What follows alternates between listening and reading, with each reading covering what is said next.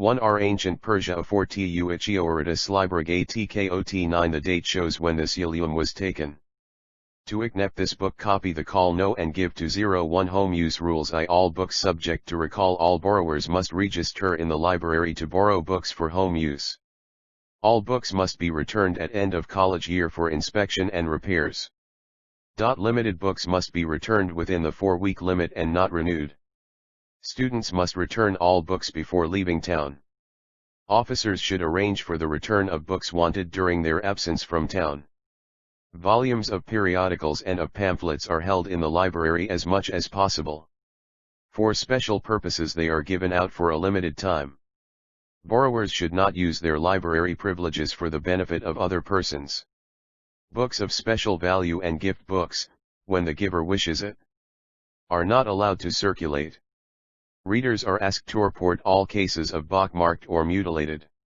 Do not deface books BJ makes and writing. Cornell University Library BL 1515.M6509 Our Own Religion in Ancient Persia Belm 3 1924 022 982 395 The original of this book is in the Cornell University Library. There are no known copyright restrictions in the United States on the use of the text.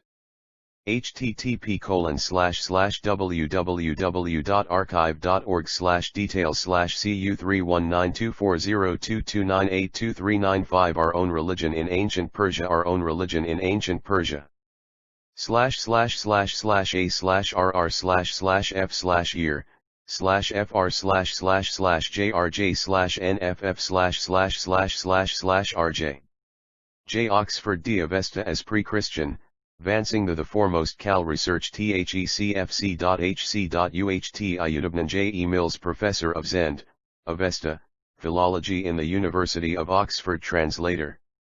Of the XXXL Vol. Of the Sacred Books of the East Editor of the Pahlavi Texts of Yasna J. 9-25, 54-7 I with collation of all manuscripts in ZDMG translated in JRAS author of the 5 Zarathustrian Gathas of a second edition of the same in English verbatim and free metrical author of Zarathustra Philo the ACHFFIMENIDS and Israel DF the Eschatology of the Avesta compared with Daniel and Revelations of Yasna I with the Avesta Pahlavi Persian and Sanskrit texts and with the author's Sanskrit. Equivalent of the Sanskrit equivalent of Yasna XXVIIIXXIXXLIV, ZDMG, of a dictionary of the Gathic language of the Zend Avesta being Vol. In. Of the 5 Zarathustrian Gathas etc. published in the United States by the Open Court Publishing Company Our Own Religion in Ancient Persia being lectures delivered in Oxford presenting the Zend Avesta as collated with the pre-Christian exilic Pharisaism, advancing the Persian question to the foremost position in our biblical research by Dr. Lawrence Mills Professor of Zend, Avesta, Philology in the University of Oxford Translator of the XXXI Vol. Of the Sacred Books of the East Editor of the Pahlavi Texts of Yasna I, S. 25, 54-71 with collation of all manuscripts in ZDMG translated in JRAS author of the 5 Zarathustrian Odhas of a second edition of the same in English verbatim and free metrical author of Zarathustra Philo the ACH Menids and Israel of the Eschatology of the Avesta compared with Daniel and Revelations of Yasna I with the Avesta Pahlavi Persian and Sanskrit texts and with the author's Sanskrit equivalent. Of the Sanskrit equivalent of Yasna XXVIIIXXIXXLIV, ZDMG, of a dictionary of the Gathic language of the Zend Avesta being Vol. In. Of the 5 Zarathustrian Gathas etc. published in the United States by the Open Court Publishing Company 7HH/AISLIL Preface. This collection of separate university lectures here brought together under one cover, hardly needs any introductory statements, for I have been obliged to explain in the course of editing them particulars usually reserved to a preface. I have been especially careful to forestall any criticism on the part of my readers in regard to the unavoidable repetitions. Sometimes years have passed between the occasions upon which the several treatises have been delivered, and I could not eliminate all allusion to previously stated facts without tearing the lectures to pieces. Moreover, some of them have been read aloud to audiences in Bombay, and this mode of extending my teaching may be repeated, in which case the connection of thought between the lectures will not be so apparent, and the disfigurement of repetition will disappear. Yet while apologizing for why such occasional redundancy, I must add that I endeavor to increase the directness of the pointing, and also to expand the issues at every recurrence. There are, however, several interior considerations in the treatment of the subject of which large numbers of my readers may have had no opportunity whatever to become aware, nor of what I have endeavored to do to meet the obligations which rest upon me with regard to them. Without meaning to be in the smallest degree irresponsive, some scholars may well share in that general apathy upon these subjects which it is the one object of these pieces to dispel, for I wish above everything to preface, arouse and fix attention upon these matters as being of paramount and immediate interest. The epoch-making chain of ideas lies clearly before us in the chapters, and if they are not astonishing, then I have failed in effort to express myself, or else the susceptibility of public is at fault. My opposition may object that by my own showing we possess these doctrines now, and they may ask, where is the use of reviving their historical origin? We are, moreover, used to them. I answer that this latter in one sense of it is not the fact, our long-standing indifference is not the result of a real familiarity. Need these discussions now to dispel our sinful inattention *, take what I regard as the finest product of the entire system, next after, or next before, the beautiful thought of the attributes as the archangels, I refer to the subjective recompense. How many myriads of refined disciples need just such relief as this doctrine offers, namely, the view that both heaven and hell lie chiefly within ourselves? It is nothing less than splendid as an intellectual result, making Avesta far and away the deepest and most refined lore of all equal antiquity, for the Avesta is the document of such a necessary thought, that is to say, its first full presentation in the history of religious distinctions. Where has even the early Bible anything to compare with it? It is now widespread, of course, among the more enlightened of the clergy, but I very greatly doubt whether the main body of the laity feel it as they should. The threats of a flaming hell may be *. What right have we to neglect matters which concern not only the past record of our own spiritual development but its present healthfulness? It was directly in connection with this crucial characteristic that an incident occurred which greatly surprised and charmed me. Having come into contact with a group of young academic Frenchmen, my son lent a copy of my Gathas to one of them. On returning the book, the reader cited with much interest Yasna 46, where the souls of the evil are their own executioners. Out of all the 650 pages, the keen-sighted young Parisian instantly fixed his attention upon this. Preface. 7 More effective toward the embroidered masses, but the time has surely come when every human being should be forced to understand that his good or evil thoughts, words, and deeds are actually preparing and molding his eternal future destiny, that they constitute the very quintessence of heaven or hell, and they will surely bring their own reward or their own revenge, as being the central element in the great assize and the last sentence. But we have our opposition, some of whom may be honestly alarmed at the distraction of attention from the primary question of conversion and the long-established views which tend to bring it on, while others care only for the academical prominence of their personal studies. Their first tactics might be these: while acceding at once to the undeniable identities between the chief doctrines of the Avesta and the exilic Bible, they might retort that there has been no historical connection between them. But this is exactly the grandest assertion which could possibly be made in the entire connection. If the identities exist without historical connection, then they arose spontaneously, irresistibly, and inevitably from the instincts of universal human nature, a proposition which takes its place among the very highest themes in a serious psychology and natural philosophy. The history of the human soul is acutely involved. If this absence of historical connection can be accepted, we have here the one paramount curiosity of all religious literature, so par eminence a truly magnificent fact, deeply touching us at every moral fiber. I call upon all laborers in this field to fix their attention closely upon it, and to pursue it exhaustively as a matter of urgent duty. The second device, whether honestly presented or not, not only does the Avesta preserve the first effective occasion of these vital opinions, but we actually need Avesta today to enforce them we upon us. Are not at all so fully used to them as we suppose, far from it. And with this alarm I have full sympathy, see the second lecture. XC Zarathustra, Philo, the Achaemenids, and Israel, 1905-6, Vol. I8 Preface. Is to accede again to the identities, but ascribe them to the influence of Judaism upon Persia.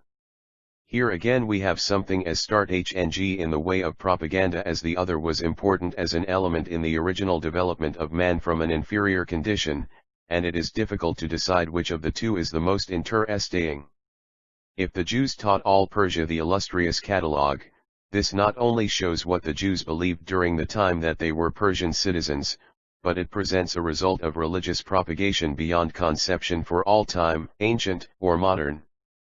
What ardent missionary will not kindle with enthusiasm over such an opinion? Israel was then in that case not only stated to be, but proved to be, a light to lighten the Gentiles, with results incalculable. How can religious teachers venture to neglect such a thing? While upon a third hypothesis, I do not know what they would like to say. To accede to the identities, and acknowledge that they all come from Persia, would be to avow a debt of religious gratitude which according to one view involves our everlasting salvation. Recall the turmoil of the Pharisees in the riot reported in Acts XXIII when St. Paul appealed to their sentiment in this matter of the resurrection. See the author of the first epistle to the Corinthians, where he rests our very salvation upon that article of the Creed. No self-respecting historian could conceal such a theme for a moment if he were really aware of its existence, while my own theory leaves it almost equally imperative. For if the Persian creed helped on, defended, and encouraged, perhaps saved the Jewish which was original with the captives, this was in its turn a momentous and an effective reality. Whichever view we take of it, the system of eschatological ideas, whether studied in connection if the vast Persian Empire was taught futurity by a handful of inspired captives, surely this was a religious result unequaled in missionary records. Preface. 9. With Judah or not, is in a good sense of it sensational to the last degree. To neglect it would be folly, to suppress it would be crime. Scores of seminaries of religious learning are touching upon the subject every year. Let them now dwell upon it and search it well as a prime duty, for by universal verdict it involves the history of all moral life in man. Even literary persons bereft of all immediate interest in theology do not fulfill their scope of enterprise until they examine this most striking of all literary rarities.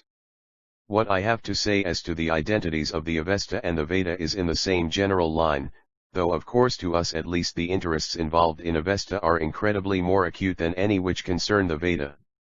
Yet as Avesta and Veda are but parts of one and the same original lore, Veda itself has some share in the great propaganda.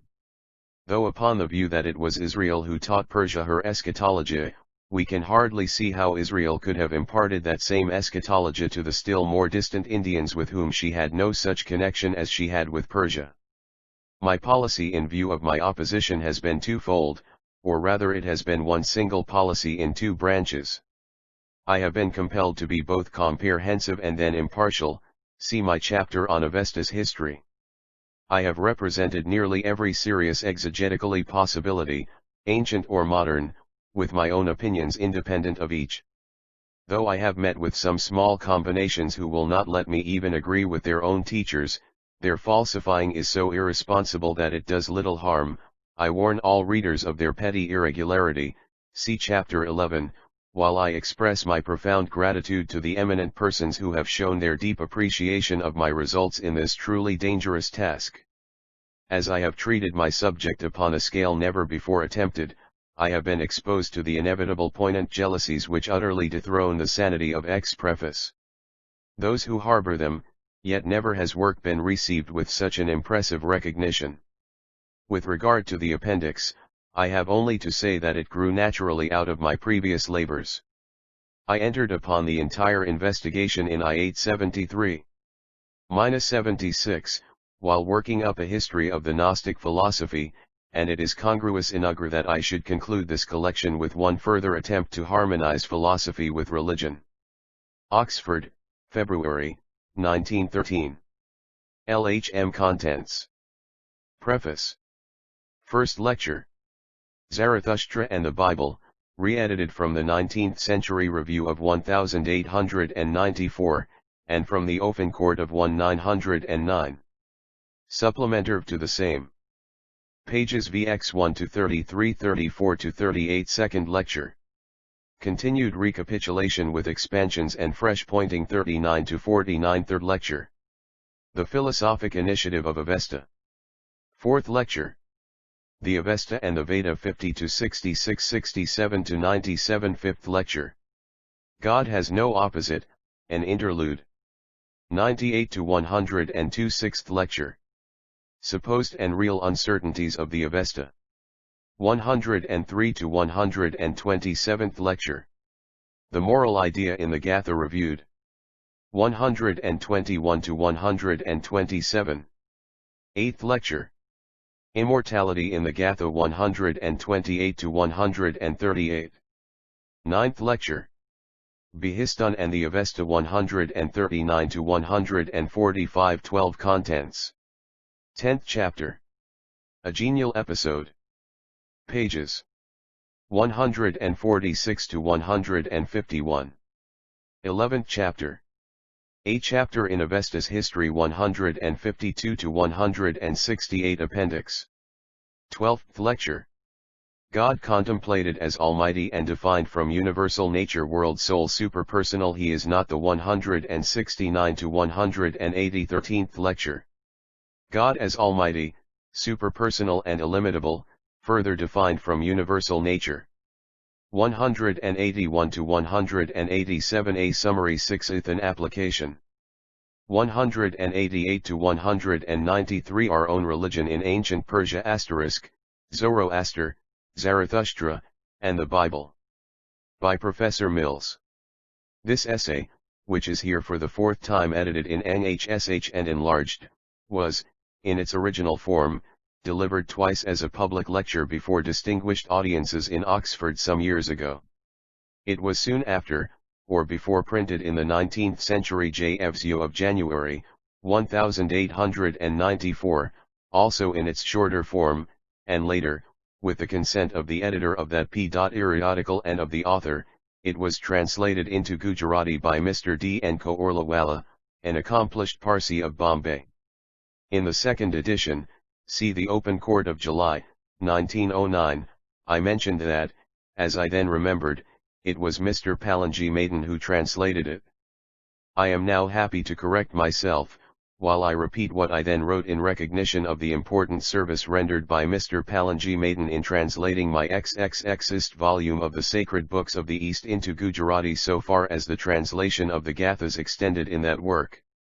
That translation of this essay into Gujarati was published by the trustees of the Sir J. Jajibhoy Translation Fund of Bombay in a large edition. The late very distinguished editor of the monthly mentioned seemed gratified that the article was to be thus reproduced in that Oriental language, and he would beyond a doubt not object to this enlarged edition of it appearing as a university lecture here. The third edition appeared in the Asiatic Quarterly Review for October, 191-1, and in a later number under the title The Pre-Christian Religion in Ancient Persia. I2 Our Own Religion in Ancient Persia. It has also just lately been translated into Italian by a talented author, entirely upon his own suggestion and initiative, and has now been issued in that form and also by a gifted French auditor, but not yet published in that language. Those who may happen to compare this lecture with its original in the 19th Century Review or in its Gujarati translation, will notice at once that it has been rearranged, and somewhat amplified, and also that I seem to have altered my opinion somewhat as to one of the essential points, since I delivered the piece first, and since I gave it to the eminent publication. This, however, is more apparent than real, although I have certainly felt, and somewhat pointedly, the necessity for putting the possible, or probable, independent origin of our Jewish immortality in a clearer light. Readers will also easily recognize the later insertions, from the difference in the stylistic flow of the language, as a later and to some extent a more pointed animus imparts greater pungency and vivacity to one's mode of expressing one's self. Lecture. Many interested but necessarily hasty readers of the Zendavesta overlook the fact that in the ancient documents comprised under that name we have works of many different ages, and even scholars eminently endowed with the critical faculty as applied to other specialties sometimes fall into a similar error, and ignore a characteristic which the Avesta possesses in common with nearly all other writings of its description, for they sometimes turn over its pages without perceiving, or seeming to perceive, that from leaf to leaf matter comes before them made up of fragments nearly or quite dissimilar, and sometimes separated as to the dates of their authorship by many hundreds of years. They are accordingly apt to make themselves merry over absurdities which prevail in the later but still genuine our own religion in ancient Persia. 3 Avesta, as if they were peculiar to the original Zoroastrian writings *, but the author, or authors, of the earlier Avesta had no immediate or certain connection with the superstitions of later centuries, and as to these quaint myths and trivial ceremonials which are preserved in the less original Avesta, are we not apt to exaggerate the disadvantages which they bring with them? Can their presence affect the value of the nobler elements in these relics of ancient faith? We are pained to read them, but analogous superfluities survive in many modern systems. And indeed some of the cruder passages in the Zendavesta which describe the battle with the demon of putrefaction, and which might seem to some of us most grotesque, were hardly superfluities, for they showed a sanitation which it would be better for us to follow rather than condemn. In tracing the following analogies, which I take from the genuine, yet still newer, Avesta J as well as from the Gathas, I shall leave out *. It is even not uncommon to speak, or write, of the Avesta as if it were identical with the later Zoroastrianism, the revived system of Sasanian times, which is, however, as different from both the earlier and the later Avesta as the lives of the saints, for instance, are from the New Testament record. Consciously or unconsciously they anticipated much modern theory upon this subject, and led the way in the most practical of all sciences sanitation, and their suggestions as to this particular seem to some disinterested critics to have been indirectly reproduced in the book of Leviticus. The earlier Avesta consists of the Gathas, the remnants of the original hymns of Zarathustra, and his immediate associates or followers. They are most dissimilar to the rest of the Avesta and still more so to the apocryphal Zoroastrianism. They were carefully translated by me in the Sacred Books of the East, volume XXXL, so long ago as October 1887, and their Zend, Pahlavi, Sanskrit, and Persian texts were edited, and the first 3 translated, by me with a commentary in my study of the Gathas, some 650 pages, 1902-04. They may be provisionally placed at about 700 to 900 e.g., though they astonishingly ignore the cults of Mithra, Hauma, Soma, and of the sun, moon, etc., which might argue a still earlier date for them. The remaining parts of the Avesta are of different ages, say in their origins at least from 600 to 300 BC, while, as in the case of every other ancient book, interesting additions of an indefinitely later origin occur here and for our own religion in ancient Persia. These inferior details generally, abandoning them as rare morsels to the collectors of ancient bits. What is here intended is to call attention to the little known, though long since reported, fact, that it pleased the divine power to reveal some of the fundamental articles of our Catholic creed first to Zoroastrians, though these ideas later arose spontaneously and independently among the Jews. Secondly, I wish to emphasize the peculiar circumstances of this separate origin among the Jewish tribes of the exile. And thirdly, I wish to show that the Persian system must have exercised a very powerful, though supervening and secondary influence upon the growth of these doctrines among the exilic and post-exilic Pharisaic Jews, as well as upon the Christians of the New Testament, and so eventually upon ourselves. After this brief preface, let me proceed at once to cite the documental facts as to the whole system, only remarking that they are practically uncontested by any persons whose views are worth considering, for it is by no means necessary just here to go into the closer technical linguistic distinctions * in such a delineation as this. Let us now first trace the Iranian ideas where their analogy with the Jewish seems most important. To begin with our excerpts from the sacred book of the Iranians, we may consider the connection where it is also most obvious, that is to say, as to the nature of the deity. First of all he is supreme, and therefore one. The usual throng of sub-godlets which appear with him no more impair his supreme unity than our own archangels impair the supreme unity of Jehovah of hosts or of our own misunderstood triunity. There can be but there. Some writers, while holding the Gathas to date from about 700 BC, put even vigorous parts of the later but still genuine Avesta at 8,000 years later. What happened then in that long gap? Did Iranian literature produce nothing? While even the original passages could be learned by any apt scholar with a competent teacher in the course of a very short time. Our own religion in ancient Persia. 5:1 Greatest of the gods who made the others, with this earth and yon heaven, who made man, and amenity for him but he is a moral god, his supremacy is limited by his own character, which is not irrationally dishonest, he is not logically responsible either through origination or through permission, for the existence of sinners and their sufferings, the universe being divided into two immense departments. There were two first spirits, a better, they two, and an evil, as to thought, as to word, and as to deed, and when these two spirits came together to make life and non-life, they arranged, what at the last the world should be, the best life of the faithful, but for the faithless the worst mind. A doctrine of mighty import indeed and consequence, and we must discuss it fully and at once. For it would be a clumsy history of philosophy which would allow the present noble monotheism of the Parsis to cheat us of the speculatively precious element of dualism as it exists in their genuine writings, as regards the later doctrinal development among the Zoroastrians whereby they entirely extinguished the vital elements of dualism, making the supreme good God at last completely victorious, all evil being eliminated in the final restoration see just below, but this was hardly a part of the original concept.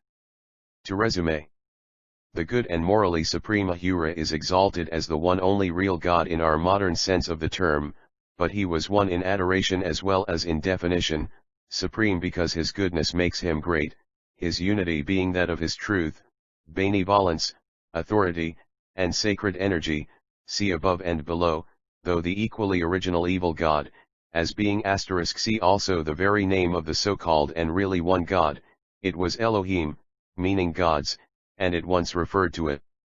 Recognized plurality in deities, while Ahura created the highest of the sub-gods, even Mithra, at times otherwise his close companion. TCB Histon. Dualism in the inscription? Ora Mazda is he signally the creator of what is good. Did not make evil as Yahweh Elohim is said to have done in Isaiah Sliv, XLV. /CYXXX, 4. 6 Our own religion in ancient Persia. Independent, limits him, completely exculpating him from all share in crime, in fact, entirely aside from any personal devil, he would be sufficiently limited by his own attributes *, see above. B. Does analogy fail us here as between the Iranian and Jewish concepts? If so, to what extent? The Jewish pre-Christian, but post-exilic thought was doubtless as replete with diabolic demonism as the Christian and the post-Christian, though that of the Christian epoch was obviously under the control of the exorcising Redeemer. Does this last particular, which implies the inferiority of Satan, destroy all analogy here between Iran and Christian Israel as to this essential matter? Not fully, in the sense in which we should here view the matter. Though Engramenyu was obviously inferior to Ahura in power, neither one of the two could be logically regarded as the possible annihilator of the other, so that the one inferior in power was to a certain point independent the Savior might temporarily frustrate, or seem to frustrate his, Satan's, malign purposes, but plainly could not annihilate him, otherwise he would at once have done so.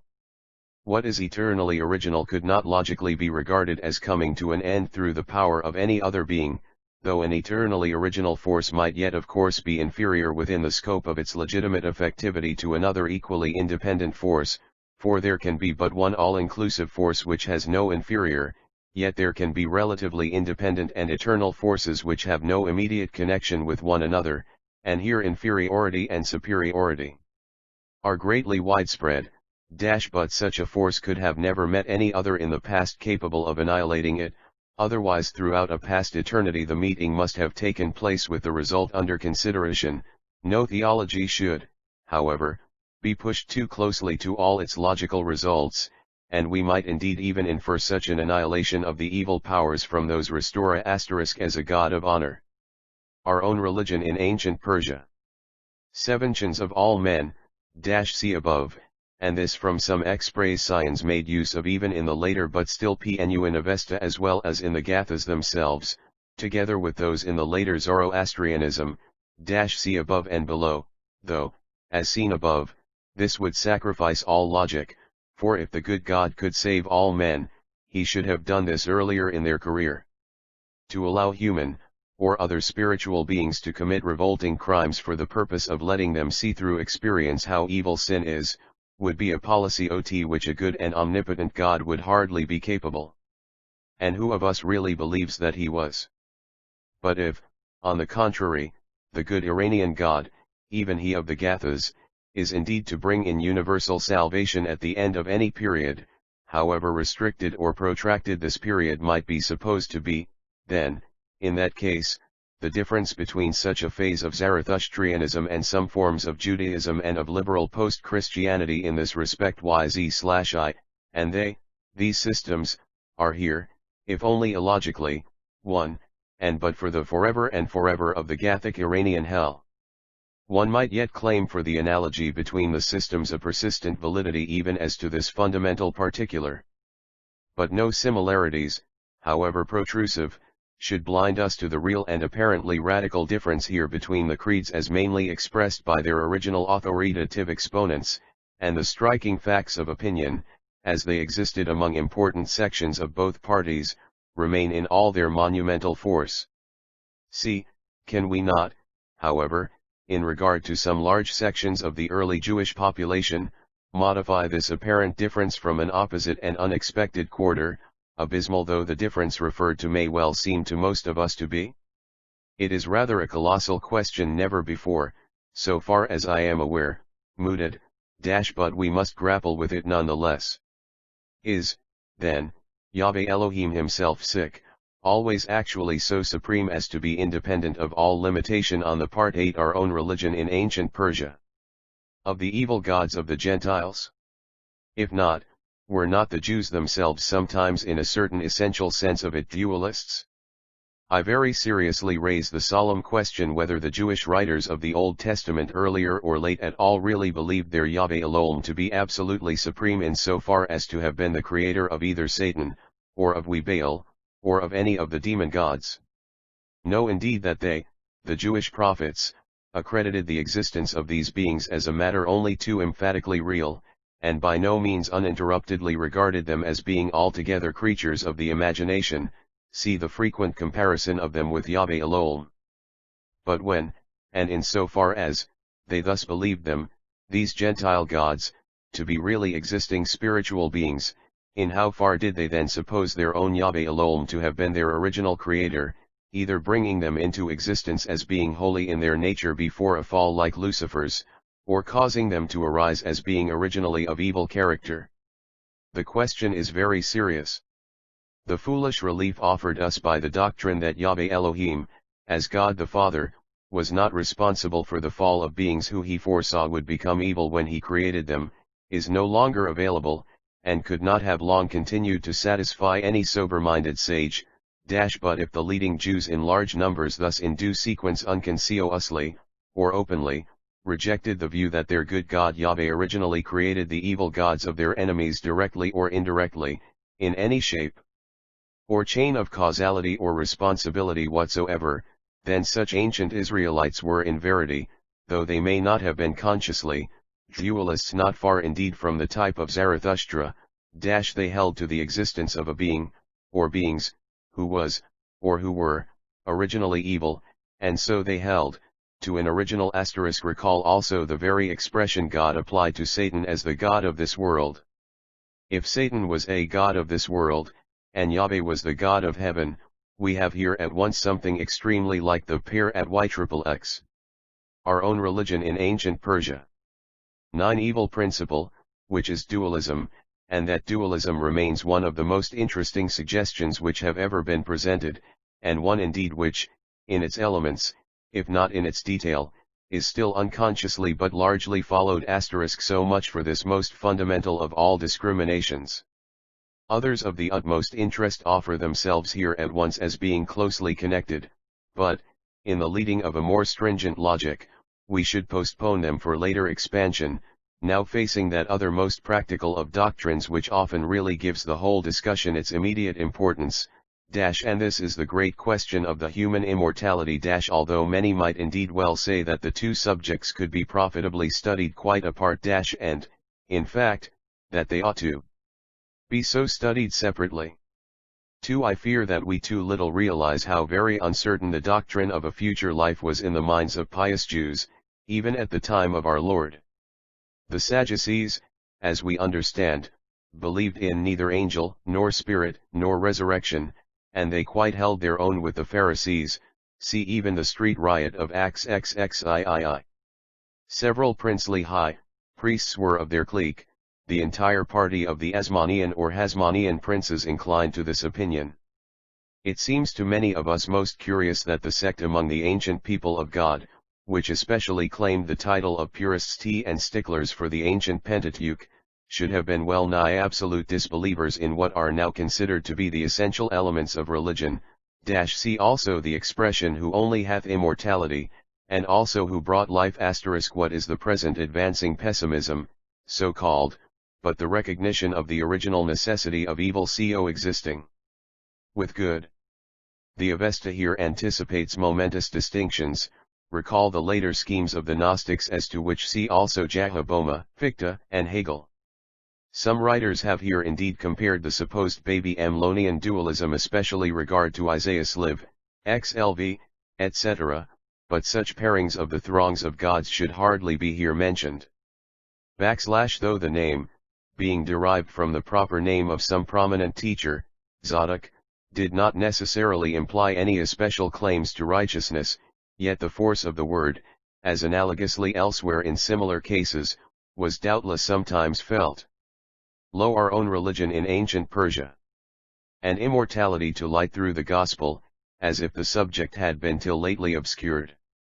If such a state of things existed at the time of our Lord, when both the doctrine of immortality and that of resurrection had long been familiar as theories, what must have been the condition of opinion upon these subjects while the influence of the Pentateuch, in which these doctrines were not distinctly revealed at all, was as yet not affected by the large addition to canonical scripture made later? Few scientific theologians will deny that the full doctrine of a conscious and accountable immortality was scarcely mentioned before the later Isaiah *, that is to say, not before the captivity, whereas the Zoroastrian scriptures are one mass of spiritualism, referring all final results to the we heavenly or infernal worlds. Shall return to the details for their necessary amplification further on. This is, however, also the proper place to emphasize the main essential moral and intellectual elements of this future immortality, which we have indeed already inclusively adumbrated. In close accordance with the moral character of God is the deep subjectivity of the religion. O holiness is prayed for, and heaven and hell are chiefly mental states. Asha, angel of the holy law, shall I see thee, and Vohumana, the good mind, I finding Srasha, God's heeding ear and man's, the way to Ahura, or finding his throne, YXXVIII. 5. The last line in the passage cited above, YXXX. 4, seems to imply that the future life of the righteous was the best mind. From this the word best occurs as used by the Persians for heaven. Rewards and punishments are self-induced, YXXXI. 20. And this which is your life, Yevile, with your own deeds your own souls have brought you. Cursed by their souls and selves, their being's nature, in the druj*, the future existence of souls after death was as dim in the pre-exilic Bible, as it was in the older Greek classics. In fact, this latter, the Greek immortality, seems to show rather the more of animation. Our own religion in ancient Persia. One home lie demons, at last their bodies lie, or, their citizenship, is, YXLVI. 12, asterisk 3. Having endeavored here at the outset to engage attention by putting the two most vital elements into point, we can now return to the scarcely less imposing extended detail which presents itself in regard to the chief concepts already touched upon. A. Ahura Mazda, the living Lord, the great Creator, or possibly the Wise One, has a most bountiful, or most holy Spirit, who is sometimes identical with him, and there is precisely the same difficulty in distinguishing between Ahura and his Holy Spirit, which meets us in the Semitic when we endeavor to decide positively in the analogous obscurity. Often we cannot tell whether Yahweh is a tribute or his creature is meant. Yasna XXVIII, I, with hands outstretched, I beseech for the first blessing of thy most bounteous or Holy Spirit. Asterisk see also Yasna I invoke, and I will complete my sacrifice to Ahura Mazda, the Creator, the Radiant, the Glorious, the Greatest and the Best, the Most Firm, who sends his joy-creating grace afar, who made us and has fashioned us, who has nourished and protected us, who is the most bountiful, the most holy, Spirit FB, in the seven bountiful, or holy, immortals, the Amshaspens of literature, we have a union which reminds us of the Sabellian Trinity, Yash 1382. We sacrifice to the redoubt guardian spirits of the bountiful immortals who are glorious, whose look itself has power, their look produces what they wish, who are lofty and coming on to help us, who are swiftly strong and divine, everlasting and holy, who are seven, J and all of one thought, of one word, and of one deed, whose thought is the same, whose word is the same, and whose asterisk about 700 to 900 BC, or earlier. T somewhat later. Literary confusion, they were seven only with Ahura. I-12 our own religion in ancient Persia. Deeds are the same, who have one father and commander, Ahura Mazda, each of whom sees the other's soul revolving good thoughts, thinking of good words, contemplating good actions, whose abode is the home of sublimity, or song, and shining are their paths as they come down to us to offering. Asterisk while they are thus unified, Ahura Mazda being illogically included within their number, they are yet separate. Vohumana is the divine benevolence, the good mind of the deity, likewise alive within his saints, and later personified as a separate archangel, while even in the Gathas it represents the holy or correct citizen. Asha, the Vedic Rita, is the divine order, the symmetry and perfection in the law, the ritual, and in the soul, while at the same time a poetically personified archangel. Kshatra is his sovereign power realized in a kingdom of righteousness, and yet also poetically personified.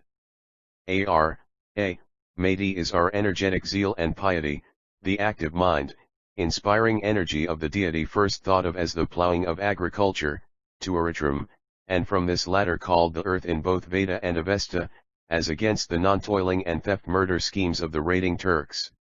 She is also in figurative conception God's daughter, and this even in the Gathas, where God is otherwise only in general the Father of the good, the fire being God's Son, exclusively in the later Avesta. She is also implanted within the minds of the faithful as a divine inspiration. Orvidit is God's perfection consummated through his foregoing truth, love, power, and vital energy, while the name is borrowed, or promoted from the Orvidit wholesomeness i.e., the health and success of man. It was God's completeness like that of man's as reflected in the body's health, then soon perfected in the will of soul and mind as well as of body, an idea evidently necessary to the roundness of the scheme, and added asterisk say 300 to 100 BC, in its origins at least, or greatly earlier. Our own religion in ancient Persia.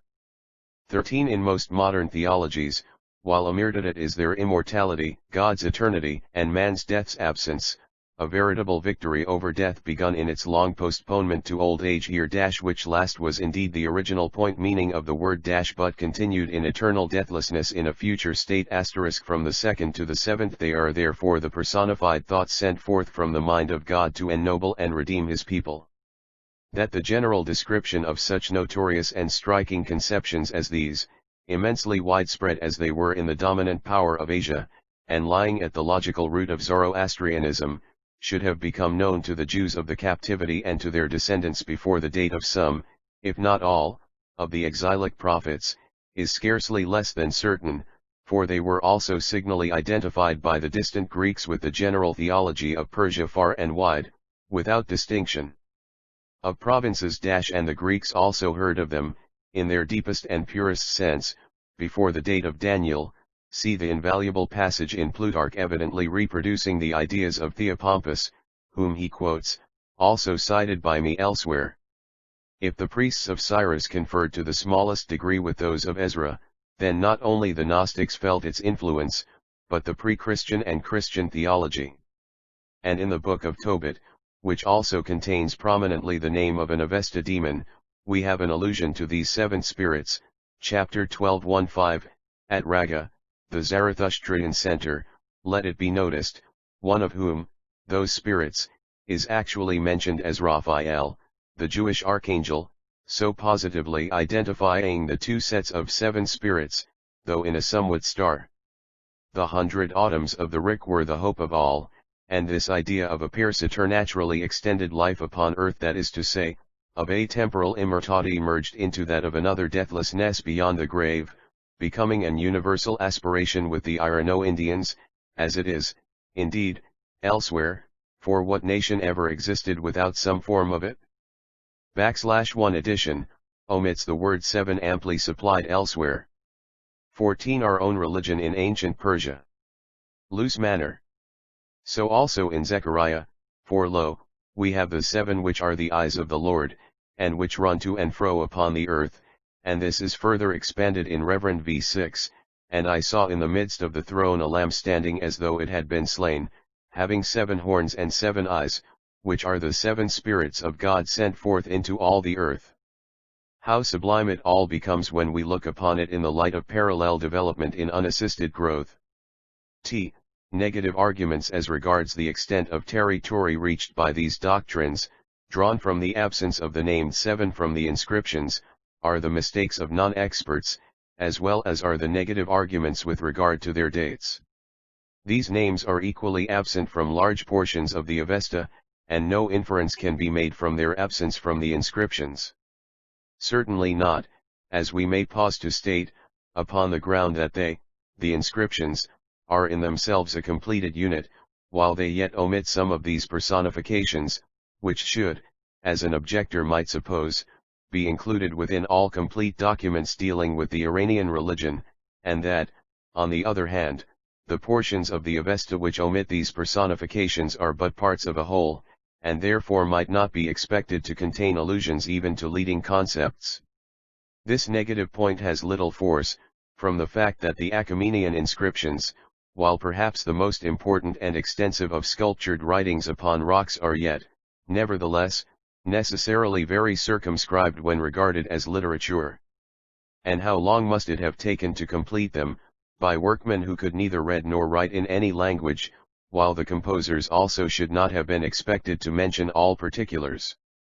The number 7, together with the very names of the Amishes, though not visible upon the inscriptions, found, as we have seen, its way to distant shores, and the report of Plutarch just cited, concerned, as we have also emphasized, the general religion of all Persia, so that it our own religion in ancient Persia. 15 could not have been intended to exclude that form of the so widely extended faith which prevailed about Behistun and Nakhshir-i-Rustam? And that these same ideas at least, which are expressed in the names of the Amishes were prominent in Farsistan is illustrated by the fact that 2 of them are combined in the name of an emperor, Artakshatra, which is Asha, Arshat, plus Kshatra. To be complete, it may be well to pause here again for a moment, and on the other hand guard my readers against a false identification.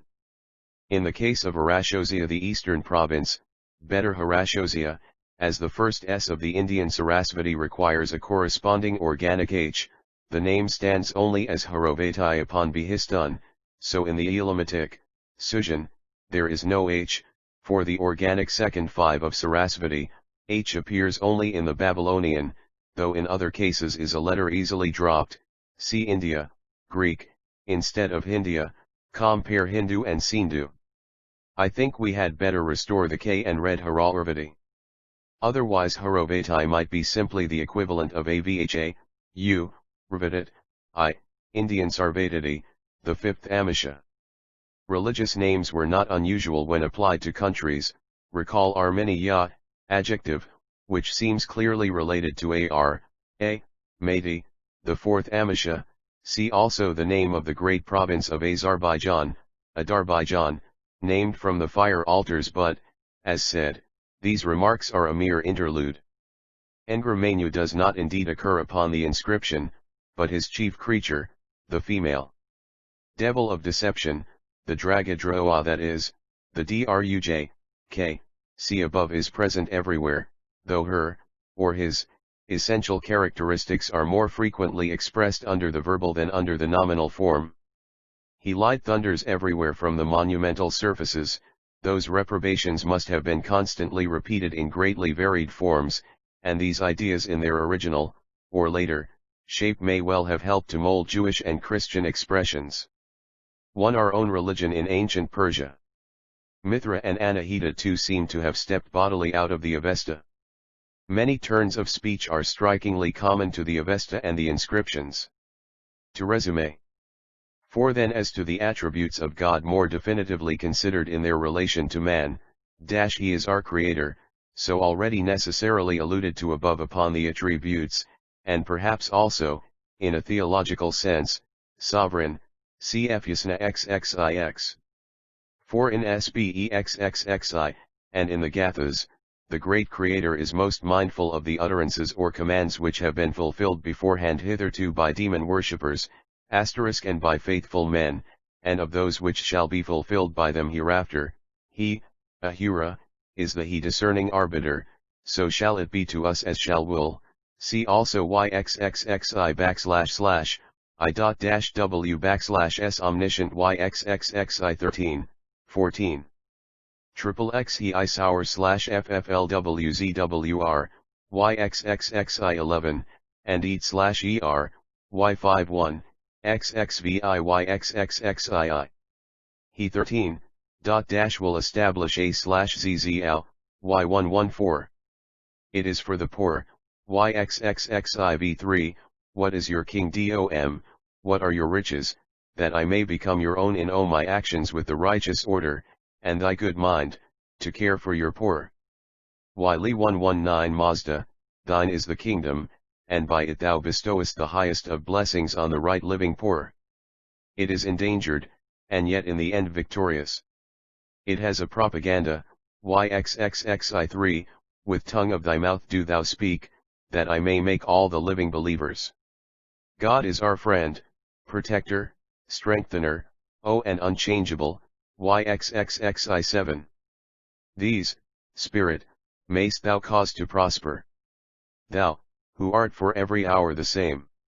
He is outjudge, Y/4, there is a day or period of judgment, YXLI 115, 6, yeah, I conceived of thee as bounteous, O Ahura Mazda, when I beheld thee as supreme in the actions of life, when, as rewarding deeds and words, thou didst establish evil for the evil, and blessings for the good by thy great virtue or great wisdom in the creation's final change.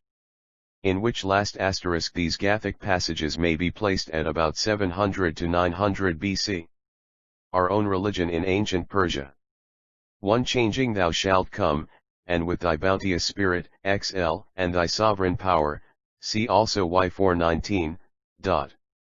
V. Then to return for expansion to the evil element in the dualism, we have again, upon the other hand, the more detailed description of Satan's counter-activity toward man.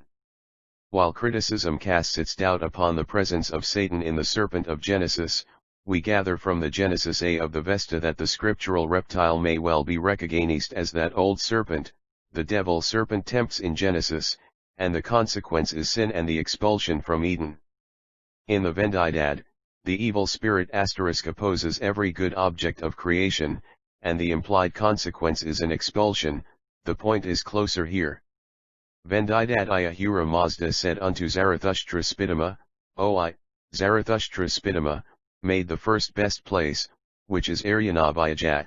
Thereupon Ngramenu, the evil spirit, created a counter-creation, a serpent in the river, and frost made by the demons. The third place which Ahura Mazda, made the best was Malrug. Thereupon Ngramenu, the evil spirit, created a counter-creation, which was backbiting and lust. The fifth place which Ahura Mazda, made the best was Nisaya. Thereupon, in opposition to it, Ngramenu, the evil spirit, full of death, created a counter-creation, which was the curse of unbelief. As the seventh best place who am Ahura Mazda, created Vyakarita. Thereupon, in opposition to it, Ngramenu, the evil spirit, full of death, created the evil fairy who clave to Kirisispa. As the ninth place, who am Ahura Mazda, created Knafita as the best. Thereupon Ngramenu, the evil spirit, created a counter-creation, the inexpiable deed of sodomy though hardly as Dihaka, who was nevertheless a serpent. About 500 to 300 BC, in its main prior elements greatly earlier but, except where guarded by the meter, extraneous matter universally finds its way in places into ancient texts. Many portions of the later Avesta must have been repeatedly, seldom fatally, written over. 1. Our own religion in ancient Persia. These memorable fragments must have struck the attention of every learned Jewish scribe who studied the lore of his great Persian protectors, and what Zarathustrian who was at all religiously instructed had not at least known of these items in their earlier form. See the allusions to them swarming everywhere. Then the Asmodeus, Asmodee, of the Book of Tobit, see above, is positively the Ishmadeva of the Avesta, and Ishma was the wrath demon of invasion contending with the seven spirits in the Gathas, as he did with other fell aims against the same seven spirits in Tobit CYXXVIII 7, etc., see above and below. AB, fall of man is included in the successive expulsions just above related, but we have also in the original Avesta, which was written still earlier than the Vendidad, a fall of XXX. Man, as of spiritual beings, distinctly stated, Y3, thus are the prima eval spirits, see above, which, as a pair, each independent in his actions, have been famed of old, as regards, a better and a worse, as to thought, as to word, and as to deed, and between these two, the demons, or their worshippers, could make no righteous choice, since theirs was deception, as they were questioning. In their hesitation, the worst mind approached them that he might be chosen. Thereupon they rushed together unto Ishma, the demon of rapine, that they might pollute the lives of mortals. See, so much for the more definitive, and, so to speak, applied, attributes of the El deity, the god of this world. The fell characteristics here manifested are not indeed so categorically arranged in a recognized order in the Gathas, nor in the later, but still genuine, Avesta. The good immortal seven are so constantly presented together in those productions that a formal correspondence in antithesis is more nearly approximated in the later Zoroastrianism, yet we may easily trace out a marked and most important informal grouping of the opposed intellectual forces even in the Gathas. As a figure menu our own religion in ancient Persia. 19 There is opposed to Ahura Mazda, the one, the first, being the god of heaven, and the second the god of hell, so the Drujli demon of the infidels is opposed to Asha, Arsha, the truth law everywhere, the Akam, evil, sometimes called Akishta equals the worst, mind is opposed to Vohumana, the good mind, at times Vahishta, the best. The Dushkshatra equals evil kings, are opposed to Kshatra, archangel of the sovereign authority, Taromati, surpassing insolence, is opposed to equals Mati, the zealous piety, while Ata dejection, etc., opposes Aurabadat the universal will of health and of salvation, and Amirdadat, the deathless long life, here and hereafter, is opposed everywhere by Marithu, death, etc. 6 As to soteriology, a virgin conceives? It is not however, to produce Zarathustra, but the restoring Saviour of the latter age, nor does she conceive without seed although she is still a virgin. She conceives from the seed of Zarathustra, which has been miraculously preserved. The details, which show a gross deterioration from Gathic times, are presented in their rounded form only in the Bundahish, which is perhaps as much as 1,000 years later than the date of the original passages in the genuine but still later Avesta. Zarathustra approached his wife Hv6v. The angel Nuryosang received the brilliance and strength of that seed, and delivered it with care to the angel Anahid, and in time it will blend with a mother. 99,999 myriads of the guardian spirits of the saints are entrusted with its protection, see the Bundahish 6. B.E. Vol. V. p. 144. It is preserved in the lake Kazavatil. At the end of the earthly cycle, a maid Tatfadri, bathing in the lake, will conceive from it, and bring forth the last Saoshyant, or future benefactor, while two of his predecessors are similarly engendered. These several items are likewise visible in a scattered state in the ancient but still comparatively later Avesta. In Yash 13. 142, we read, 20 Our own religion ancient Persia. We worship the guardian spirit of the holy maid Tatfadril, who is called the all-conquering, for she will bring him forth who will destroy the malice of the demons and of men. While in Yash 19.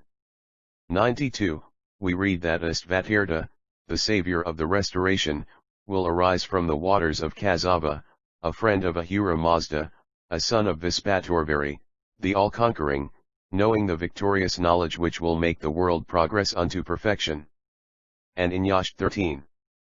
62, we learn that many myriads of the spirits of the faithful watch over the seed of Zoroaster. That we have here the hope of a virgin-born Redeemer admits no doubt.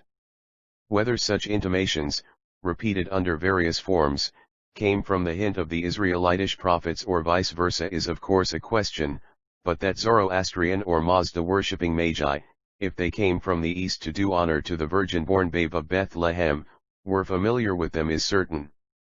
And as they expected a virgin-born Savior themselves, it is but reasonable to suppose that this pious hope may well have lain at the foundation of their divine call to discover him who was born King of the Jews. 7 According to the record, evil powers aroused themselves at the birth of the Semitic deliverer, and so at Vendidad 19.43 we have, he shouted, and shouted forth again, he Ephigramenu, the evil spirit who is full of death. He pondered, and he pondered deeply, the demon of the demons, and he thus said, he who was the evil-minded Ephigramenu, what? Will the demons be assembled in an assembly on the top of Arazura, they the wicked, evil-minded? In its origin, say 300 to 500 BC, or greatly earlier. In its origins, at about 300 to 500 BC, the much later repetition of this myth argues its long previous growth through centuries. Compara. This dribble with the grandeur and simplicity of the Gatha, SBEXXXI, pages 1 to 194. Recall the exceeding high mountain. Our own religion in ancient Persia. 21 They rushed and they shouted the demons, wicked, evil-minded, and with the evil eye, let us assemble in an assembly on the top of Arazura, for born indeed is he who is the holy Zarathustra of the house of Purushispa. Where shall we find destruction for him? He is the demon's wounder. He is the demon's foe. He is Druj of the Druj, a destroyer of the destroyer. Face downward are the demon worshippers, prostrate is the death demon, and down is the Droa of the lie.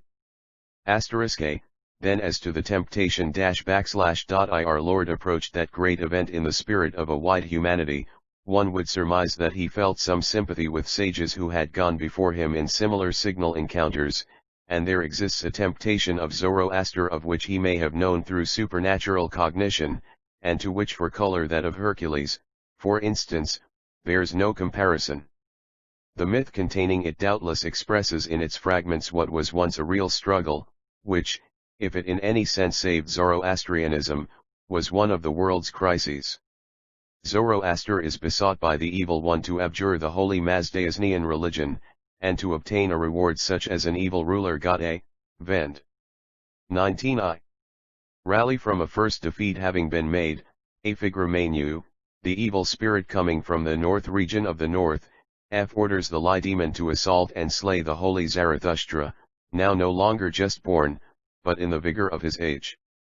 The demon, again discouraged, returns to a figramenu. She says, O baneful evil spirit, I see no death for him, for glorious is the holy Zarathustra. Smiley face, Zarathustra, seeing through their thoughts, says within himself, the demons plot my death, they, evil doing as they are. Asterisk in its origin, say about 300 or greatly earlier. The footnote signs expressed in letters refer in each case to the corresponding analogy, see the note below, p23, recall, cried with a loud voice. F an accursed quarter. \recall, I know thee who thou art, the Holy One of God. 2207 Own religion in ancient Persia. Then Ngramenu again heads the throng. He, arose, he went forth uninjured * by their plan and the hardness of their words. And Zarathustra let the evil spirit know O evil-minded Ngramenu, I will smite the creation made by demons, I will smite the Nasu, putrid demon, I will smite the evil fairy, that seduced the early sages, till the Saviour is born victorious from the waters of Kazava, from the utmost region of the east *. And Ngramenu answered, shouting as he spoke, slay not my creatures holy Zarathustra. Thou art Purushasva's son, for from thy birth have I invoked thee. F renounce the good religion of those who worship Mazda obtain the rewards which Vadhagan, the murderous, ruler, gained. And Zarathustra answered, never shall I abjure the good faith of those who worship Mazda, no, let not my body, nor my life, nor my senses fly apart. And to him then shouted the evil spirit of the evil world, with whose word wilt thou thus conquer? With whose word wilt thou abjure? With what weapon as the best formed wilt thou conquer these my creatures? And Zarathustra answered with the sacred Hauma plant, with the mortar, and the cup, with the word which God pronounced with these my weapons, will I slay thee, they are best. With that word shall I be victor, with that word shall I expel thee trademark with this weapon as the best made, evil Ngramenu. The most bounteous spirit forged IP, in boundless time he made it, and the bountiful immortals gave it, they who rule aright, who dispose, of all, aright. Blessed quarter. T first aorist mid all these things will I give thee / other translators introduce an if to gain a better meaning not if my body, nor my life, nor my senses fly apart. Recall the sword of the spirit our own religion in ancient Persia. 23 And Zarathustra chanted as the higher priest is to be revered and chosen, so let the lower chief be one who serves, from the righteous order, a creator of mental goodness, and of life's actions done for Mazda, and the kingdom degree is to Ahura, which to the poor may give their nurture. Here we may well introduce the closing verse of the chapter, 19:147, F. The demons shouted, the demons rushed, the evil doing and the wicked, they rushed and they fled to the bottom of the place of darkness, that is, a frightful hell. Few Medo-Persian subjects in the streets of Jerusalem being presumably Mazda worshippers, like their emperors, here lingering in the Persian subject city soon after, or long after the return, could have failed to know this striking myth probably in a much fuller form, and none who knew it could have failed to tell it, if creeds were at all discussed. We can now trace the records of the soul's individual EKNN and NCNS in its salvation, and here the astonishing subjectivity of the system comes once more fully out. In Vend. 1930, the soul is met on its arrival after death at the Chinvat, or judges, bridge by a female form accompanied with dogs and in Yasht XXII. We learn who this female was. It was none other than the believer's conscience. The texts cited are all of them metrical, from this the rhythm of the renderings. T for detailed analogies in the above citations, which are not very close, recall perhaps the exceeding high mountain, cried with a my loud voice. Name is Legion, for we are many, art equals thou come hither to destroy us before the time. Death and hell shall be cast into the lake that burneth, the equals Holy One, was led up into the wilderness to be tempted of the devil, and the devils besought him, etc. I know thee who thou art, all these things will I give thee if thou wilt fall down and worship me, I will give thee this authority, thou shalt worship the Lord thy God, it is written, get thee hence, the sword of the Spirit, which is the word of God, him only shalt thou serve, then the devil leaveth him, into the abyss. X related to Cerberus. 24 Our own religion in ancient Persia. The figure presents the typical features of female attractiveness, she is beautiful, she is noble, and in the flower of her youth what maiden art thou, he asks her, who art the most beautiful of maidens that ever I have seen, and she, oh who is his conscience answers, am I verily, youth, who thy conscience, thy good thoughts and words and deeds, thy very own. But he asks her, hath desired thee hither with his love, coming with thy majesty, thy goodness, and thy beauty, triumphant and an enemy of grief. And she answers, thou hast loved me and desired me hither, O youth, even thy good thoughts and words and deeds. For when thou sawest idol worship thou didst desist, chanting the Gathas, and sacrificing to the good waters and to Ahura Mazda's fire, contenting, the righteous saint who came to thee from near and from afar. It is thus that thou hast made me, who am lovely, still more lovely, and me who am beautiful hast thou made still more beautiful, and thou hast made me who am beatified still more beatified through thy good thoughts and words and deeds. Here we may observe, in passing, the same element of pleased surprise which we have in the sublimer Matthew xxvt, the soul is incredulous, when saw we thee a hungered and fed thee, and the answer is, me thou hast fed and lodged, so here there is surprise, who hath desired thee hither with his love? And the answer is, thou hast, for thou didst content the righteous man coming from near and from afar. As the soul proceeds further, it passes the judge's bridge and comes before the golden throne, where the good mind is seated. Vend. 1931. He rises to meet it, and welcomes it. When didst thou come hither from that perishable world to this imperishable world? And the saints who some writers render, the believer's soul, others, the believer's self, so varying the identical idea. Invited me. The later Zoroastrianism explains lodged and entertained. Recall the Son of Man, v.m also equaled the good man. Our own religion in ancient Persia.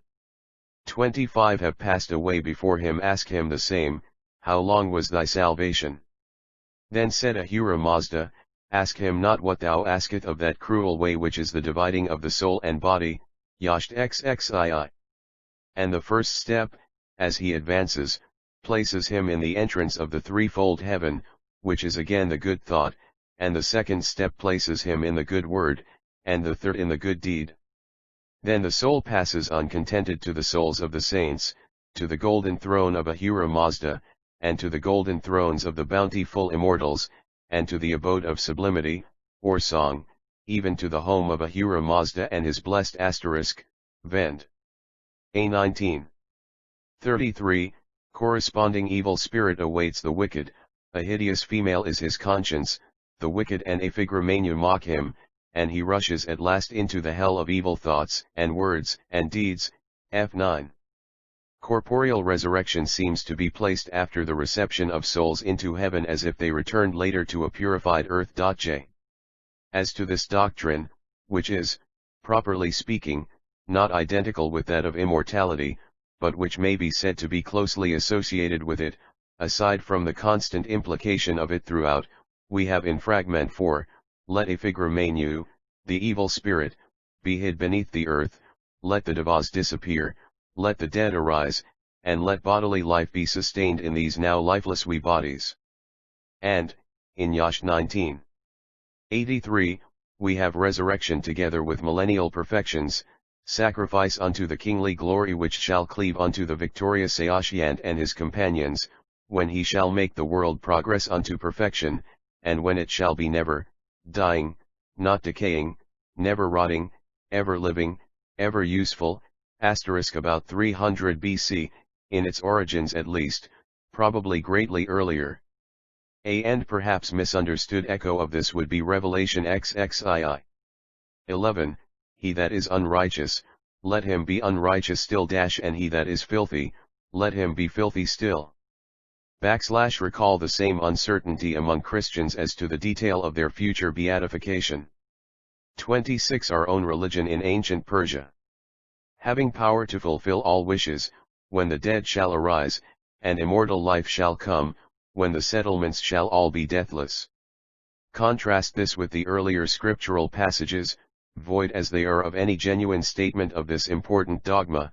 Compare these, then, with statements which appear after the return from the captivity, a captivity during which the tribes had come into intimate contact with a great religion *, in which the passages cited express predominant convictions. What do we find in them? First, we have the jubilant hope expressed by the later Isaiah, let thy dead live, let dead body arise, awake and sing, ye that dwell in the dust, for thy dew is as the dew of herbs, and the earth shall cast forth the shades. And then the full statement in Daniel, and many of them that sleep in the dust of the earth shall awake, some to everlasting life, and some to shame and everlasting contempt. And yet God's people, as we have seen above, had by no means universally accepted the meaning of this language even at the time of Christ. We draw the inference the religion of the Jews was originally Sadducees. Such then are the historical literary facts, uncontested for the most part, the great mass of them, see above, and also incontestable, and this, whatsoever may be their possible or impossible, exterior historical connection or disconnection with the Hebrew theology, or with our own. The points deduced from them clearly show that they contain the very most essential elements of our own religion in its advanced, if still formative, condition, from the date of the captivity, or before the time of Christ, and after the restoration from the exile.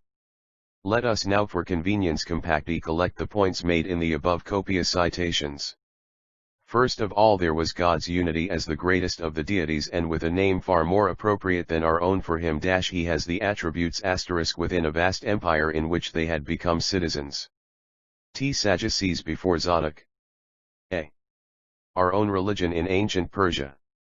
27. Of justice, benevolence, authority, inspiring energy, compare the Holy Spirit, universal will, and eternity. There were these latter at times personified as archangels, so, rhetorically, or otherwise, there was his creationism of this world and yon heaven, as of man, with optimistic aims and results, no evil appearing as his product, and of the other gods and archangels, these last having been at first his attributes, there was a human immortality also certified as to the eternity of its duration by the application of the word amisha in the next oldest portion of the Avesta to the immortal archangels, amisha being an adjective to amirdadit. There was a dominant subjective susceptibility in all the three personified better elements, God, the archangels, and sanctified man, extending to thought, word, and deed. There was a demonology with the most pronounced Satan of all literature, a very god of this world as against the God of heaven. He has his evil attributes in antithesis to the beneficial ones of Ahura Mazda. One of them is positively personified in the Gathas, and perhaps two of them. There is a fall of man as of other spiritual beings from successive Edens through his, Engramanus, malign influence. There was to be a judgment personal and universal, discriminating thoughts, words, and deeds, with an approval experienced in the saved man's soul, and continued as a recompense.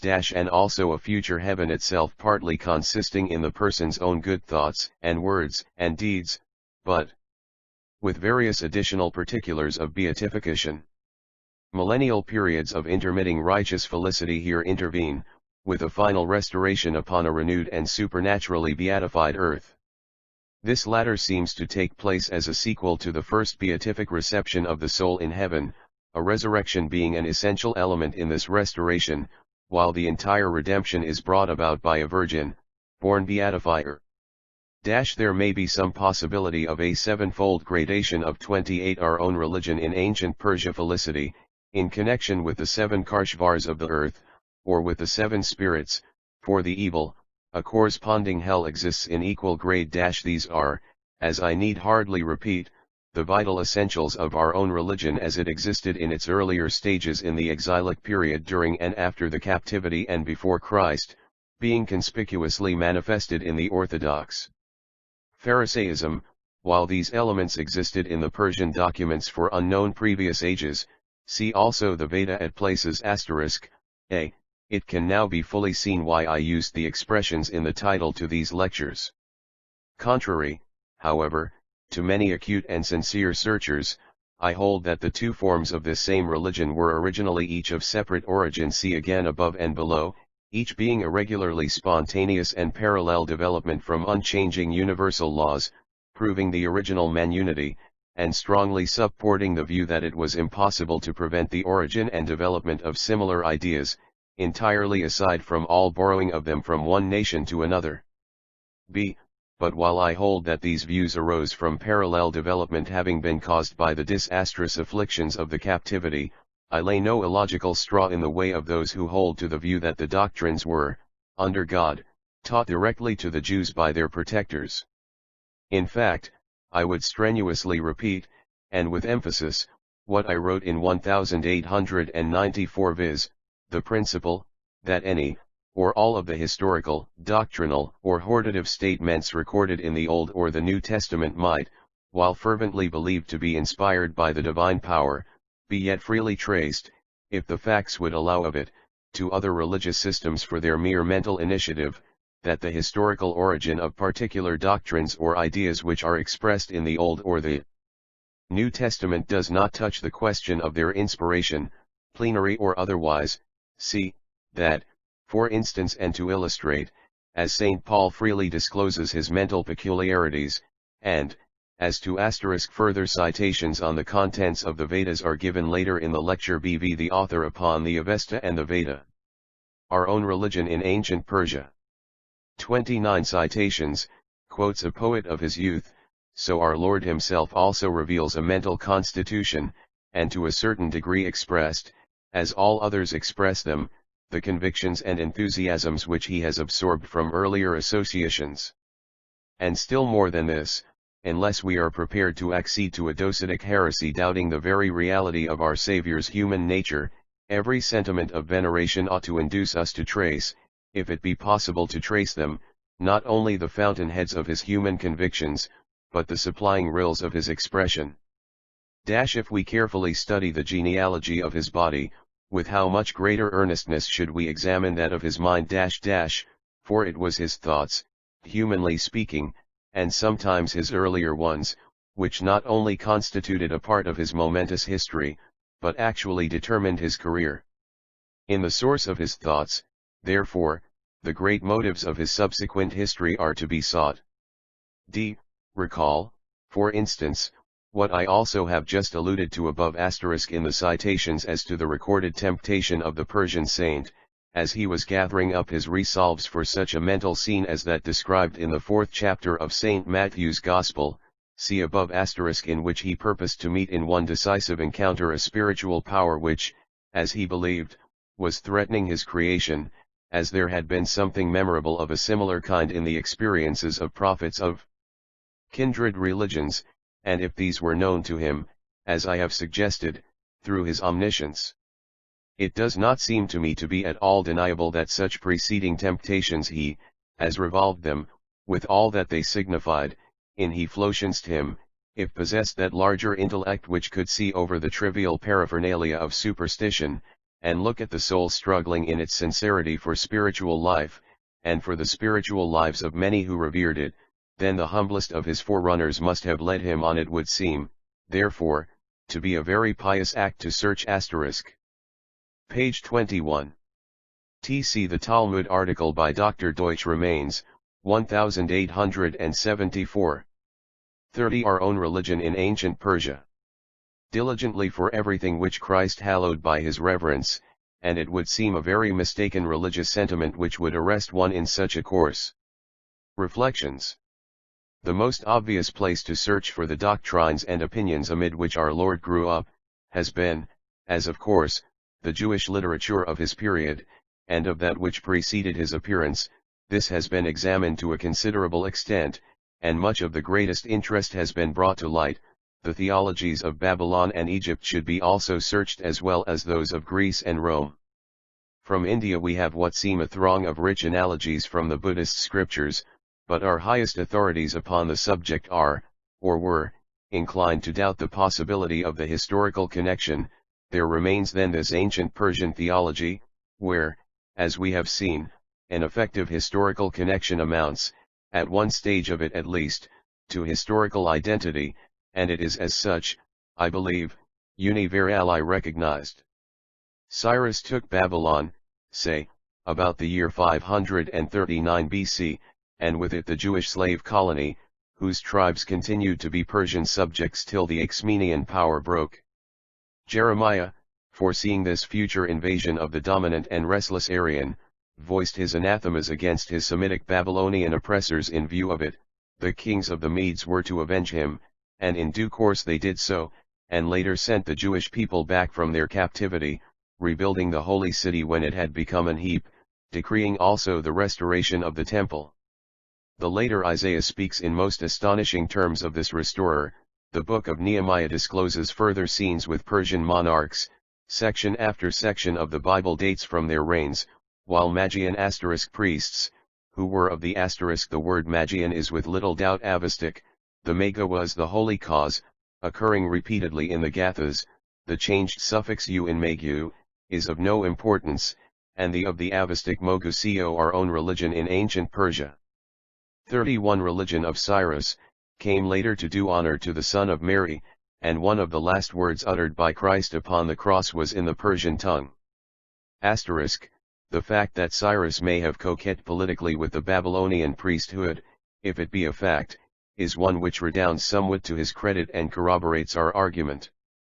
How much better that he should show some respect to the religion of his fallen enemies, who now became fully acquiescent in their submission, than to crush them all wholesale with the usual slaughter.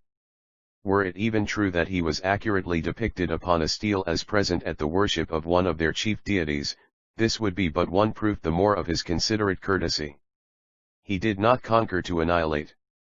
Whether the precise form of Mazda worship now upon the inscriptions was that of Zoroaster exactly or not is just at this point of our inquiries again a question which we need only glance at, as it is of little moment. If it seems likely, indeed, that it was an especially original form of Mazda worship remaining undeveloped in an original simplicity, while elsewhere throughout Media and South Persia the particulars of the general creed advanced till they became identified with those of the Zoroaster of Plutarch. But whether this were the fact or not, it must have possessed the main features which have been more or less exactly preserved to us in the Zendavesta. Further, the word Mazda, perhaps meaning the great creator, or the wise one, is, as said above, with Ahura, the life-spirit Lord, an especially well-adapted name for God, much more so than a name derived results from epenthesis, cf. Vohu for Vahu, sk Basu, gh also equals Gathic g mega, as being pre-Gathic by centuries, may have been carried down to Akkad by Turanians, cfy 46, 12. Some writers have, I believe, assumed that the expression MB mag in Jeremiah could not have originated from across the border, that it was purely Semitic, but no one doubts that the Magi of the Gospels were Aryan and Persian. And they naturally came into once Persian Judea. Here is the same word as mag beyond all doubt non-Semitic. The mag of Ramag may well be one of the 100-odd Persian words in our Semitic Bible. Luke XXIII. 43 Paradise equals AV PAMDA, is a. See my remark in volume XXXI, SBE, Introduction, p. 30. 32 Our own religion in ancient Persia. From a heathen deity, it being the name used for him by that great Mazda worshipper, who, under the providence of God, determined the entire later history of the Jewish people. For had Cyrus, the Mazda worshipper, not brought the people back, the later prophets might not have spoken at Jerusalem, nor might Jesus have been born at Bethlehem, nor taught in the region. Indeed, the influence of the great restorer and his successors over the city was so positive that in the opinion of some writers Jerusalem was for a considerable period after the return in many respects almost a Persian city.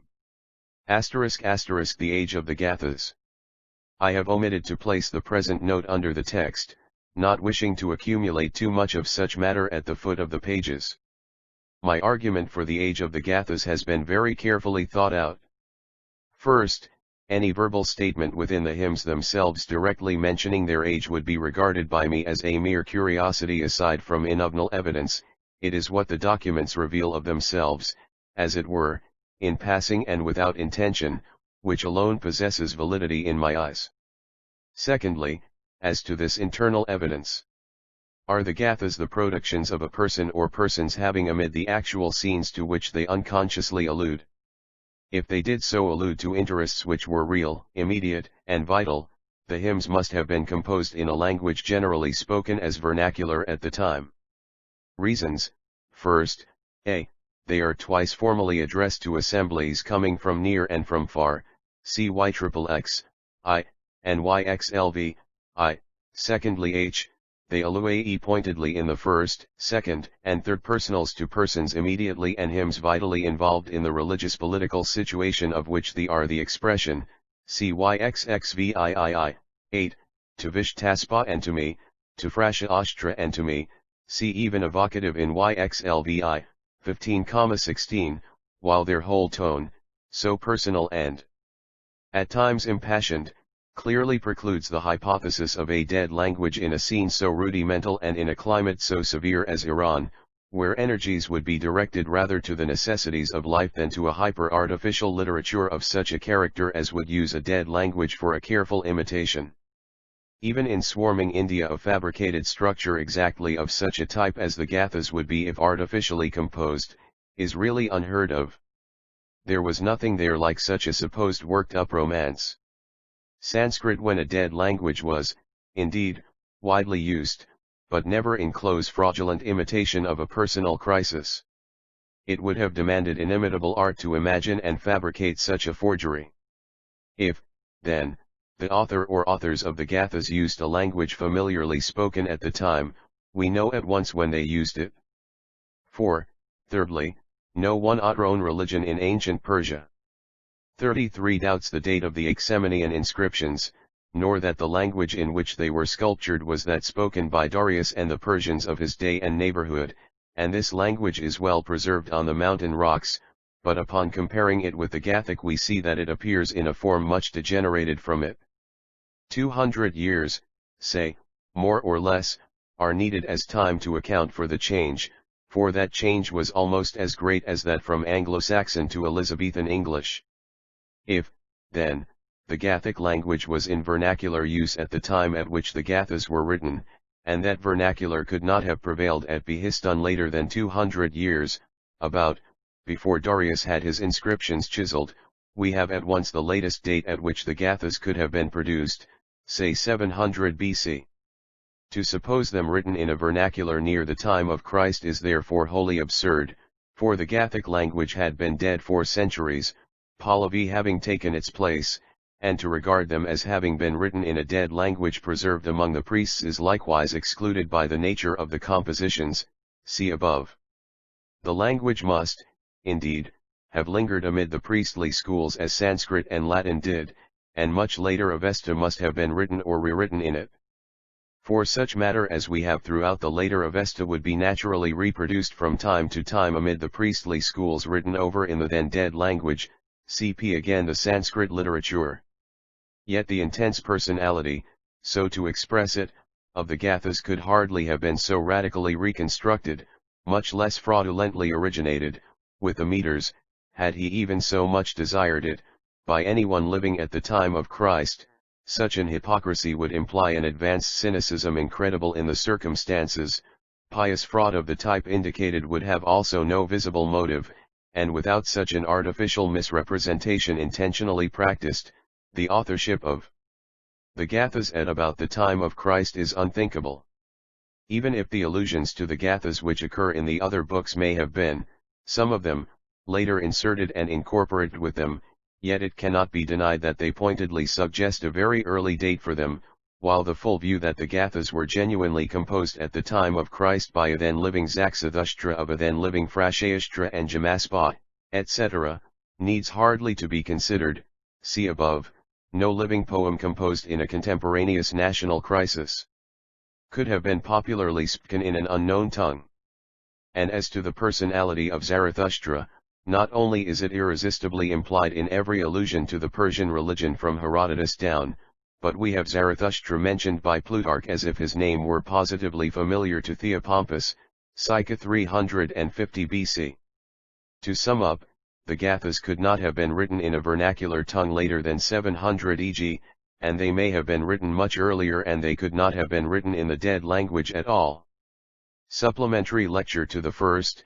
Fearing to include too many points in summing up, I have separated some remarks which originally appeared in the main body of the first lecture, but which may yet be useful. Should this lecture be read publicly in Bombay, where that much appreciated honor has already been conferred upon some of my well-meant productions, *, the main points of the previous lecture should be here recapitulated. Many indeed have been the erroneous statements made by well-meaning tyros in Christian pulpits, as by myself too, once among them, with regard to the impossibility of all later connections between our great doctrines and analogous truths once held by nations foreign to the Jews who may yet have been brought into connection with them, and the fervent novice may well be pardoned if, in his first sincere efforts, he is too decided in a negative sense, but in men of maturer years let us hope for better things.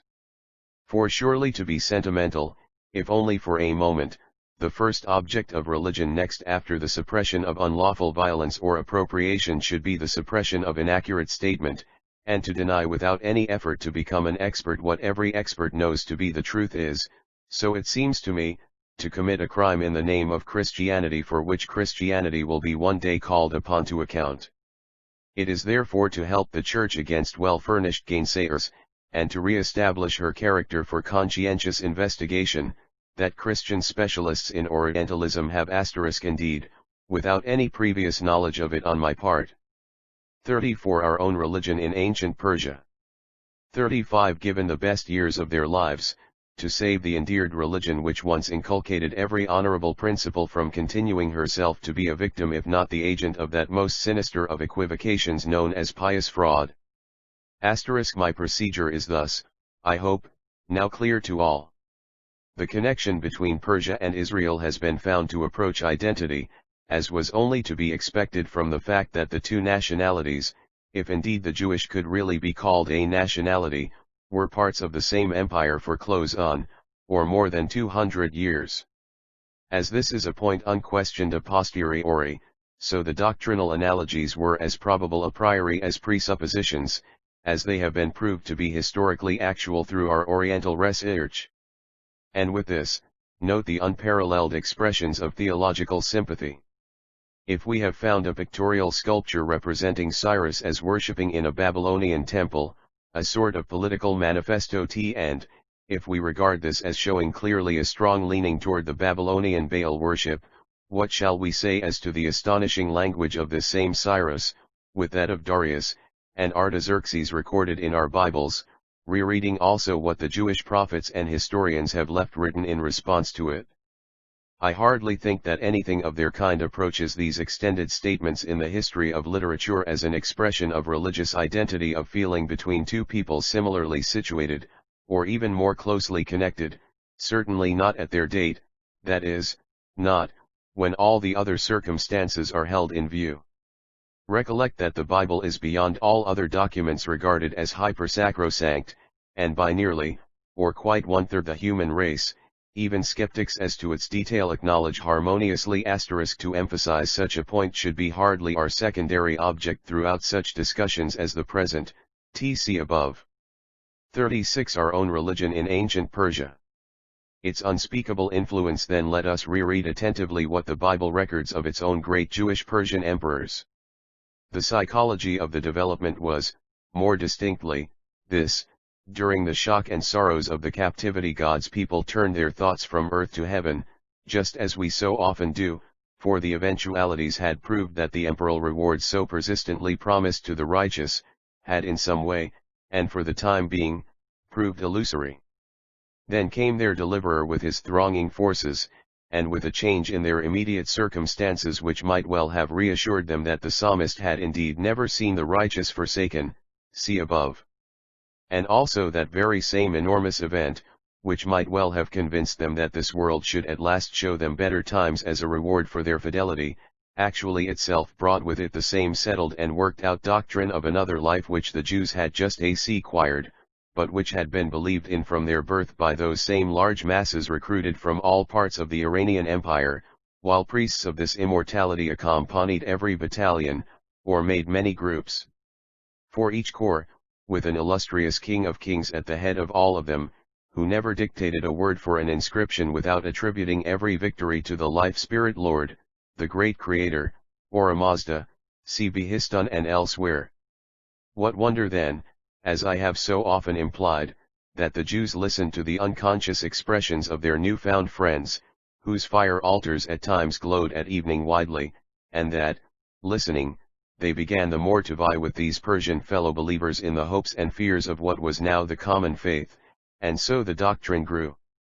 While the historically more conservative party amidst the Jews, that of the Zadokians, the Sadducees, clung with aristocratic tenacity to the old simplicity, and opposed this growing Zoroastrianism of the masses. Yet the new views, adapted as they were to our own religion in ancient Persia, 37 appeal to the feelings of an afflicted humanity, prevailed, having first concentrated themselves in a sect which termed itself, or which was termed by its indignant predecessors Pharisees, Farses, Persians hardly separatists, dividers. So that, at the time of Christ, it could be said, and upon his own authority, that the scribes and Pharisees sat in Moses' seat, and it was from him who lived a Pharisee that our own future hopes were chiefly handed down to us. For additional literary focus to our results, I would say, as if speaking from the orthodox point of view, that while the scriptures of the Old and New Testaments are unrivaled in their majesty and fervor, constituting perhaps the most impressive objects of their kind known to the human mind, and fully entitled to be described as inspired, yet the greatly more widely extended, and as to certain particulars, long prior religion of the Mazda worshippers was supremely useful in giving point and body to many loose conceptions among the Jewish religious teachers, and doubtless also in introducing many good ideas which were entirely new, while as to the doctrines of immortality and resurrection within a restricted sphere the most important of all, it certainly assisted and confirmed, though it did not positively originate belief. But the greatest and by far the noblest service which it rendered was the quasi-origination and propagation of the doctrine that virtue is chiefly its own reward, even in the great religious reckoning, and vice its own punishment. The time is now past, let us hope forever, when the Christian apologist recoiled from recognizing the very the modern name of the original province of Persia is Favsistan. It is bad etymology to trace words to an abstract. Of course our Lord himself as an eschatologist adhered to the tenets of the Pharisees, this while he denounced the practices of some of their chiefs who were contemporaneous with him. 38 Our own religion in ancient Persia. Important services which have been rendered to the holy faith by peoples foreign to the Jews. And surely no one will look askance at the happy fact that not only a small nation to the west of the Jordan held to those great truths on which rest our hopes beyond the grave, but that the teeming millions of Persia also held to them in successive generations long earlier than the prophets.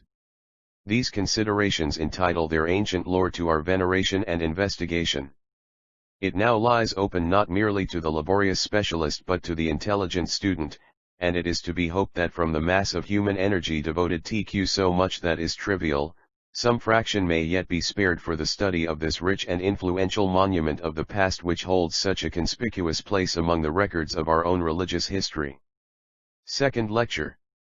Continued recapitulation with expansion, and fresh pointing. Anyone who has been disposed to treat this great subject with respect has already seen what my plain issue is. I do not in any way object to my readers or hearers denying any possible or probable original influence of the Persian theology upon the Jewish exilic. I wish simply to place in clearest light the undeniable fact that two such systems existed, one in North Persia * and the other in Perso-Babylonia and in Jerusalem, and that they contained certain crucial and fundamental elements which were approximately identical. There can be no doctrine more angularly practical than that of the one Godism with creationism, and this was expressed by the Persian in a manner which left no room for a plurality. A hero was a supreme as the greatest of the gods, having created the \_yx others as Yahweh created our own archangels he l_ae this earth and yon heaven, he made man and amenity for him. Genesis is not stronger, straight face, while the Allahist in Genesis uses the plural word for the deity. As regards an outcropping dualism in the one and the fundamental dualism of the other, see the first lecture. So also for the animated personal immortality with judgment, * or focused there while universally diffused throughout Persia. There can be but one greatest, see the first lecture. Both from the same source. In some occurrences actually meaning a literal plurality. Some critics may, indeed, be surprised that one makes so much of two immortality when placing it among such supreme principles as truth, love, order, and energy, but manifestly immortality gains 3940 our own religion in ancient Persia, etc. These vital constituent elements, then, exist in the two systems as a matter of fact, and their identity is unquestioned totally aside from all external historical influence, mutual or other, between the two. But a very urgent moral side question may here arise among circles acutely interested in the immediate application of these supposed or real facts to individual believers, especially to the young. May it not be dangerous, so they might say, to our practical results to occupy the attention of the young or simple with religious matter even when it is only externally foreign to their desired personal experience, if it be outside of the point of immediate conversion or edification? More advanced readers may, indeed, not understand why I pause to notice such a suggestion, but I do so, nevertheless, and I would answer the query first of all with an emphatic acquiescence. Scientific religionists will not deny that the most solemn and beneficial effects result from our manifold forms of Christianity far outweighing their defects, and God, if he is anywhere as a spiritual force, is in the immediate application of the good elements here. To block the application of holy ideas is to negative their value. All the greatest historical doctrinal truths of the most sacred systems are in themselves of infinitesimal value aside from what they effect in the moral redemption and edification of man. The salvation of one human soul from sin, so to speak of it, is of more importance than all the doctrines of all the religions without it. Better by a heavy multiple that the young Romanist should never hear a word of reformation, nor the young liberal a word of church, than that the newborn hunger for holiness in either of them how all its dignity as an effort to justify our creation. Else, says the religionist, can we possibly acquit the author of our being? All men born into the world should each certainly be willing to bear his share of fraud, bereavement, illness, and poverty, but none the less the doctrine of a judgment on high, with rewards and punishments in a future state, has its chief value to us in rectifying the universal sense of wrong. Immortality with a judgment well expressed a keen moral idea. Our own religion in ancient Persia. 41 should be baffled by conflicting claims. Let me not be misunderstood. Settled interior tendencies to sin are the cause of the worst of human sorrows. With universal goodness spurring on activity, almost the entire mass of calamities would be forestalled, and while completeness could never be reached owing to unavoidable pain and bereavement, yet a state of great happiness could always be indefinitely evermore approached. So much for the immediate as the focus of benefits. Yet closely linked with it is that past which the present becomes at every moment. And this for every reason demands our earnest attention, for it not only helps on the present, but is pregnant with the future. As the perfection of human character is the most wonderful work of God, it manifestly both encourages and guides us in the present to study its history, and this wherever it may be found, though, again, we should first arduously examine that past which lies, nearest to us once more the immediate. After this, to shut out the great events which have transpired of this nature in places even far distant, and in times long gone by, is not to be permitted, for the broadening of our minds demands it. Of all the ancient religions of the earth the Persian should be the dearest to Jews and Christians on account of its close intimacy with their own, and also because of its depth, i.e., its interior spirit. For we can freely claim that the Zendavesta is the earliest document of interior religion searching the thoughts, words, and deeds. See also the emphatic iteration of personal religious hopes in the inscriptions. Egoistic they may be, but there is no mistaking their sincerity. And there is also no vulgarity in numbers here, for who of us has not felt a glow at the multitude whom no man can number, presumably, among the saved, and coarseness is especially excluded from religious statistics when the widening of numbers carries with it the narrowing of perdition. Here, again, Persia fills out our sphere of vision. Nowhere else on the face of the earth had such numbers been 42 our own religion in ancient Persia. Affected by such views, they were in general characteristic of all Persia, see Plutarch *. If God was anywhere present in any human event he was active at the taking of Babylon, even when regarded as an external circumstance. How much more if the Persian army was animated, if only dimly, with an interior faith. Had Cyrus failed there, where would our post-exilic Judaism and our pre-Christianity have been now as historical facts, somewhere, doubtless, and in some form, but where one Cyrus and his successors not only saved the Jewish national existence, but restored the Jewish worship with its very temple. Time likewise works with these considerations of vast populations. If but 1 in 1,000 among the Persian public had ever really felt the effective influence of these interior ideas, yet that alone must have accumulated to a vast psychic force within successive generations. Political motives doubtless played the larger part with the emperors in determining upon the restoration of the Jews, yet it is wholly unreasonable for us to suppose that religious sentiment had nothing to do with it. Recall the altogether remarkable statements in the book of Ezra, the announcement by Cyrus himself, the requests for Jewish prayers by his successors. See also the marked friendship between the Persian and the Jew as opposed to the bitterness of the as yet unconquered Babylon. To ignore what Persia did under the hand of God for the Jews as for ourselves would be more than ingratitude, to deny it would be sacrilege, impugning either the divine omnipotence or benevolence in one of their most glorious manifestations. As noticed above at the head of the supplementary lecture, I have been much gratified to know that some of these lectures have been read aloud to sympathetic audiences in Bombay, and I am pleased to hope that others of them may be so honored. It is this which explains the recalling of ideas already once before expressed.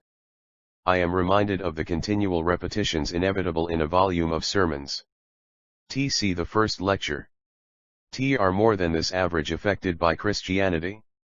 Our own religion in ancient Persia.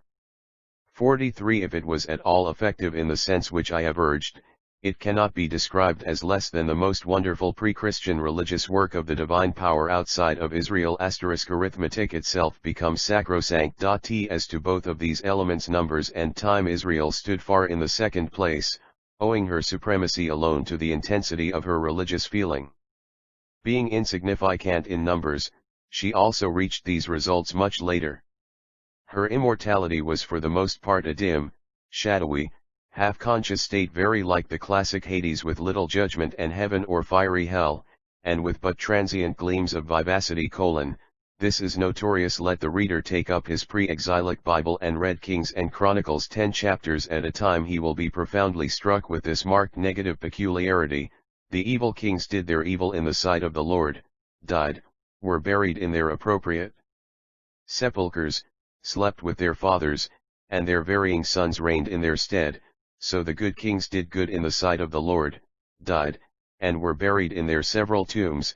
And where is there any judgment for the evil or for the good, and where any hell for the one or heaven for the other? The Semitic future state before the exile ignored or scarcely hinted at these last, as every scholar knows.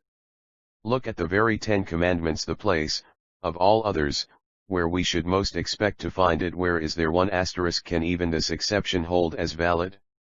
If this interior system operated upon a vast population tenfold, if not 100-fold, more numerous than any other analogously affected, then every century through which that influence has persisted multiplies the bulk of this effect, but this system had been at work in Persia for prehistoric periods, the numbers seriously influenced must therefore have been very great. To the element of numbers must therefore be added that of time, which, indeed, combines with it. Expansions to the first lecture.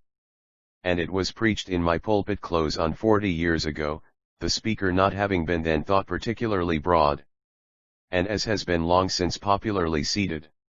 244 Our own religion in ancient Persia. Any last judgment, even there? Where is there any just reward or punishment? The future state is not even men who need. Has not been shocked by this. It was during the horrors of the exile that God's people began to doubt whether, indeed, the righteous never was forsaken in this life, like ourselves, when similarly situated amidst financial ruin * they turned bitterly to God, and sang the finest, if, at the same time, the most terrific, of their hymns, CPS 30I, with its close, if, indeed, that close be genuine. Then, soon after, we begin to hear of a waking from the dust, of a judgment, rhetorically majestic beyond description, see Daniel, Revelation, is its echo. Then we first hear of a golden age, culminating in the 1,000 years of chiliasm, then, first, the angels assume their names and forms, becoming princes, then a concise immortality becomes defined, then the Savior was promised long and the Gentiles were to rejoice in his light, and the earth not alone Judea was to be filled with the knowledge of the Lord as the waters cover the sea. It soon became a complete pre-Christianity, with the known results.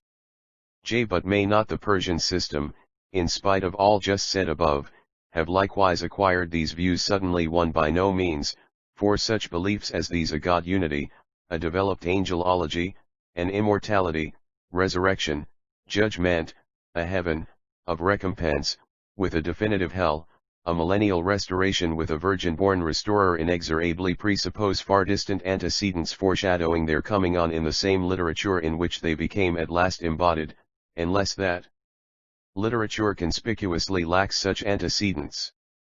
In Persia this foreshadowing stares us in the asterisk reprinted from the first lecture. Hell itself was not quite quick enough for their fierce vengeance. Extract from a speech delivered in London at a reception kindly given by the late Mr. N.M. Cooper, a leading Parsi, at which Sir George Birdwood and Professor Moulton were also guests, in June, 1910, and from articles elsewhere communicated. Our own religion in ancient Persia. 45 Face, see also the Rig Veda, but in pre-exilic Israel there is no trace of it *, interlude and excursus, with continuous recapitulation, upon the separate and parallel movement. The religions were the same, that is to say, as to their main higher elements, and this without external historical connection within historic or even otherwise memorial times, for it was 70-odd years before Babylon became Persian, after the Jews arrived there.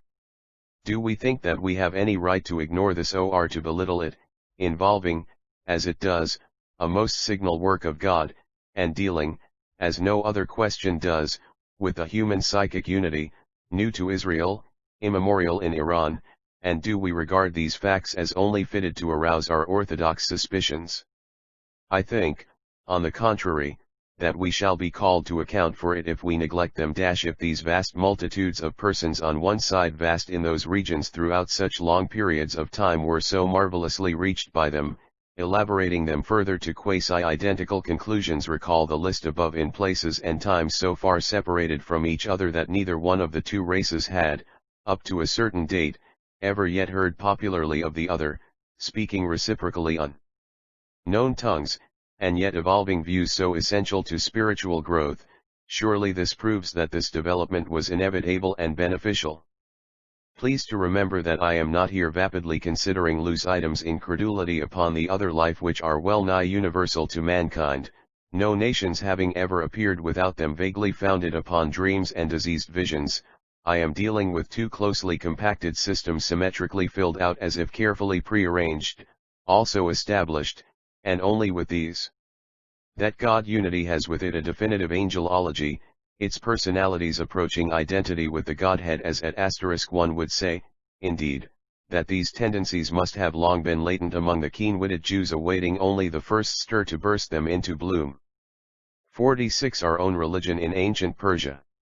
Tributes, or included with a hira as if in an heptade, for he is, later, if only through confusion of ideas, one of A7, an immortality v/a resurrection, a forensic judgment with a plain heaven, and a condemnation with a positive hell *, a restoring benefactor, who was to be born out of the common course, a renewed earth in a paradise, which, with all the inevitable accretions of grotesque puerility, yet became marvelously effective nonetheless in a superior spiritual sense, and all this in parallel development absolutely without any previous immediate external communication between the T.wo. I call this a marvelous phenomenon indeed, and as solemn as it is wonderful, dealing also with the psychic unity in a manner otherwise unknown, and yet all of it is marred or lost the moment we trace all these identities to one and the self-same recent external historical, tactual connection, the one set of ideas having merely migrated in the mass, so to speak of it, with some suddenness from Persian Babylonia to Babylonian, and later Persian, Israel, mechanically borrowed. The migration of good ideas is indeed to be desired, and we have long endeavored to further it even with missionary zeal, but certainly it is a different thing from the spontaneous origin of these views out of the primeval psychic human forces. As the wonderful phenomenon first of all proves that these views were inevitable in the unending cycles of creation, so they contain elements of supreme utility, as no one wishes to deny, they being, in fact, the secondary utterances of the beneficent deity, and this notwithstanding the incrustations of erroneous acceptations, all centering in the unsurpassable doctrine of subjective recompense which no religion had ever expressed so fully as the Iranian. Such, then, is the phenomenon, the original self-growth of these compacted thoughts from forces with a subjectivity almost organic in the Iranian coming less obviously to light in Israel. Recall he went to us own place, one of the very few Semitic occurrences. Recall the great work of S.J. Mills. Our own religion in ancient Persia. 47. Institutionally present in the human personality, dormant even in the animal, and coming inevitably into apex and activity in the course of ages in parallel developments more rapidly indeed, where the first spring of them was strongest. But the other enormous, if secondary, question now comes back upon us with accumulating force, did or did not the so widely extended, and yet compactly molded Aryan creed in which the Israelites were engulfed, so to speak of it, during their first exilic centuries in Persian Babylon exercise any later and supervening beneficial influence upon these already accepted but newfound similar convictions among the Jews? Every conceivable circumstance affirms the reciprocal influence of the two systems, the one upon the other, and in view of the very great superiority in the position of the recently successful Persians to that occupied by the handful of mourning captives, that influence upon the side of Persia must have been preponderating.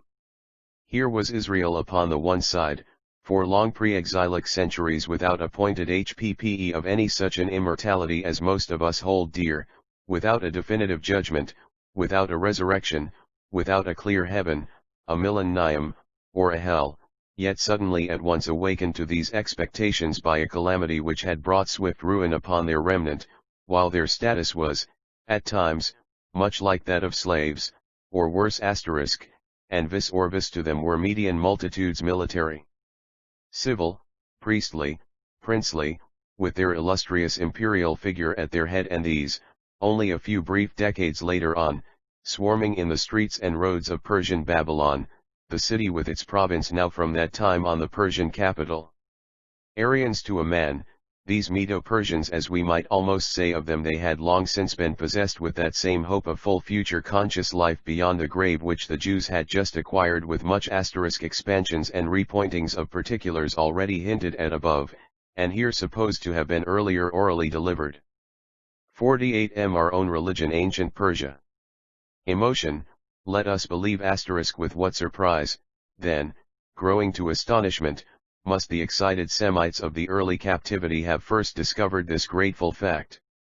Here they were themselves just newborn novices, as it were grouplet of beginners in a full system of immortality, doubtless also much affected by the impression that their views were a new discovery, and stirred to their utmost depths with all the emotional effects of regeneration in its train. But when the Persian army appeared, whose victory and continued presence were hailed as their temporal salvation, they discovered, to their amazement, that their own fresh ideas upon futurity were an ancient creed with their new-found friends, and that they were held almost universally, not always, of course, with that personal fervor which the Jews then felt as neophytes, but that they were most certainly held with ponderous conviction by the very chief representatives of the new Babylonian life, who would be, of course, the so-called Magian priesthood. Everything, as regarded also from every reasonable point of view, looks rather toward this later influence of the great religious patron nation upon their once suffering, but now grateful, protégés, while but few have suggested the other direction to the current. Affection, alone of itself, must have had something to do with the intricate psychic motions inevitably stirred within the one party in the vivid situation.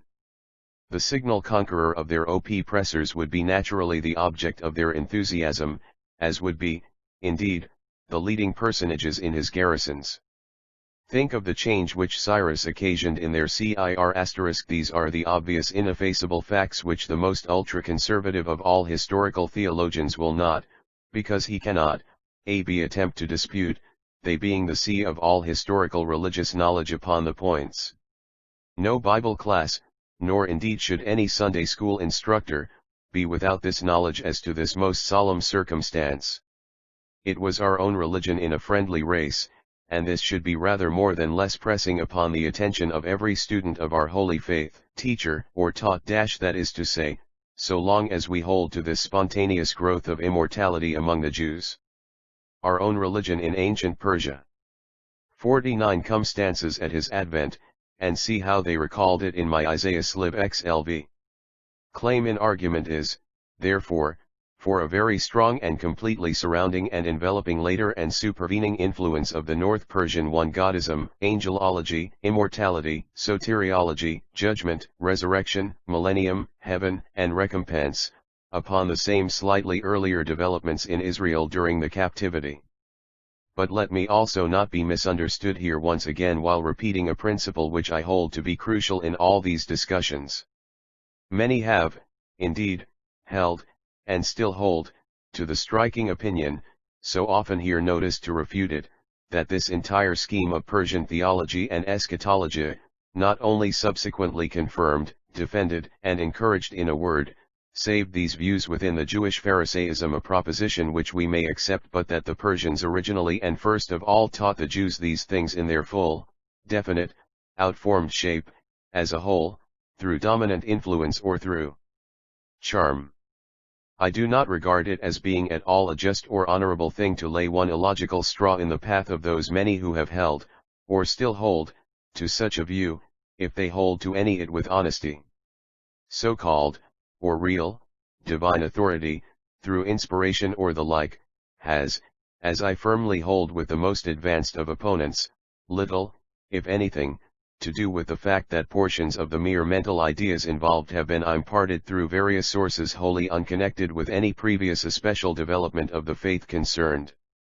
Inspiration has, as I contend, nothing whatsoever to do with the question of the mental channels through which the bare ideas of any good creed may have been imparted to a favored race or people, and much do I deplore the prevalence of a contrary impression. ****. See these remarks in other words at the close of the first lecture. Repetitions of an admonitory nature and the recalling of ideas are here unavoidable, for the reasons already stated. Third lecture. The philosophic initiative of Avesta in the light of application, with concurrent recapitulation, especially addressed to Parsis *I. What, so some of us may inquire, is practically after all this value of Avesta upon which such emphasis is laid? Professors of philosophy in the central home of learning would not ask of us such a question, but it is still well worth our while to suppose it put and to answer it, for those who wish to name it may be reassured at once. The intellectual initiative of Avesta was, like its fellows, a condensed psychic force, evolving almost untold results then in economics. The immeasurable financial, political, and educational force in Christianity surpasses that of Avesta, but yet it affords us a lead in our discussion here. Thousands of millions could hardly stand as a proper expression for the hard results of the Christian system, and Zarathustrianism once scored as heavily, for in remoter influence it once helped the other on. Avesta has been this eminent initial force in history, and history, let us remember, is the compact summary of crucial facts. Christianity, let us claim it, has been the most potent of all forces to restrain murder, rapine, theft, and arson, but Zarathustrianism * as an appeal for a higher appreciation of their impressive lore. What was church property once worth, and what is it not worth, yet in buildings, lands, hospitals, organizations for collecting funds, etc. I beyond all question. 50 Aroidan religion in ancient Persia. 51 was before it in the same line of preventive causality without immediate early historical connection * and by assisting gained an aftershare in the results. The nature of the psychic forces here.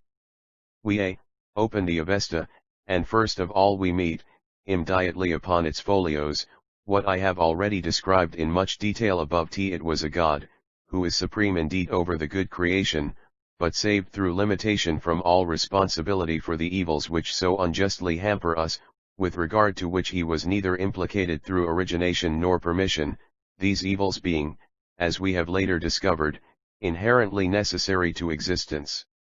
And surely this was the first clue ever given to this now inevitable opinion? No one before our sage had so traced all our woes to the counter-creative activity of an independent evil spirit, who was also necessarily original and eternal, and who upon his part was within his limits verily an evil god of this world, a scheme which was beyond all question first motived by a school of which Zarathustra became the leading mind. No one has ever doubted that the evil god was thought of because the evils of experience seemed utterly incompatible with the absolute omnipotence of any good supreme being, therefore that scheme initiated within all known history the entire clearness of modern conclusions on this subject. The idea may have been mooted earlier, but we have no record of it. b. The archangels also of this supreme being who in * Zarathustrianism was identical with Christianity only in the immemorial fundamental elements in prehistoric ages from which each developed, see above and throughout. But which we cannot narn too often, so, necessarily also when we wish to link it in with companion issues. See the first and second lectures. Some idea of mere indignity had effect among other considerations, other evil elements aside from right and wrong, doubtless had something to do with it, at times much. 52 Our own religion in ancient Persia. The highest conceivable sense also limit him, were no mere winged creatures of the poetic imagination, but, most sublimely, his own attributes, those few mighty, if simple, essential principles which alone save life from being chaos, and the universe from being hell. They govern the supreme God himself, he could not violate them if he would. Could anything be more impressive? He is as said otherwise one only and supreme, for the few subordinate things, called deities, were his creation, recall our own archangels, and this in no way impairs his sovereignty, compare likewise our triunity, there can be but one supreme good object, but one greatest creator. This, as said and as understood above, this idea of a supreme God still fettered by his character led the ancient world at its date as a scheme of conservative theism, with all its vast economic consequences, and this initiative is what gives it its scientific importance. Can anything modern of the kind be compared with it? Instead of presenting such a contradiction as a good God, who could create immortal beings predestined by himself he to everlasting flames, was actually in essence rather more limited by his own attributes than even by his supposed terrific personal opponent. He could not possibly have been personally concerned in such an origination. Here we have first of all in obvious light, the chief elements in all theological representation personified, saving the nature of the Most High God from the crime of permitting the origin, and continuing the existence of the greatest, saddest, and most familiar of all the sorrows which force the missiles upon us. The horrors of evil existence, so it is unavoidably implied, were, as said, inevitably fixed as constitutive links in the chain of causality, and this in the very vital elements of that existence itself, with its supposed will freedom. Recall Heraclitus, the good God was therefore morally, in the Veda Mitra was the full mate of Varuna, but in the Avesta this independence was absorbed in the supreme creationism of Ahura. So, in the interior elements of the subject. Our own religion in ancient Persia. 53 But, praise to his holy name, only morally supreme, never mechanically omnipotent, he could not disintegrate the very laws of his own being *, it must needs be that the offense come. This alone was an immense idea, if, indeed, but 1 in 10,000 ever understood it, there have been many thousands since. The contrary to it would be rental mania, which only fails to make men demons because we dare not think. Recall the third creed, incomprehensible, incomprehensible, incomprehensible wonderful thought. Indeed, it was for the time, 700 to 900 BC, and for the place, northeast or northwest Iran, and a wonderful thought it is for all time, if we could but afford to permit ourselves to see it. No, the good God, according to this implied principle, never made a hell beneath or here, that hell has been as eternal in the past as it shall be in the future. See, the constituent elements of the Gathic character. And where at such a date was there also such a disacrimination of men as to thought, word, and deed? Few little words these are doubtless, and common enough at present, as we may say, but if acted on, still how deep, as all well know, they, little and few though they be, would, if followed, then raise the world from the death of sin to the life of righteousness, and they find their first original here, for where was there at such a date, and in such a place, their duplicate? They were, therefore, epoch, making in the redemption of man from brutality. See also that bodily life and the mental again but a few little words, and often falsified by hypocrites, but, while they express a refined view which soon became familiar, there was one thing which, thanks to his supreme limitation, he could not be, a felon. This is the place most clearly indicated to us, by it pervaded Iran, see the first lectures. Few little words indeed now left to us, but those few imply hundreds whose memory has perished. 54 Our own religion in ancient Persia. They were once more again epoch-making in the unfolding of our civilization. It was a few little words which revealed the Copernican theory. Isaac Newton's law expressed itself in 9 words, see the memorable fragments of Heraclitus, how short they are. It is a few little words always which awake the world. Subjective recompense. And where elsewhere, at such a date, does the wicked's own soul shriek at him on a judgment bridge, and where does his own beatified conscience meet and reward the blessed man on the path to a heaven again of good thoughts, and words, and deeds? Virtue is here first in history its own reward, so definitely, and vice is its own punishment. If this had not been said then, much immediate amelioration might have been postponed. Recall our Lord's own later searching words as to the thought, the essence of the crime. Were these things mere historic relics of the past, gems, so to speak, and nothing else? I have elsewhere, just above, implied the vast results of every kind which flowed from these psychic forces, but it will be well to return to them for a moment and to expend a few further comments upon them, and first, their acute spiritual result. Zarathustra was no hypocrite. Hypocrisy was not then the fashion, nor had people learned that it might pay, and if but one man even in 100,000 throughout those coming ages really sought God in the manner said, with thought, word, and deed, with the care of the poor as his charge, and a heaven of good principles in his eye, what more than this could we desire or expect? This was what we used to call conversion. What Christian or pre-Christian could think of purer character? Even such an average as that just named 1 in 100,000 would soon mount up. So, epoch-making as a distinctive delineation, See the first lecture. Our own religion in ancient Persia. 55 Gem which lived on with vital effect is a gem which we should study and revere. Tens of thousands up to millions must have been made penitent throughout those pre-Christian centuries by faiths like this, so from was statistics. This nothing, a trivial result. If we have souls ourselves we must value good in souls from that one fact only. It is our duty to God, to ourselves, and to our fellow men, to study this and to pray over it. Then the quasi-external realistic reward in heaven. The present spiritual world likewise must be taken into consideration. The most of us believe that souls live on, that they are, as it is said, immortal. If so, the soul of Zarathustra, at the head of his innumerable spiritual descendants, Iranian, or others, multitudes as they were and are, exists today as saved on high, is that nothing? I do not at all apologize for having mentioned it.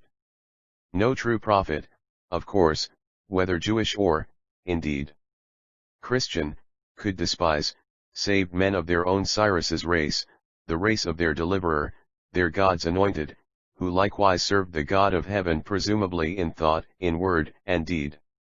What Christian, or pre-Christian pious Jew, could have asked more than that souls should strive for a heaven of holiness in such a spirit, and with a record of corresponding deeds?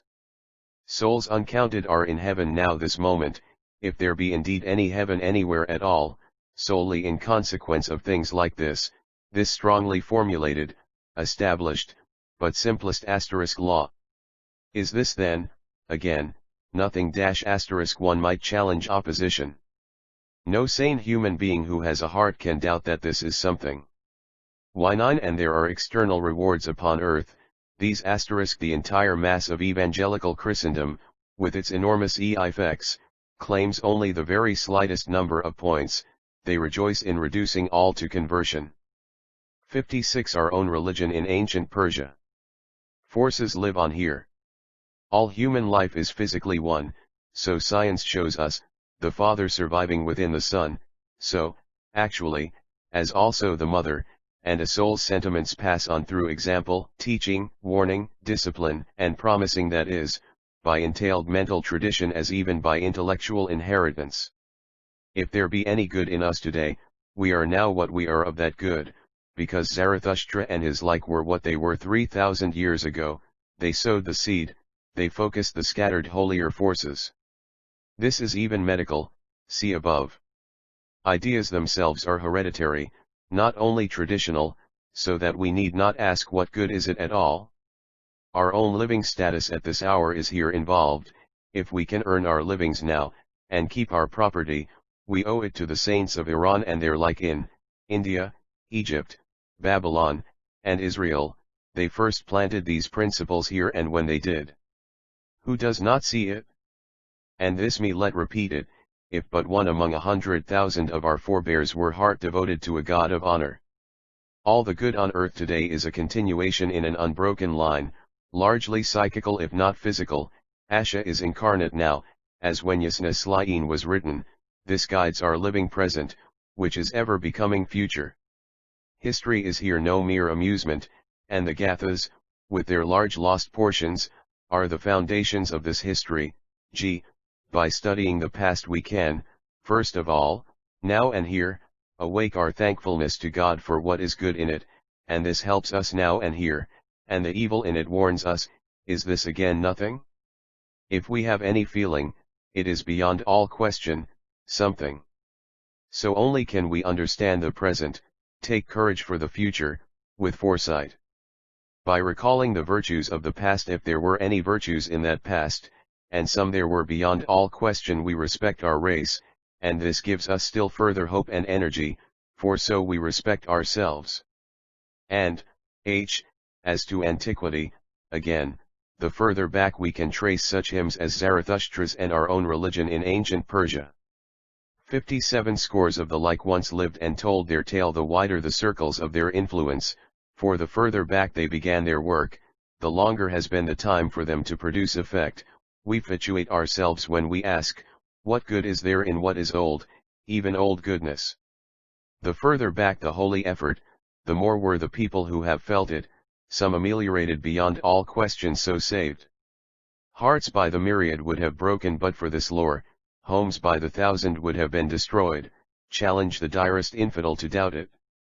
Virtuous energy has been, and is, incited by such laws, and virtuous energy fills our barns with plenty and our chests with gold. This is physiology, as I intended, the hardest of all hard-headed fact. These doctrines of 3,000 years ago are among the things which save us now. It is ingratitude to slur them or to conceal them. We too can now return, with all just said, to emphasize once more the most stupendous event which ever happened in that secular history of Israel, for it has been neglected, one of the most stupendous also in all history in view of what we deem its consequences. I have endeavored above with little expansion to point out bluntly the immense effects of Christianity upon every conceivable interest. It is not further necessary to dwell upon that matter. Any person capable of an economic estimate will see at once that our religion underlies our material civilization, having become to a large extent the land's common law, its great vitalities of truth carrying away all the defects of mere historical or dogmatic error. The influence of Judaistic Christianity, with its Ten Commandments and its crucified Redeemer, has made the world 100-fold more possible. The Colosseum would not be conceivable today, nor would be parts of Pompeii. But Zoroastrianism was a twin sister to that faith which made this change, though an independent one, predating exilic *CP 42, second lecture. 58 Our own religion in ancient Persia.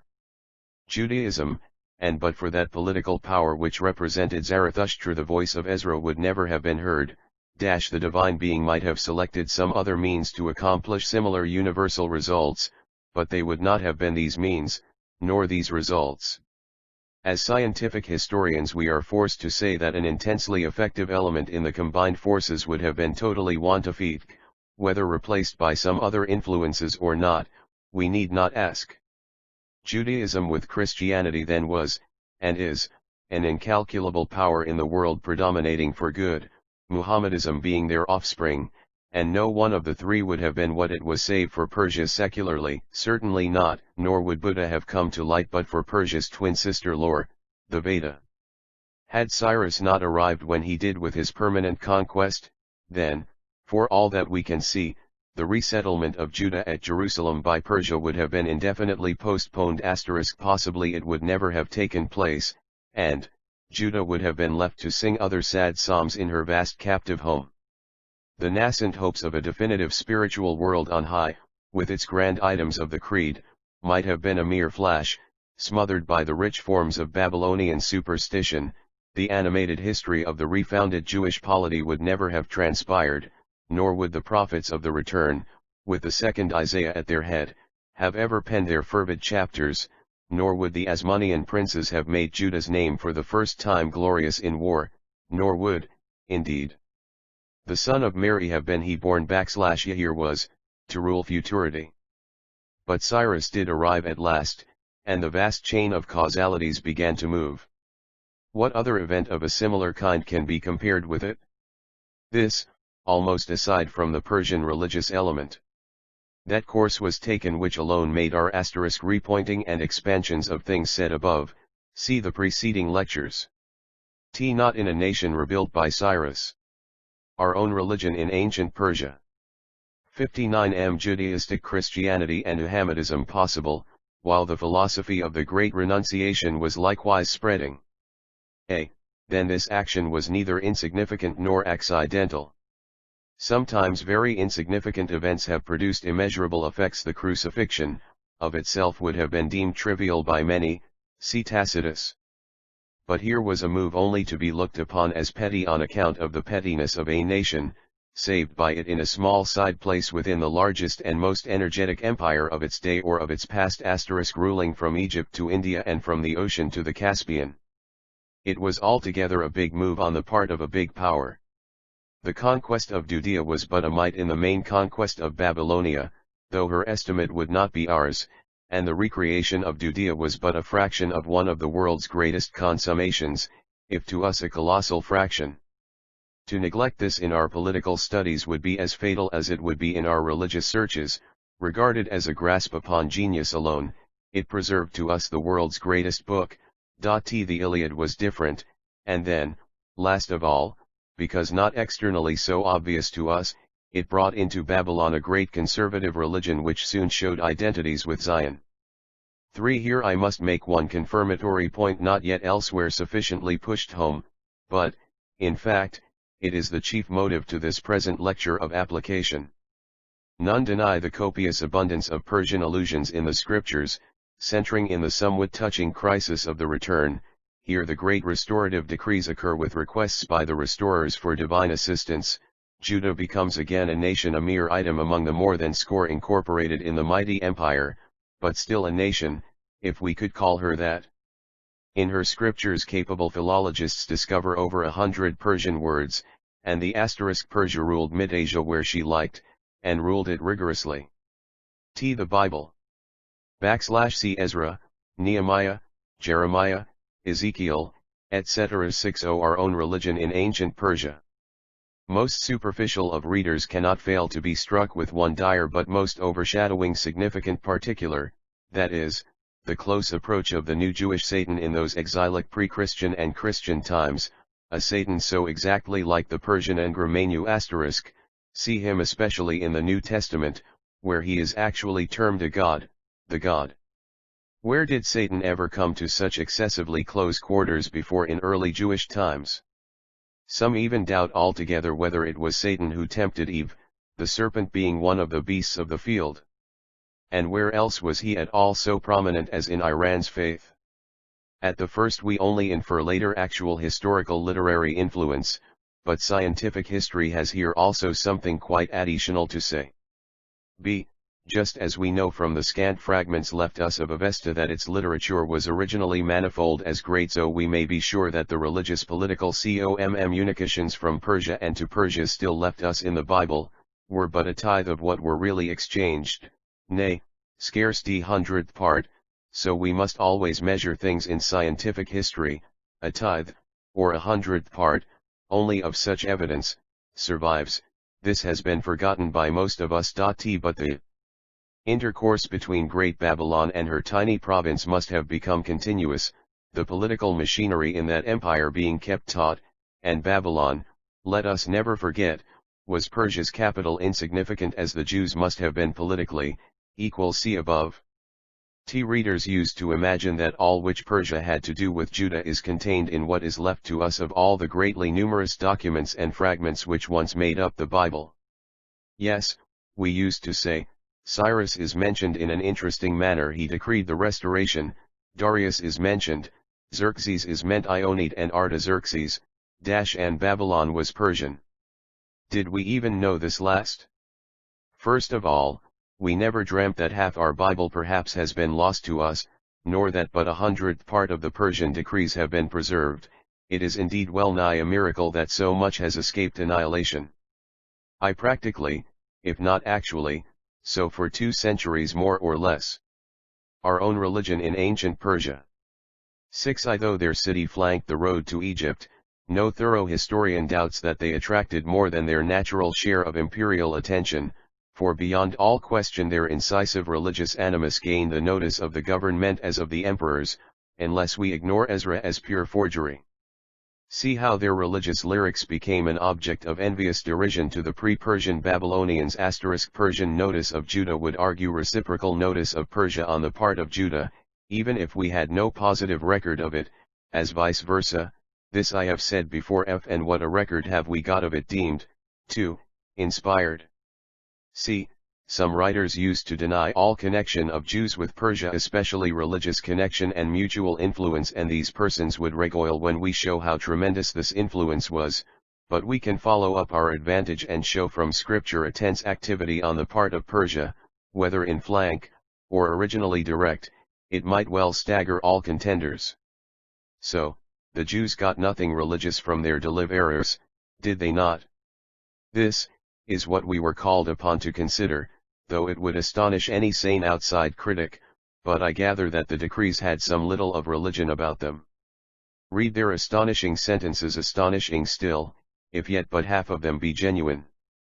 He, Cyrus, was the representative of the dominant Asiatic power Mid-Asiatic, also its unique religious representative. See the inscriptions, they break all records in such writings, focusing piety if they did not really emphasize it. He, Cyrus, forerunner of Darius, adopts the God of Israel as the God of heaven, Deva, avows himself to have received a revealed command, and is so stated to have received it by the Jewish writer, all the kingdoms of the * see above, ps. 30i. My T.C. Zarathushtaya, Philo, the Achaemenids, and Israel, 1905-06, Volume 2. J. Presumably they exist no more. A curious Iranian exception, indeed, if my conjecture be correct, for Deva otherwise too sadly represented demon there in Iran. 62 Our own religion in ancient Persia. Arth, so he begins, hath the Lord, the God of heaven, given me, thus repeating his own now lost domestic edicts, anticipating Behistan, this alone is some guarantee of genuineness, and he hath charged me to build him an house in Jerusalem just as he had rebuilt temples in Persia and in Babylonia. There was some little religion and even theology there, I think. We have strenuously worked in foreign missions here. We have meanwhile a supreme record with non-supported itineration. Cyrus, like Darius, the supreme head of Oromazda's faith, accepts Yahweh Elohim apparently as his equal with another name, or did he literally mean by God of heaven his own Oromazda? Here named as Ahura, * God of the shining sky. He acknowledges Yahweh Elohim as the God of heaven, who had charged him to build a house, and the inspired writer corroborates his claim to inspiration, even to a most incisive form of it. He actually wrote, "The Lord stirred up the spirit of Cyrus," and adds, "in order that the word of the Lord by Jeremiah might be fulfilled." CJLI, and this proclamation, adopting and acknowledging the God of Israel, became politically universal according to the passages. He, Cyrus, so it reads, made a proclamation throughout all his kingdom, his empire, and also put it in writing. I fear that very few of us, indeed even of our Bible teachers, have ever at all taken in what this means, if, indeed, but the half of it be true. Thus were no days of electric intercommunication, but perhaps he only meant that Yahweh Elohim was a great secondary God, in full forceful harmony with his supreme Ahura, much perhaps like Mithra, or like Gabriel, or like the Spirit, as some would understand it, and was that nothing for the Persian emperor to say? Vedic Ahura of heaven, in some now lost inscription or document. Portions of such edicts amplifying the Behistan inscriptions have actually been found in Babylon, see Babylonisk Miscellane, Weisbach, and also papyri fragments, see Aramaic Papyrus und Ostraka, Sacha, Igi. Our own religion in ancient Persia. 63 That edict, if it was ever really so issued, must have held up the holy faith for the first time to a vast public in the first of the then existing civilized powers in all its religious centers *AID, and we see from the Vesta with the inscriptions what kind of a god Cyrus, with his successors, must have thought of when he so wrote. He and they would gladly have received support from any serious deity wherever he had obtained credit, and small blame to the lot of them for this, but if Cyrus, with Darius, really thought chiefly of the greatest of the gods who made this earth and yon heaven, who made man, with all the lesser gods, if he really accepted Yahweh Elohim as but another name for his Oromazda was there, then, no religion there, or even supposing, as I have suggested, that he merely thought Yahweh to be a high secondary good God, was that nothing? Little wonder that Christians name Saint Cyrus. Here was even religious tenderness beyond all doubt made practical by deeds, with political benevolence and political church building. The faith of God was authoritatively proclaimed by her great master to Israel as to the world. Nobody who is sincere and sane would call that a trivial circumstance. So much for appointed propaganda followed up with action. Even if Cyrus, Darius, and Artaxerxes were politically but half sincere, they made good their assertions, and with great ultimate effect, not that they fully understood them. and was the later influence of Persia also of little account religiously as a factor. In development I have firmly asserted that the dominant system of the Persians only later assisted the Jewish orthodoxy, but was that assistance trivial, especially in view of the large negations of one influential party? What competent historian can I am proud to recall again the epoch-making work of my four kinsmen, but what mission has approached that act of Cyrus in spreading evangelistic light? The non-eschatologists, Sadducees. 64 Our own religion in ancient Persia. Doubt that this influence was great, perhaps crucial, till life and immortality were brought to light. Unless we totally deny all ordinary intercourse between immense Persia and its pet favored subject nationality, the inferences become overwhelming. If Persia produced any effect at all, and who but a fituate can doubt this after restoring the Jewish nationality, with its religion, then this influence must have been pronounced indeed. And as the acknowledged religious influence was so massive, so an animated intellectual result was unavoidable. From what source did our Lord receive that word paradise, now with us also a name for heaven, used in the most awful moment of our religious history? One word like that implies 100 once used in Israel, now lost to us. This is the main point I am now endeavoring to drive home as our focus in procedure. Whence came the 100-odd other Persian words of our surviving Hebrew Bible? That 100 imply 1,000, so, in scientific history. Whence came the military roads, and whence the aqueducts? Every depression was to be exalted, leveled up, and every elevation was to be brought low, made passable. This point, which, as I assert, is crucial, has been fatally neglected, this estimate by the multiple. To read even the overwhelming Persianism of Ezra, Nehemiah, and Esther, with Jeremiah, the new Isaiah, Ezekiel, and the rest, as if they were all that Persia did and said in those connections, is to lose ourselves to all sound reason. What other science ever so limited its evidence? Who but an incompetent would take a few stray nuggets as all of a precious metal to be found in any given place suspected to be gold-bearing? I assert, with every careful attention to what I say, that the capture and occupation of Babylon with its provinces by Cyrus was not only a mighty event in the history of *C above. This is the only way to get a straight view in serious investigation.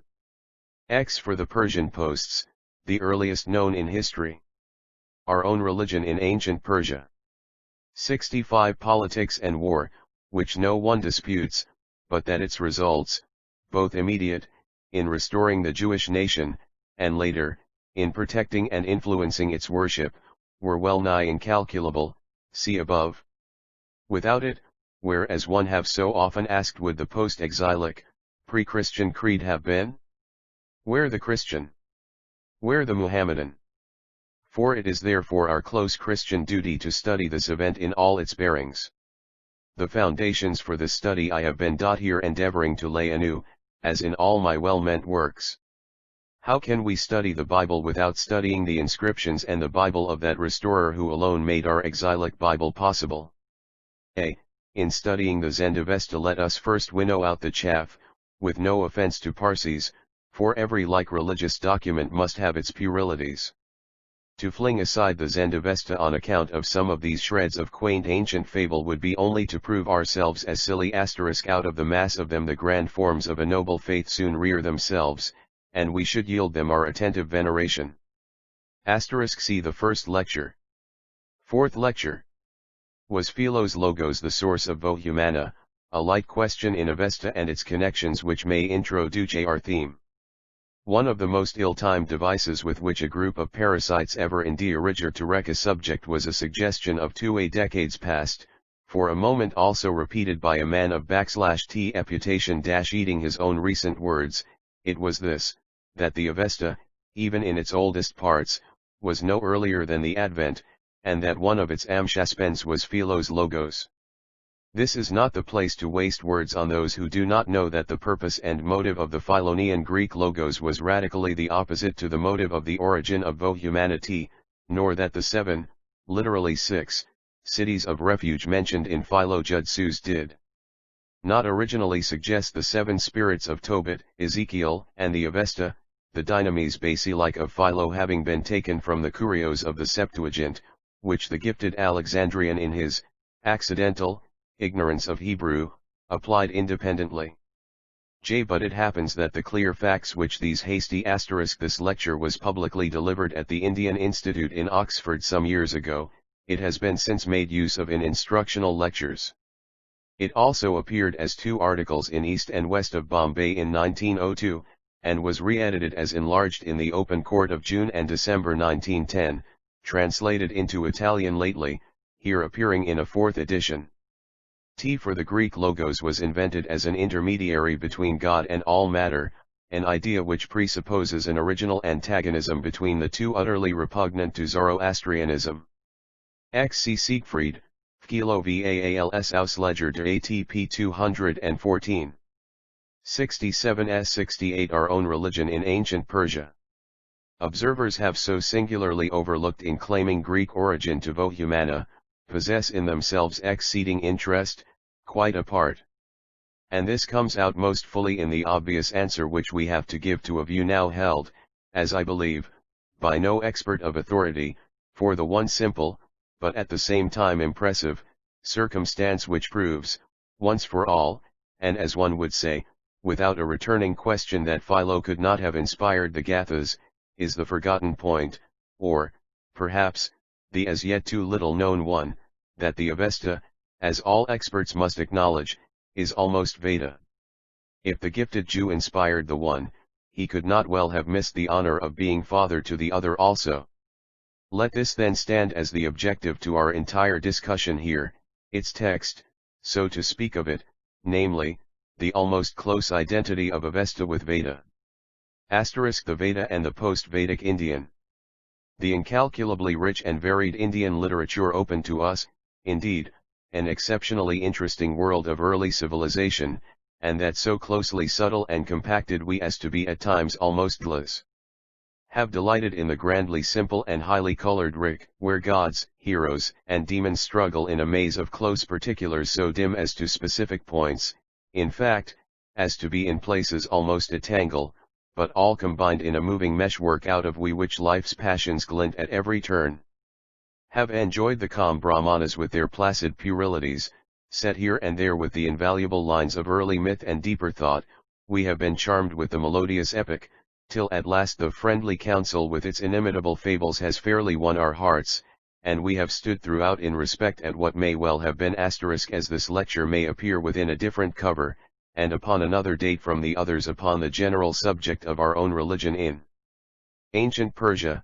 Matter unavoidably comes before us here which has been already touched upon in those previous pages.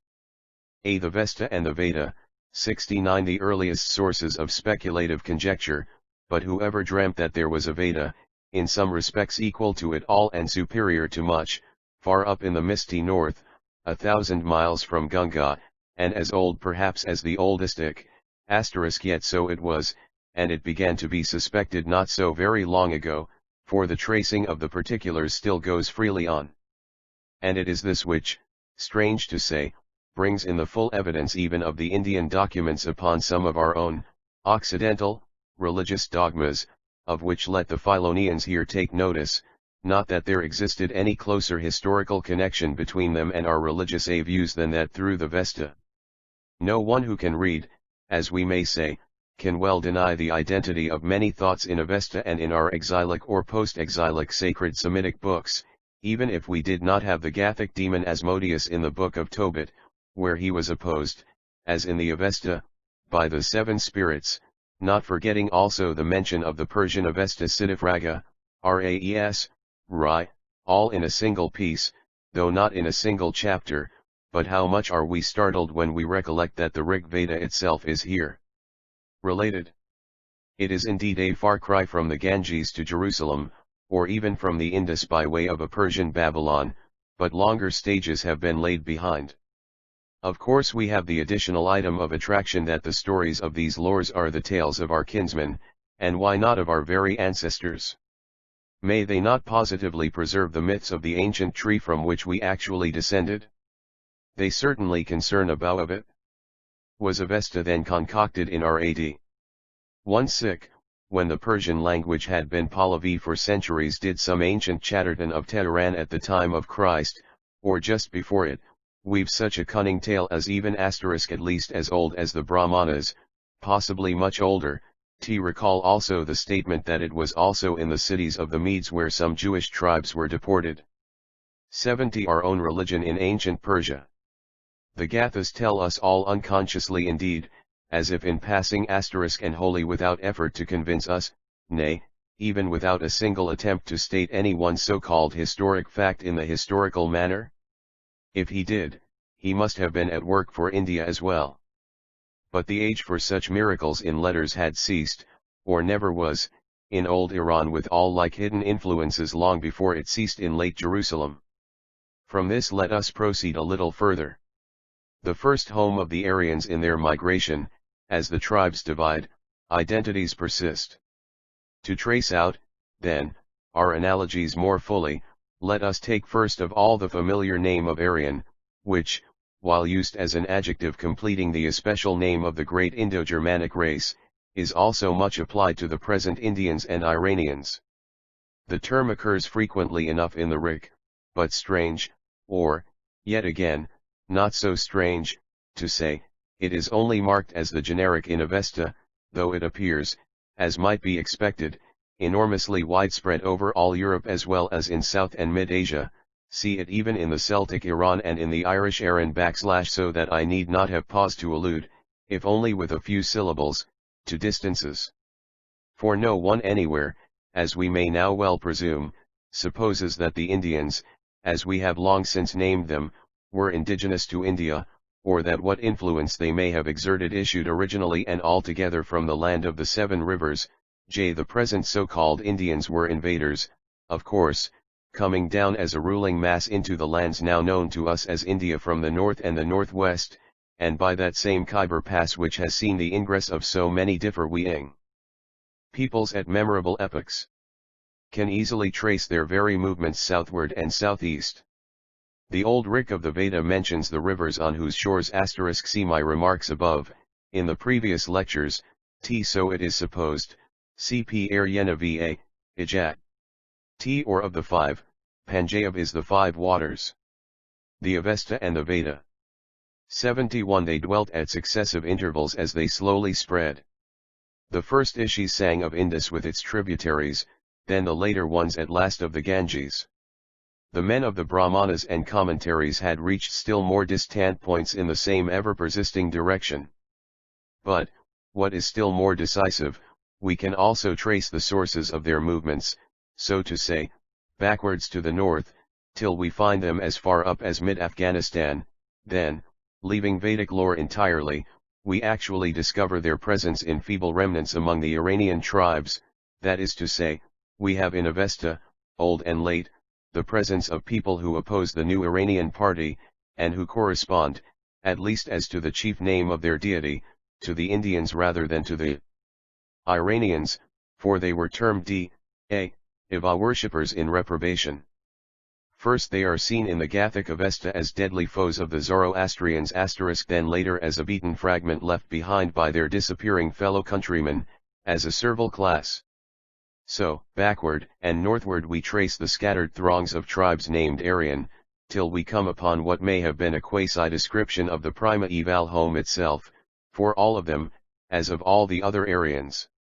It would be, indeed, a point of peculiar, if not of solemn, interest if we could fix the very spot which was once the early scene where the Indo-Germanics acquired those dominant characteristics which distinguish them from the hardy Mongol and the brilliant Semite.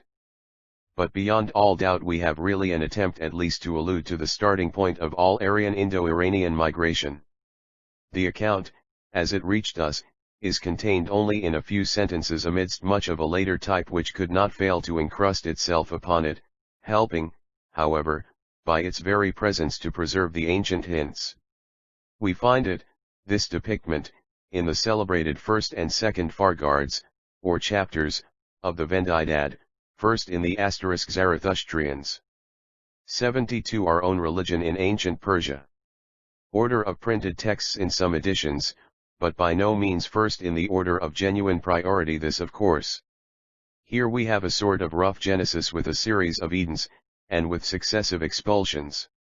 It is one of the most striking fragments of early fable, enclosing history, which has been left to either Aryans or to Semites. The exact determining of localities is, of course, not feasible. Where the old place precisely was we can, indeed, never know, but the Iranians of the two, the future Indians and Iranians, alone reported, curiously enough * no place called Arasai, is prominent in the Veda, though the word is frequent, but at the very outset of the Avesta document we have the fatherland.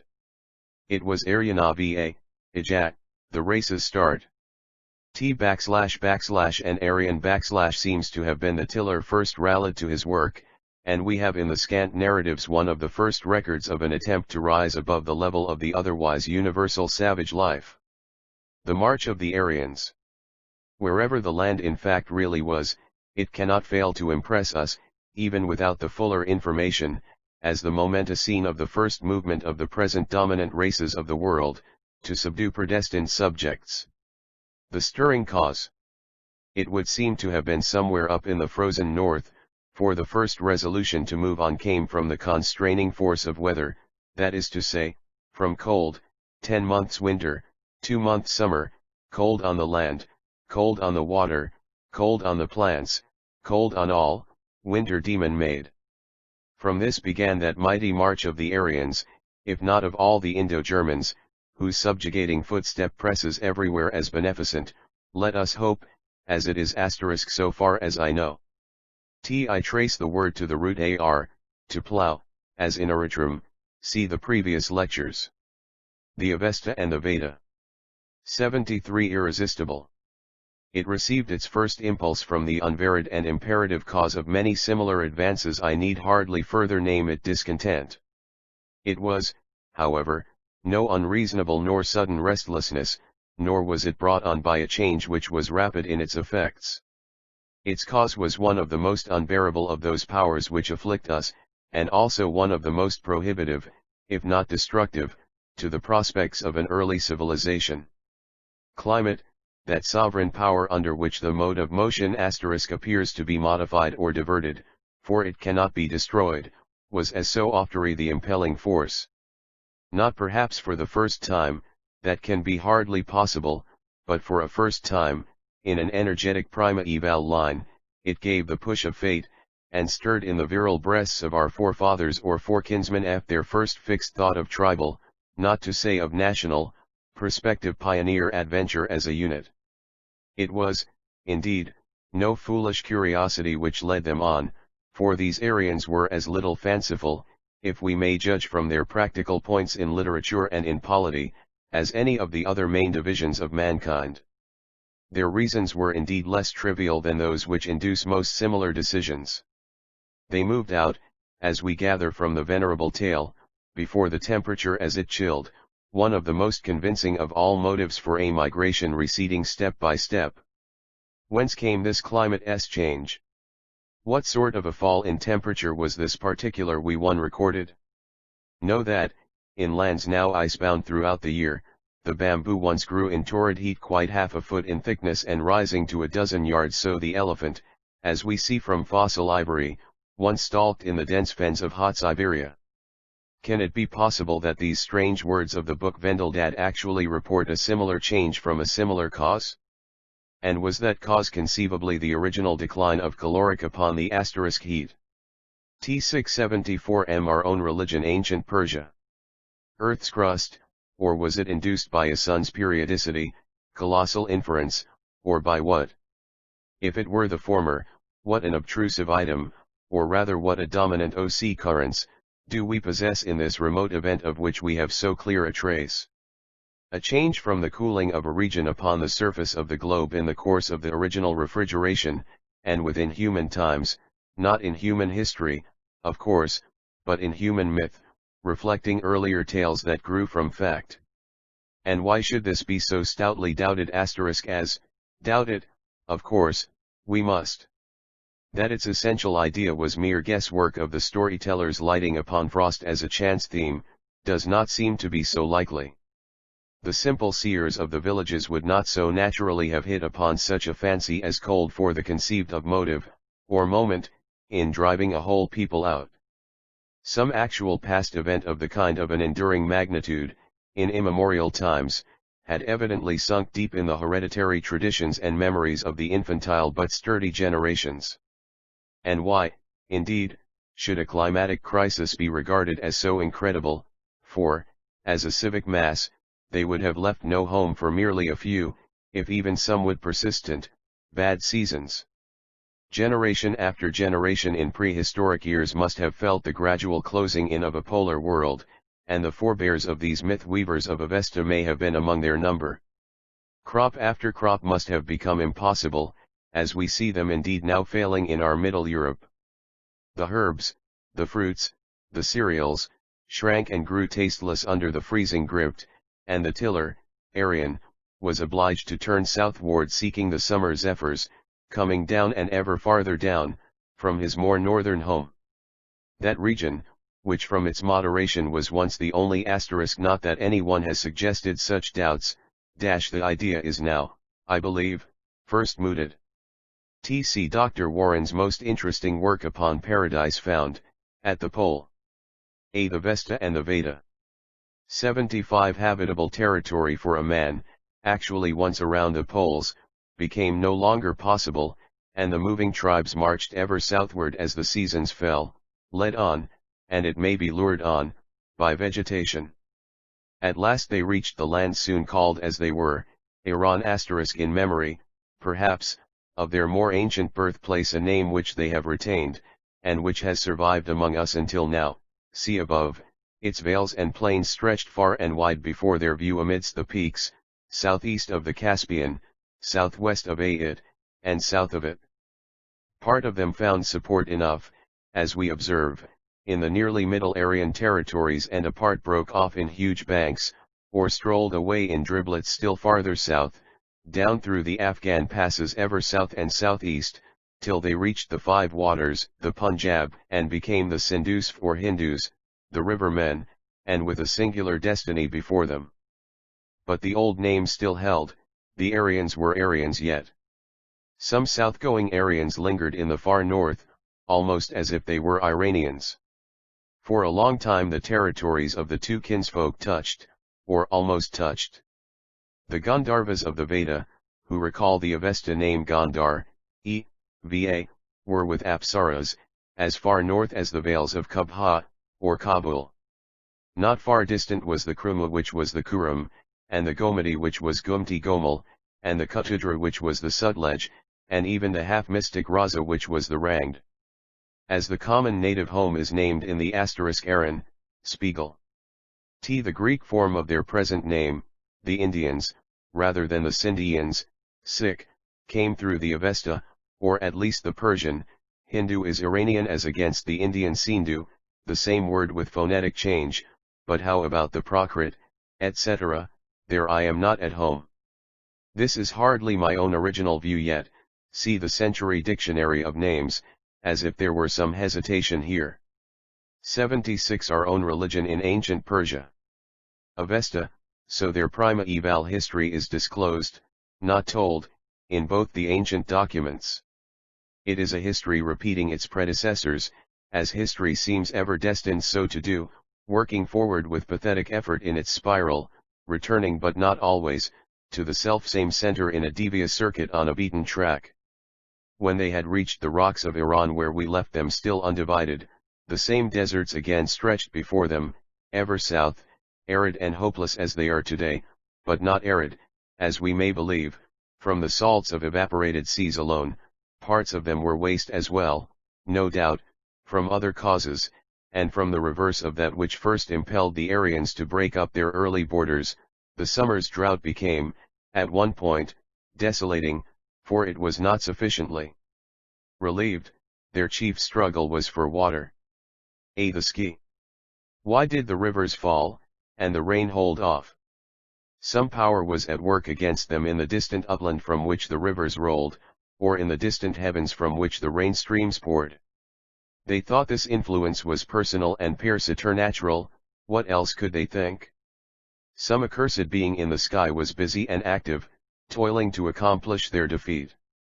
Sometimes they thought the clouds themselves were outside walls *, sometimes the limbs of some huge animal they feared, shut in the clouds as nutriment. The dread dragon monster of their early tales and terrors gave the first outline to the eye of their imagination, as the boa constrictor of the south helped on the image there. Some snake devil up above, both near and far, was winding his fell coils about the cloud cows dripping to be milked. In the Veda he was called the Vritra, the imprisoner, and so Varethra in Avesta. His other name was Ahi in the one lore book, and still more *c Bergenya. The Avesta and the Veda. Yj he originally Ashi in the other. Is six-eyed and triple-headed in the one, six-eyed and triple-headed in the other. He might have the title Dasa, fiend, in Veda, and he is positively Dadka, the same, in Avesta. His bellowing strikes terror in the one, we only hear his fell petitions in the other. His object in the one is destruction simply, and in the other he would empty the 7 Karshvars of the earth of men. Apesa with ring drought fiend, becomes his servant. The cloud war becomes a god war. The same thing is taking place today. Drought is the murderer in large tracts of India, and in Iran it has, with other influences, in places literally swept the signs of human life away. So of old, blighted harvests brought on famine, dried up rivers exhaled their poison, the virus of the reptile, the cattle drooped, the flocks grew small, the hardy camel pined, and Indian and Iranian called on the same gods, and in hymns which have long been silent, for their help. As we are led to believe, they used the very meters in those vanished chants which are still sacred now, and the same great deities took up the contest. The creator of all was Ahura in the Avesta, and Ahura, the same, in Veda. There was Mithra among the one set of tribes, and Mitra among the others. The old god Athor, whose form half perished from the Ardodic, though reappearing later, was strong and resistless in the sister creed, while Agni took his place in Indian chants. But the very name of the chief combatant of Azi is Varethrakna, the fiend smiter in the Avesta, and Vritrahan, the *cp Ushnati we judge so from the meters of the Gdt as and of the Ik, and from those in other and later songs which have been left to us. X or an Ahura, Varana is also at times both literally and constructively Ahura. The Jayishis themselves hardly know when to speak of an Ahura as a separate person, or as designating the god class. Here also it was and is impossible to be certain. He has been in his turn half forgotten in Avesta, though the word occurs. 78 Our own religion in ancient Persia. Same, in Veda.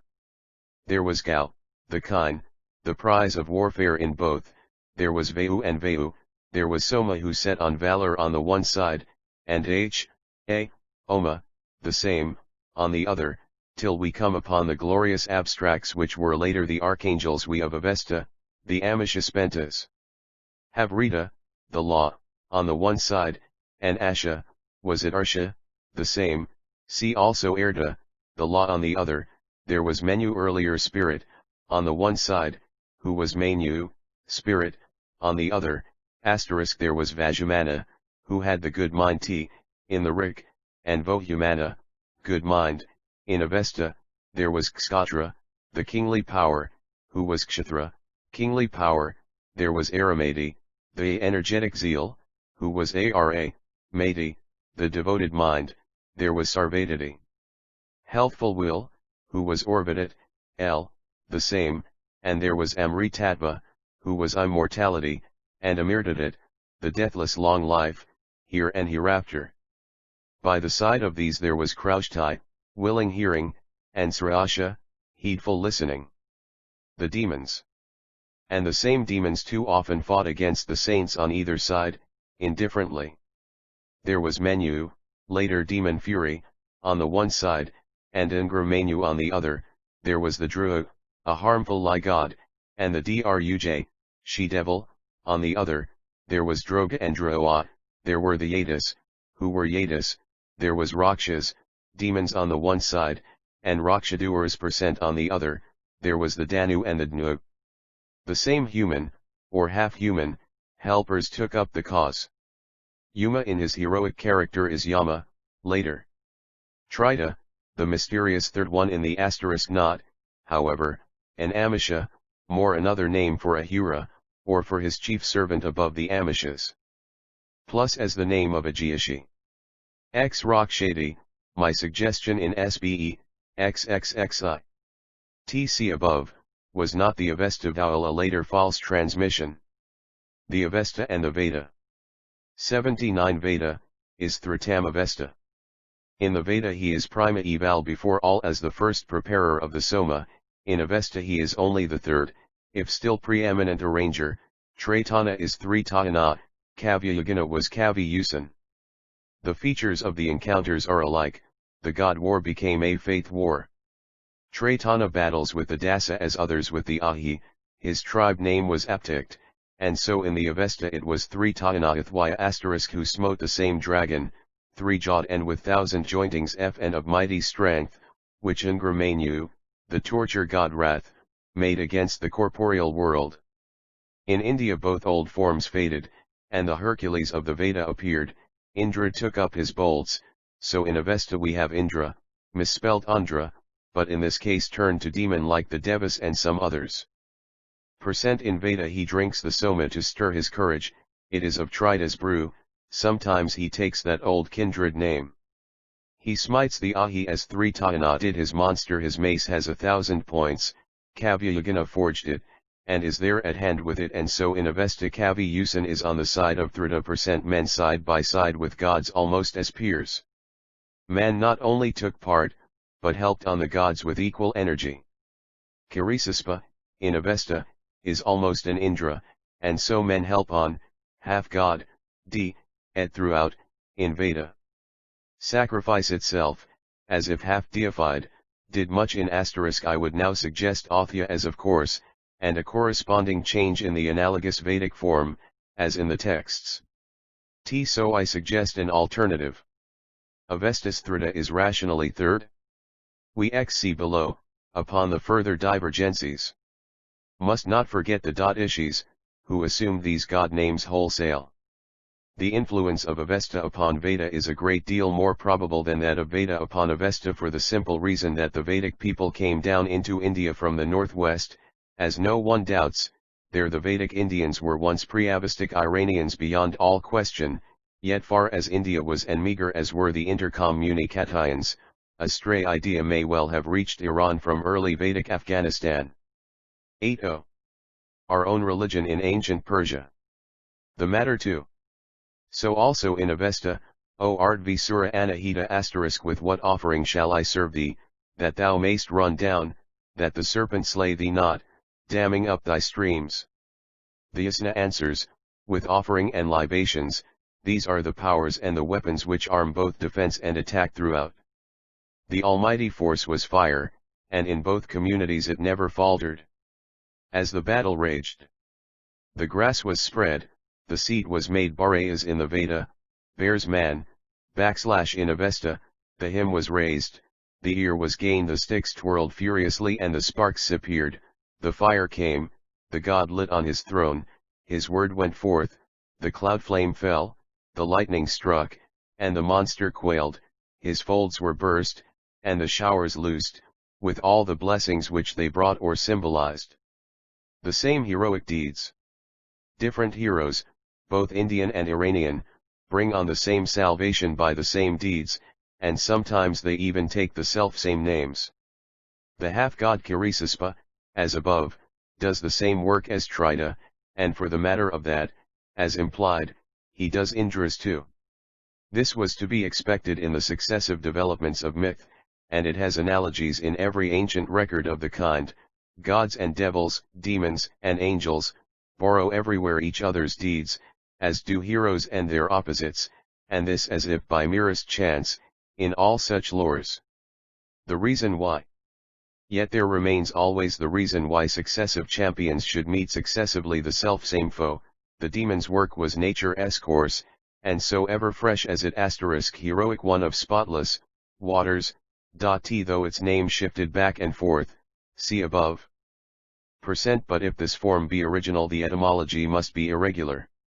In all such cases the word should be rationally restored. No ancient document has been handed down intact, man is mere suffix. The Avesta and the Veda. 8. I recurred, decade after decade, if not year after year, the same serpentine power wrapped his encircling length about the rain clouds, and brought the famine on. How could it be possible that similar deeds done by successive heroes could remain unsung? The identity of the results would stereotype ideas. The gods of peace. And when the war ceased for an interval, the same gods of peace ruled in the happier time. There was Aryaman of Avesta, friend true to Arya, who was Aryaman of Veda, and Naryasanka, blessed of man, who was Naragansa. There was Bagha, god of good luck, who was Bhaga in the sister book. There was Parendi, god of riches, who was Paramdi in the Rik, though not personified, until we come upon a summing up of favorites, favored for good reasons, if only for the moment, and they are curiously enough counted up to the same figures, 33, in both Veda and Avesta. In each division, of the tribes asterisk and the same human princes of the peace are in part common to both sides. Vivasvant is Varna's father, and Vivangvant, the same, is Yam's / Yama is a king of the blessed, and so is Umakhsha, Eta, in Avesta. Some of those who were erstwhile warriors were later renowned in calmer days. So Arthrida, no longer spreading slaughter, see above, is now occupied in precisely the opposed direction. He is the first physician, and so in the Atharvaveda, he wipes off sin or disease. He even gives elsewhere to the gods the boon of slumber. In yet another place asterisk in both Veda and Atharvaveda we have it on Sanskrit side, and so sure enough, in Yasna, 33, not perhaps that the same gods were actually meant at all times when the Igurs were used, but the number was once emphatically solemn, and the old impression lingered with the relic of a forgotten reckoning. Bernuk first noticed this, not Hogg, who repeats it. See my notes above. Ivend, XX. See also XXII for other healing. 82 Our own religion in ancient Persia. He gives long life to men, in yet another any evil thing is to be brought to him to be appeased asterisk in another he appears as poet. Kavi Usan backed up the Thrida in his duel, as we saw, but he is also engaged in kindlier work, and reinstitutes great Agni as high priest, leading the heavenly cows themselves to pasture. If it is another person, if Vafranavasa be a person, who in Avesta takes up the task of Kavi Usan, in the later books, and anticipates air navigation, for he tries to fly to heaven, though where does Kavyayagana do the like? There are plenty of mountings to heaven. Such are some few of the parallels. Well indeed are these Iranian texts called three parts Veda, so far at least as the tales they tell may tally. The word itself too, Veda, is near Avesta, which, however, may be Avesta with a prefixed a Veda and ava, etka touch everywhere. While of the meters which I mentioned one of the oldest and not least beautiful, Vedic Trishtup, survives in some of the choicest of Avesta hymns. And these analogies tell irresistibly toward the argument for the earlier age of even the later Avesta, where, for the Iranian side, the analogies for the most part fall. R CV, 8, 47, 13. T, V, 8, 23, 17. I can, however, find no exact parallel in the Veda. In a later book Bhagavad Gita, X, 37, he is the first of poets. Has 4 sons in the Mahabharata, etc., etc. the same as Aveda, T before T goes over to S, Si. Va, Edha occurs in the Avesta, but more in the kindred sense of two possession. According to all analogies an Iranian Va, Edha might, however, precisely equal Veda. TFC above. The fringes, so to speak, of these analogies must vary, considering the immense distances involved and periods of time, with sparse intercommunications. In the case of Asura we must also remember that the shiftings of the applications of the word must be more than usually kaleidoscopic, because the word of itself had originally so clear a meaning as God, aside from all application to a person, yet I hold that its earlier occasional use as of a supreme person affected to some extent its application ever after. Its inverted use for devil or devil seems almost exclusively personal, it is applied to it, or to them as to a personal Satan, or to a gang of Satans, so named. The Avesta and the Veda. 83 The estrangement and the break *, but amidst this mass of evidence, full as it so evidently is, and decisive for the unity, we come upon a phenomenon which at the first sight of it undoes it all. Internal differences, as we are all too well aware, have everywhere lowered religious names, and holy offices once held most sacred fall to less repute. Unpreaching prelates, let us recall, for instance, were once not approved by Puritans, and the chief titular Christian bishop is openly called Antichrist by a large fraction of those who profess to worship the same great Lord. Many also who exalt the saints with conscientious devotion are termed idolaters by their co. religionists, while these in their turn hurl back the retort of heretic, each party to the conflict being doubtless both serious and fervent, while each also consigns the other without hesitation to the flames of an eternal future. It was still more natural in the first struggles of the faith with the classic heathenism for the early Christians to find Jupiter a possessing devil, or to withdraw Apollo through the nostril of the neophyte. No facts, indeed, would seem to be more cruel than such as show the dearest gods of one race made the very demons of the next. The Great Dethronement.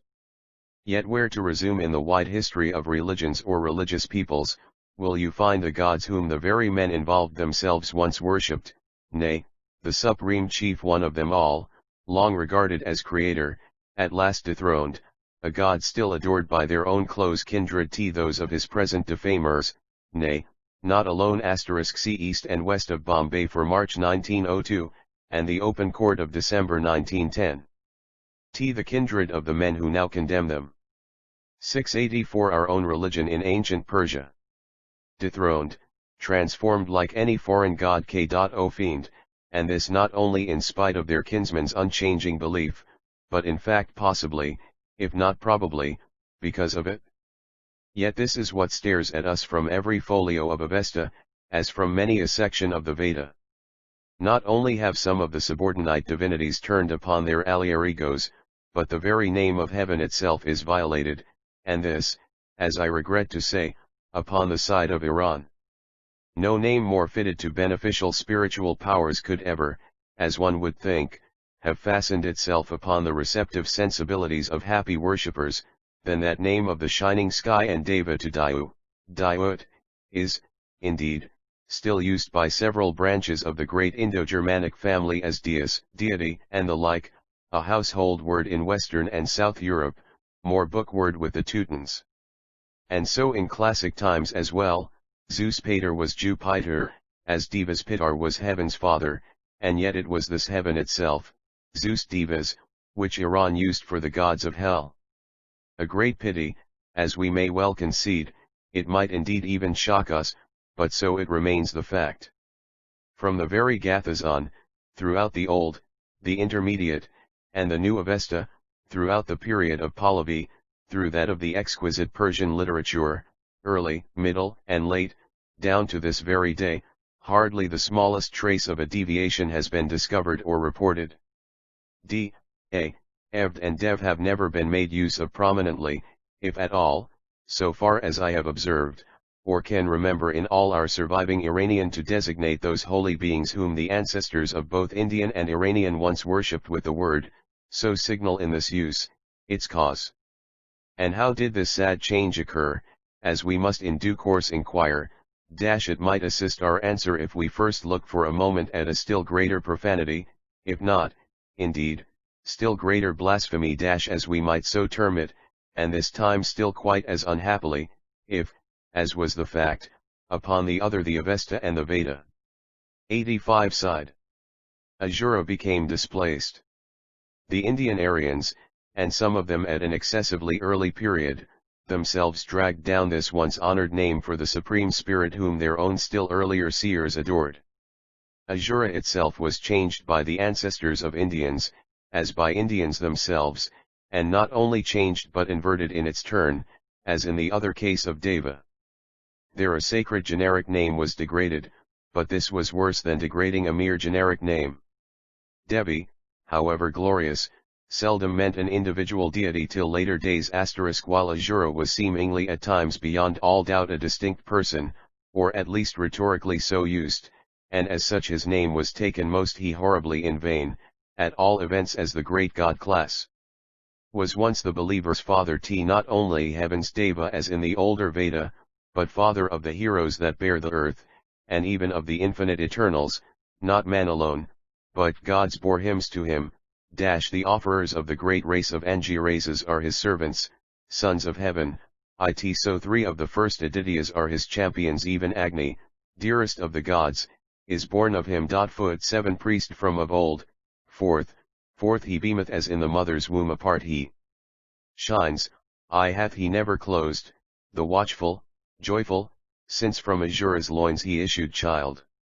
One would think that Ahura's place as a god so far as he was so signally a person was safe, if ever a deity's possessions were, but he begins to lose it, and before a redoubt rival, who is found indeed uniting with heaven itself and the wide earth against him, Ahura, for all bow * Cicero's Deus was often merely the divine, as was also Theos. Not understanding Varuna just here. RXV, v. 41, 3. Ahura of heaven. RV, X, 10, 2.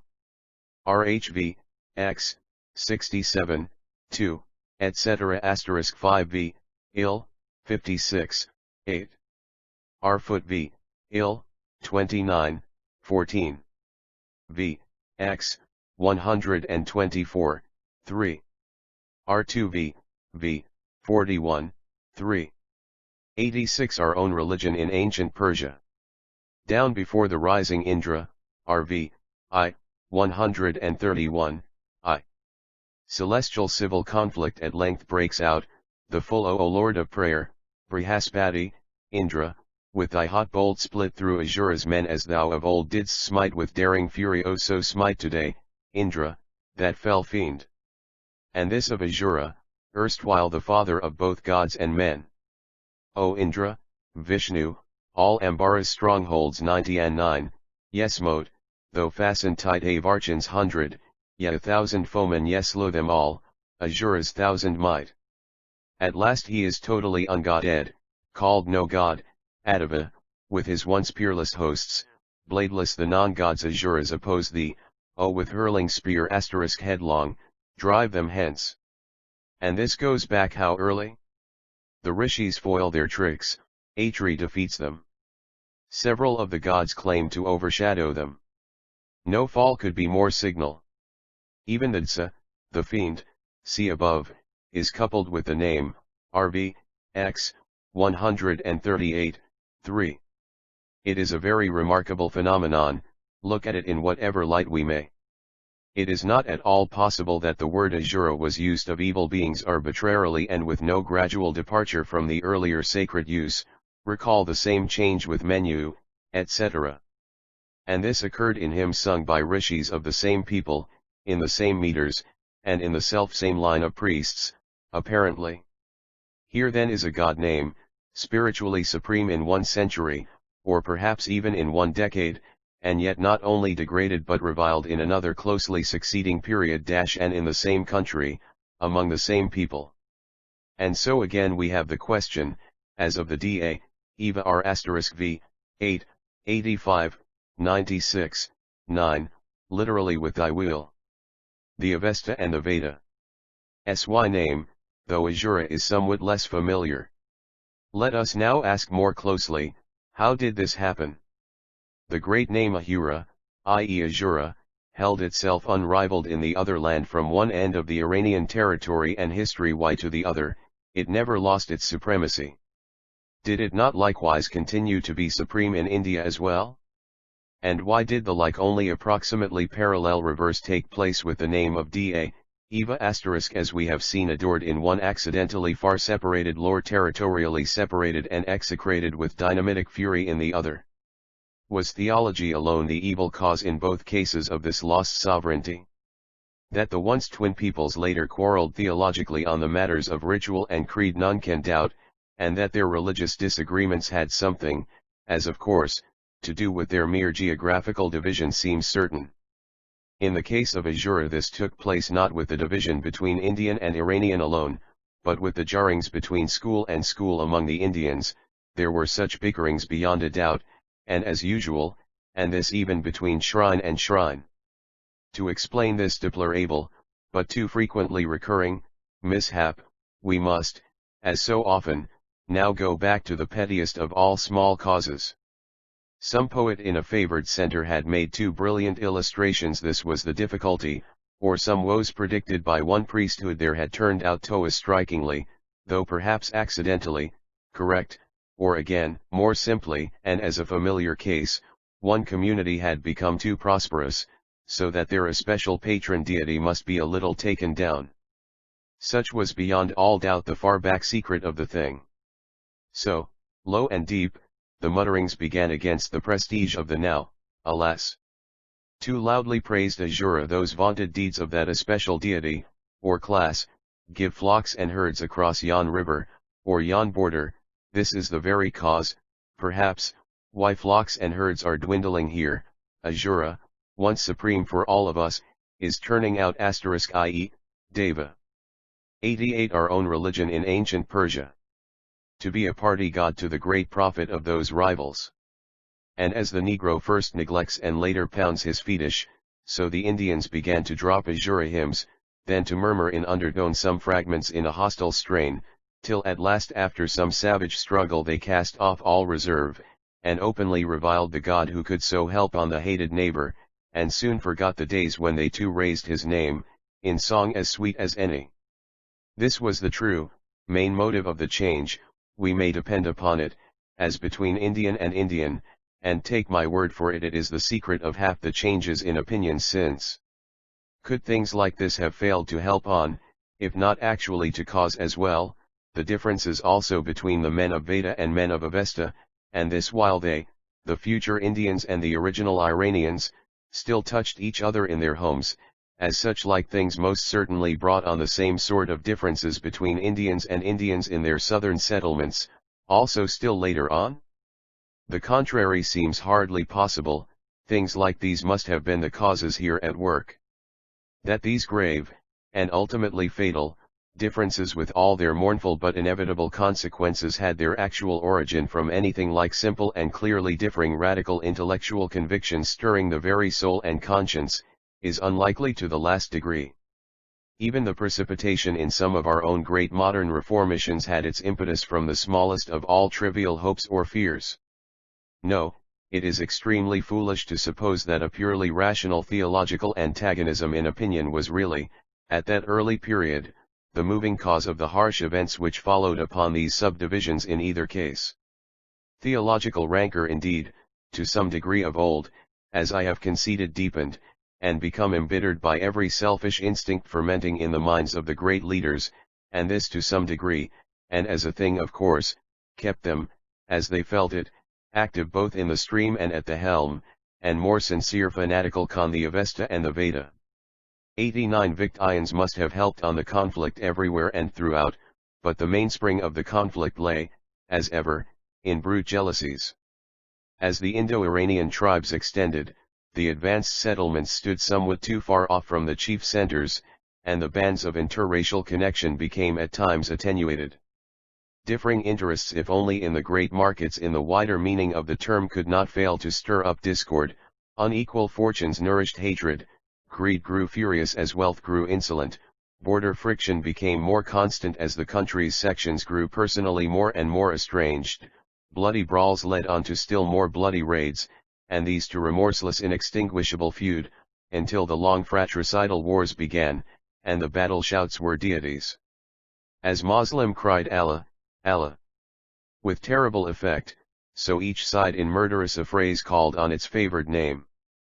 Deva, Deva, was shouted along the one line, and Ahura rose fiercely from the other. And in the roar of the chorus the keener wit and the nimbler tongues of the future rishis too often wove the better words, and silence sank upon the ranks of Iran. And when victory came, with its known atrocities, we can well perceive how Deva became more feared, and if possible more hated, though it was once to both a name endeared, while Ahura as Ahura was correspondingly despised by the southern throngs.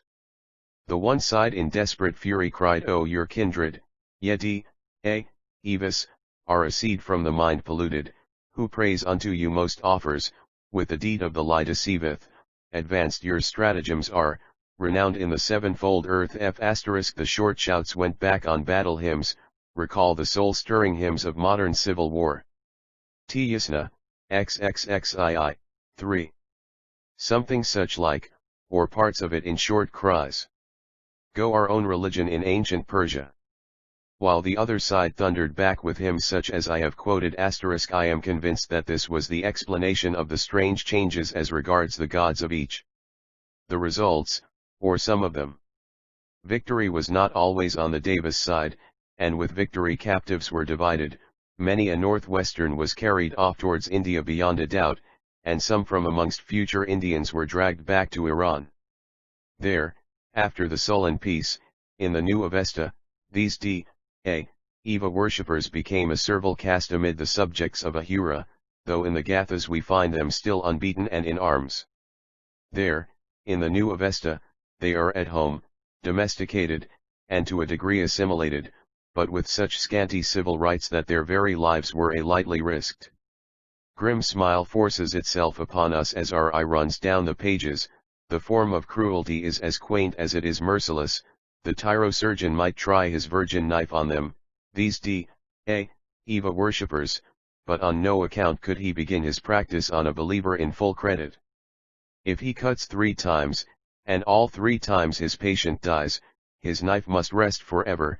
Only if he cuts 3 times, and all 3 times his Eva worshipper survives, then only may he proceed and cut the orthodox T. These differences and inversions only the more acutely point the facts of unity first noticed. Such murderous estrangements as is often elsewhere seen only heighten still more the singular effect of the phenomenon of the past agreements on which we lay such stress, and they set the last seal to our convictions. The ancient, but alas, now too often spiteful, sisters, were once almost as one, quite members of a family. If the chief * the hymns behind the battle shouts. Vend, 8, 36, 94, ff. The Avesta and the Veda. 9 gods, see above, lost their hold among the Indian Aryans. How much more was it to be expected that brother deities of lesser magnitude in the 2 great race divisions should lose their caste, and that among them even some leading if still somewhat 5 chieftain gods should suffer similarly after they have become the pet saviors of one or of the other of the angry sides. Manu, spirit, is indifferent as a word in Avesta, needing an adjective to define it more closely as the evil, while it sometimes occurs alone, and often to designate a good deity. And so, at first, as said, in Veda, it was good enough though standing quite alone as * zeal or forceful passion not yet personified, but, like the other names, as seen above, it became at last, not mere spirit as in the other lore, but spirit anger and so at times personified, while in Avesta it is never the supreme devil without its adjunct Ingra, see above.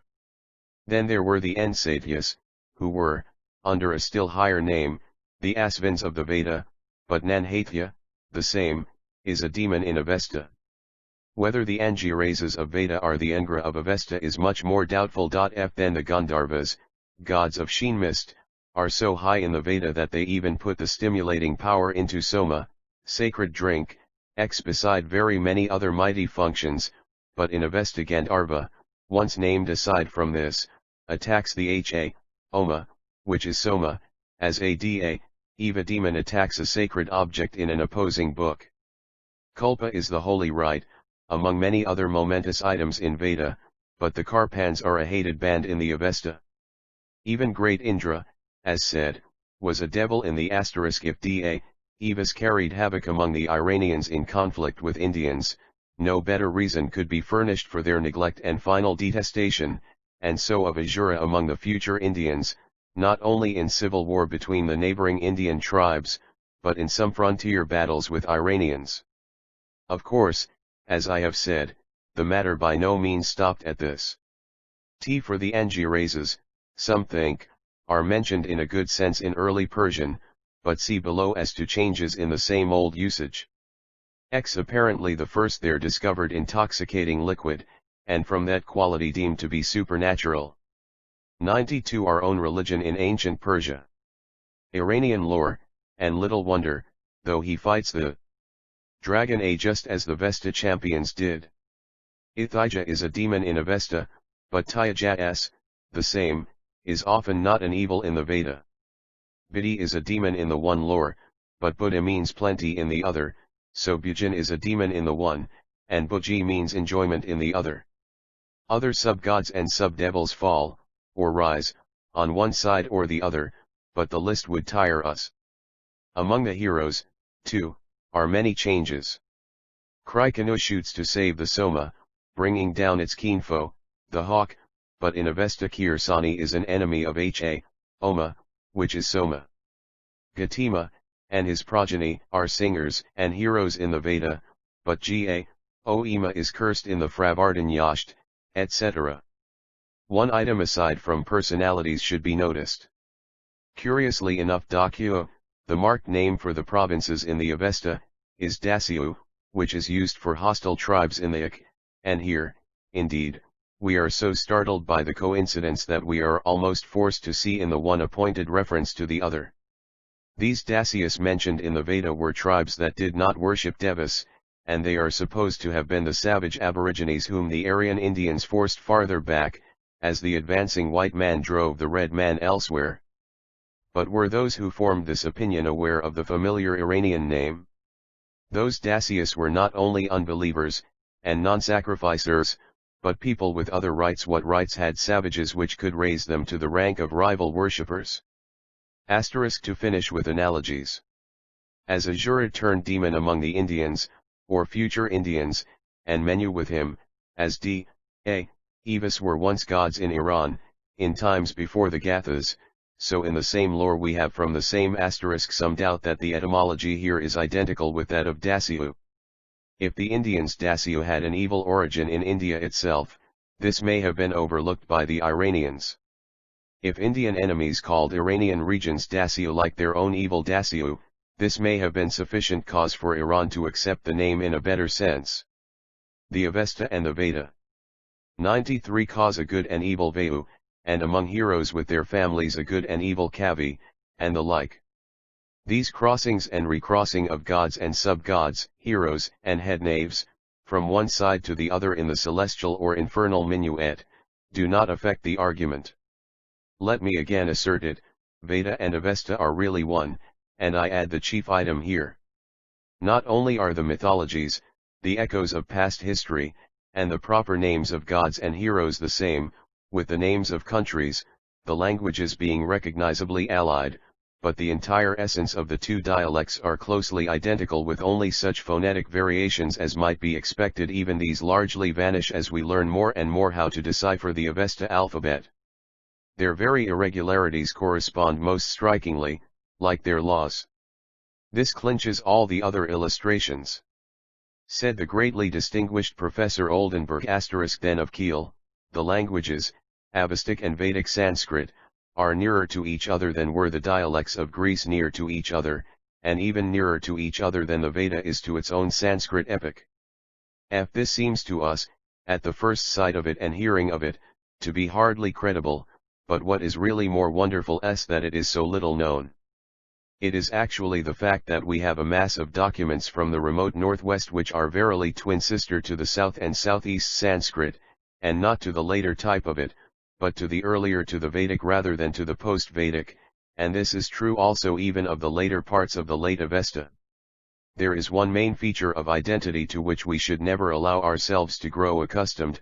The meters are the same, and the most beautiful of all, as said above, predominated in the hymns of the original United Home.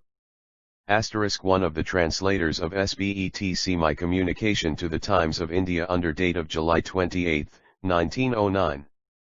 This gentleman, Professor Oldenburg, was quoting a chapter of my own in Roth's Festgruß, in which I had endeavored to 94 our own religion in ancient Persia, which holds the claim to be the more original. As to which side of the two bears the fullest traces of their common origin is not so easy to decide. Now the older forms foregather in the Avesta, now in the Indian, but that all are remotely ancient as terms in Indo-Germanic speech no expert anywhere has doubted. I refrain from further items. It seems clear, indeed, without more said, that Avesta is nearly Veda in history, features, language, and meters. The impossibility of later fabrication. If so, to return to our first question *, how can its greatest and oldest part be the cunning product of the Augustan age? And on Persian soil where the Avesta language had been dead for centuries. Dead speech can live in literature, and Kalidasa could speak no Sanskrit. Writing in a left-off lingo, but it would be hazardous to postulate too suddenly the same conditions of things for ancient Iran as for less ancient India. The scenes presented in the old Avesta, the Gathic, teem with intellectual life indeed, rough and severe, and they do not show a cultivated finesse. The Gathas almost surpass the credible in sublimity of tone, their age and place considered, but in view of the later over-elaborated ideas of India they betray a too unsuspicious view of life, and we doubt whether the men that wrote them knew the world too well. Not even in the latest Avesta, or post-Avesta, fragments down to the time when Avesta could have been no longer spoken, do we see the smallest trace of any such malign capacity as could forge the old turn the forms of Zend into those of Sanskrit. See his Religion de Veda, p. 27. No Scotsman, justly proud of his rich native speech, will take offense when I use it as an apt illustration. Avesta is nearer Veda than Scotch, with all its genius, is near to English. Let the reader not forget that these lectures were separately delivered. So some think. J as a vernacular. The Avesta and the Veda. 95 hymns, working up a mass of broken allusions which depict in passing scenes too often far from pleasing, scowling with party passions, and all directed to one single aim. If genuine, a later date for them is unthinkable. The fabrication of such productions as the Gathas would betray its origin in every line, while as to the seemingly still open possibility that they were late and yet genuine, it hardly deserves to be discussed. If there was a Vishtaspa at the time of Christ, a Frashe, Ashtra and a Zarathustra, they could not possibly have then written pure old Aryan with the very name still perfect, and with the whole cast and coloring such as it lies before us. Either entirely unlike the rest of the Avesta they describe in their vehemence scenes which were actually transpiring, and sentiments that were personally felt, or else somebody made them up to imitate the half-baffled fury of a group of leaders struggling in a religious political crisis. This last would call for a letter miracle, as said above, and the age for that was past, or never had been. Nobody living high up in the hills of sparse Iran could well have worked up a fiction such as that. It would have been a masterpiece immense. Such is the state of the case.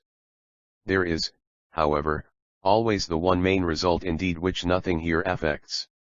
We can offer to inquiring applicants in the Avesta some of the most delicate, as well as momentous, suggestions in ancient literature. With the exception of a frequent solecism, the passages are all, one after the other, but little disputed as to literal terms in their primal sense. It is here the last step which costs as to the exact point, and not the first.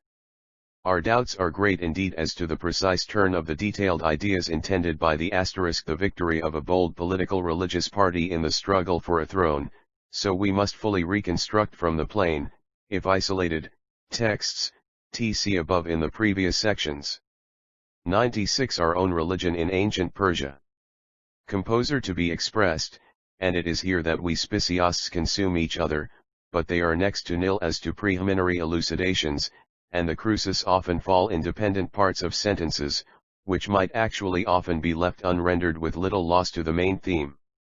No one, as I suppose, has ever denied in any tongue this extraordinary elevation of sentiment in those most ancient pieces of the Avesta, silly as some of its later excrescences may be, nor does any one question the marvelous subtlety of those distinctions as to thought and word and deed.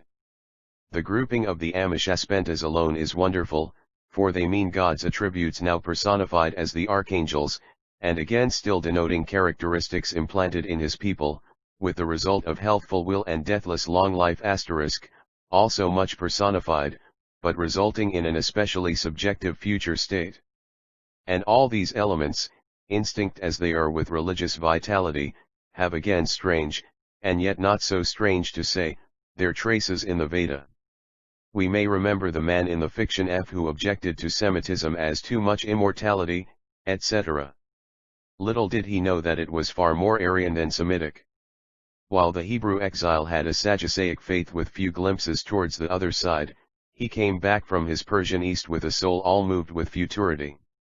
His God took closer notice and his devil had more form. His judgment was to be forensic, and he came prepared to write the Daniel piece, with many more. His spirit, the Iranian's, was to be lashed indeed, if bad, hereafter, but it was by his own evil personal emotions, and his pangs were to be bad thoughts and words and deeds, while zephyrs of aromatic fragrance were to meet his soul if blessed, as it left the lifeless clay for the bridge of the discriminator and * see the first lecture. T was this in Mr. Disraeli's Lothair see my letter to the Times of India of September 24, 1909. X Spiritual Notice. The Avesta and the Veda. 97 The last assize. In the approach to these a beautiful form was to appear which was declared to be his own religious nature, or, as some would read, himself, and she would answer to his bewildered question, I am thy conscience, thy good thoughts and words and deeds, thy very own. Still dazed, though not alarmed, the soul would proceed under her benediction till it came before the throne all golden, where Vohumana, like the Son of God, arises to hail and reassure it, souls of the holy dead throng to meet it, the Almighty intervenes to spare it painful Ramini's senses, and it enters a heaven of good thoughts and words and deeds. But this is Avesta, and by no means Veda ***. See these points more copiously presented in the first lecture. Such particulars require frequent reintroduction, as their importance is paramount in the history of the moral religious development.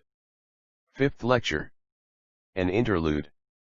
God has no opposite. ***. A sermon et front the Persian. We have all of us noticed that ideas develop not so much in circles as in spirals. Find the old thoughts coming again, as history unfolds itself, but they always reappear increased. This is perhaps as apparent as anywhere in the familiar argument by which we try to harmonize for ourselves the blemishes which we observe everywhere in our personal destiny and in that of others, that is to say, in the argument by which we accept these miseries on the score of antithesis.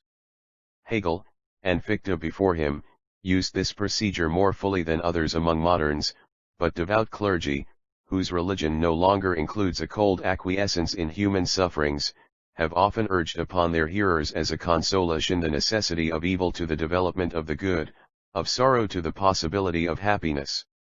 Obvious as such thoughts may be, and vital as they certainly seem to all men in their attempts to smooth out the wrinkles on the face of things, we little expected to find them expressed to a nicety at such a time as the 13th century, and in such a place as Persia, and it is equally * this little piece, now here re-edited or reprinted for the 5th time, was suggested to me some years ago by a fresh consideration of the doctrines of rational dualism as set forth in the Pahlavi.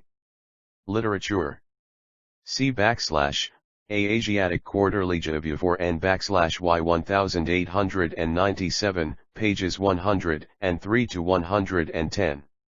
See also Tay Open Court of 1910, East and West, Bombay, January 191 1, the Parsi of 1911. 98 God has no opposite. 99 Startling to see their very detail worked out in a style which reminds us of the much praised, if sometimes belittled, philosopher of Stuttgart *. The Masnavi is the Bible of the Persians, and Jalaluddin Rumi is their apostle of the Prophet. No book of antiquity or modern days is, all things considered, more remarkable than his production. Wit, humor, poetry, and rhyme express its sometimes postprandial pantheism, and these are offset with conceptions which are often sublime and a piety which was doubtless sincere. When he comes to philosophical hair-splittings in the style of the mystics he is very acute, although, as he himself confesses, he often sews himself up. On this matter of antithesis he is especially rich, and he gives us in many a place Hegelianism before Hegel. Here is a bit of his doctrine of limit: errors occur not without some truth. If there were no truth, how could error exist? Truth is the night of power, hidden among other nights in order to try the spirit of every night. Not every night is that night of power, nor yet is every one devoid of power. If there were no bad goods in the world, every fool might be a buyer, for the hard act of judging would be easy, and if there were no faults one man could judge as well as another. If all were faulty, where would be the skill? If all wood were common, where would be the aloes? He who accepts everything is silly, and he who says that all is false is a knave. O discern form from substance, son, as lion from desert. When thou seest the waves of speech, know that there is an ocean beneath them. Every moment the world and we are renewed. Life is like a stream, renewed and ever renewed. Compare Hegel's all is flow, as borrowed from Heraclitus. It wears the appearance of continuity or form. The seeming continuity arises from the very asterisk. Hegel was born in Stuttgart, where a marble slab bearing his name is set in the facing of the house which claims to be his birthplace. 7. Lu, our own religion in ancient Persia. Swiftness of the motion, p3, a spark whirled round has the appearance of a circle asterisk. He expresses the principle of this on page 31, book I. Here he begins and slowly works his way up to a state meant so great as nearly to silence us with respect for him. Commencing with the usual instance of light and color, he goes on, and so with mental colors. At night there is no light, and so no color, but by this we know what light is, by darkness. Opposite shows up opposite, as the white man the Negro, the opposite of light shows us what is light, hence colors are known by their opposites. God created pain and grief to show happiness through its opposite. Hidden things are manifested thus. And then come the, to a scholastic, magnificent words: God has no opposite, he remains we he hidden. God has no opposite, is all-inclusive. Are all of us a literary pantheistic nowadays, although on Hegel's law we may still claim to be orthodox, and who that thinks has not been, or will not be, mentally moved by the conception of that inclusiveness? Has no opposite. All that exists, exists through his will, and has ever so existed. The discoveries of physical science, the still more far-reaching ones of the purely mental, only define his indefinableness, and make him greater. He has no opposite, not in the realms of the moral idea, not in the close distinctions of the exact or the quasi-exact sciences, not in the physical astrologies of the skies, not in the range of mathematics surpassing imagination, nor in the scope of aesthetics, which are as minute as they are expanded. The telescope and the microscope are as powerless as is that world of sensibility which is called into life by music or color. Nowhere is he arrested or described. Sorrow cannot say to him, here is your asterisk. Compare Book 2. Page 165. I have not followed Mr. Winfield's most impressive and effective translation literally, but I have preferred it to others. The italics are mine. Save moral evil. God has no opposite loy limit, nor pain declare, me you never made. Asterisk even the old conceptions of future torment which exist clear and distinct as ideas at least, almost as dreadful as the supposed realities, nothing is without him, or so opposed as to define him, he has no opposite. But he has detail, if we might so express ourselves. He has no opposite, but his actual deeds and attributes are made up of them. He can never be defined, but we can approach a definition. All the thronging results of science may be said to be the discoveries of opposites. Every opposite found out by brain, or eye, or glass, or measure, every tool with its adapted edge, every structure in the subdivision of mechanics, is an added item in the rearing of that great edifice made up of differences out of which we approach him. Without the recognition of difference no consciousness can exist, and the pang of misery is the actual condition to the thrill of rapture and the calm of peace. Surely it is a consoling as well as an impressive thought to the thinker, that notwithstanding the conflicts in his mental processes he does not think in vain, that to the universe of opposites on which he works there is a unity towards which he may indefinitely progress.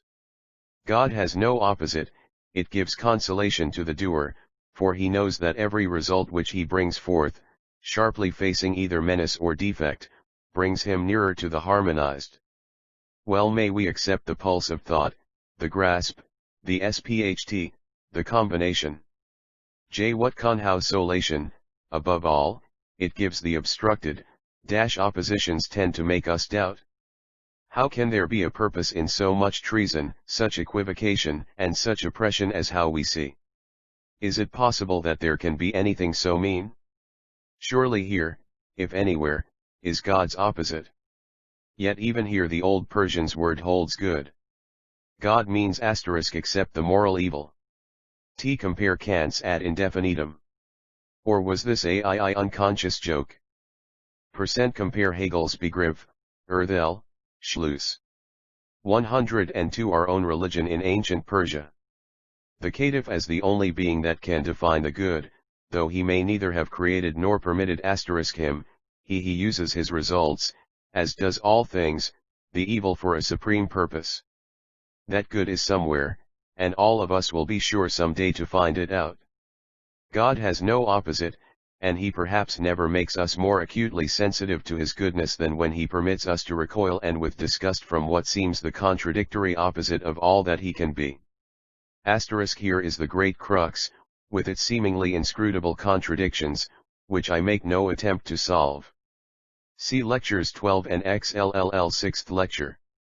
The supposed and the real uncertainties of the Gathas, they are circumscribed by incontrovertible clearness. To state our case here more plainly at the outset, there are two well-defined leading issues in Gathic studies, as in some other leading branches of research, each of great, if differing, importance. One is the moral theological, and the other is the merely literary aesthetic. The first interest is obviously paramount, because it lies at the foundation of the history of ethics. If even all the doubtful terms in the Gathas which express literary or aesthetic point were stricken out, this moral element would still remain untouched. The other points possess that same artistic value which attaches to the complete aesthetic treatment of all important subjects, ancient or modern. To put these crucial factors into focus is here our purpose. On the many branches of Oriental research all serious authorities are sure to differ, as indeed upon all specialties of whatsoever scope, but it is always a little difficult to understand just why Avesta studies should be so often especially branded as bristling with the inscrutable. And there was indeed at one time a most extraordinary element of hindrance, which to one unaccustomed to the facts seems fatal to all serious investigation of the matter. Thus, as ever, recalling, expanding, and repointing what has been necessarily already, but less prominently, mentioned, or implied above in the other lectures once separately delivered. 103 I04 Our own religion in ancient Persia. State it fully as follows for an obvious reason. As is universally understood, all important texts should be approached only after and with the mastery of the obviously essential materials for exegesis, but the Pahlavi commentaries upon the Yasna which actually grew out of the Yasna itself, and therefore possess the most imperative of all claims to a hearing, have been handed down to us in an alphabet in comparison with which that of Assyriology is lucid. Owing to this initial disadvantage, some justly impatient adventurers 2 or 3 decades ago felt forced to advance with many an interesting and valuable suggestion, and interpreted the Avesta without its daughter. We might clearly and at once cross off these parties from our score, did they really any longer exist, but at this present time there is scarcely any longer a single writer of this description to be found. No serious person now disputes the fact that the Pahlavi, Persian, and Sanskrit commentaries teem with valuable indications at every line, having given us all our first knowledge of Avesta grammar, anticipating our finest rediscoveries, while they unfortunately also launch out into the impossible as to both terms and syntax everywhere throughout. Such is the character of all such ancient targums themselves, written over or rewritten by every later generation.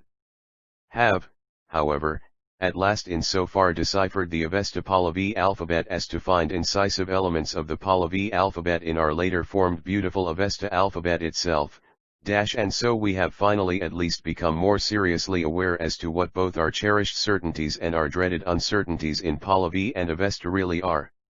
As to those of the Gathas, these difficulties arise from one of the strangest particulars in literature, when we take into consideration the vast historical importance of the interests here involved.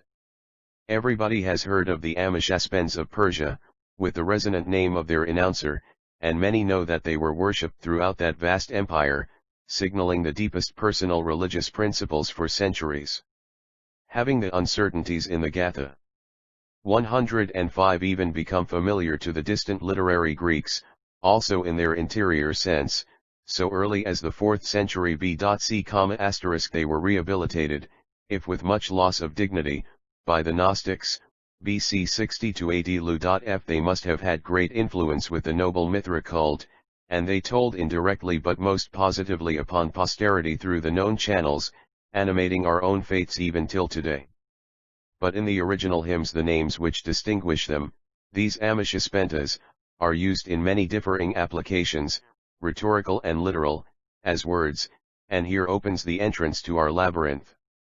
The leading term, Asha, to wit the most closely associated with the name Mazda H, occurs first of all in its natural sense of correct truth, having originally grown out of the observation of the undeviating regularity of natural phenomena, chiefly in the movements of the heavenly bodies, e.g. God speaks. I.e. with his truth.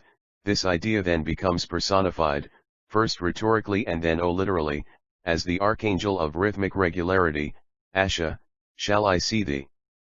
Etc. It is then, again naturally, used of the land statute law, including religious as well as civil regulations which point, however, might properly come under the first. It was then also not strangely applied to Asha as embodied in the Holy Congregation, and in the later Zoroastrianism Asha without much incongruity ruled the fire, as the first sacramental object, see the altars. Vo Humana, traditionally regarded as the first of God's creatures, is really his good mind, then this personified rhetorically or actually as his archangel, then as embodied in the individual correct citizen the saint, after that also as alive within all the good living creatures made by Mazda. Kshatra is the needed sovereignty first that of God himself, without which the horrors of chaos would be ours, then this personified rhetorically and literally as his archangel, then most practically meant as the actual government of the particular state, the holy realm. See previous lectures. Recall also Manes. IO6 our own religion in ancient Persia. And in the later Zoroastrianism in a most interesting, if curious, sense as guarding the metals.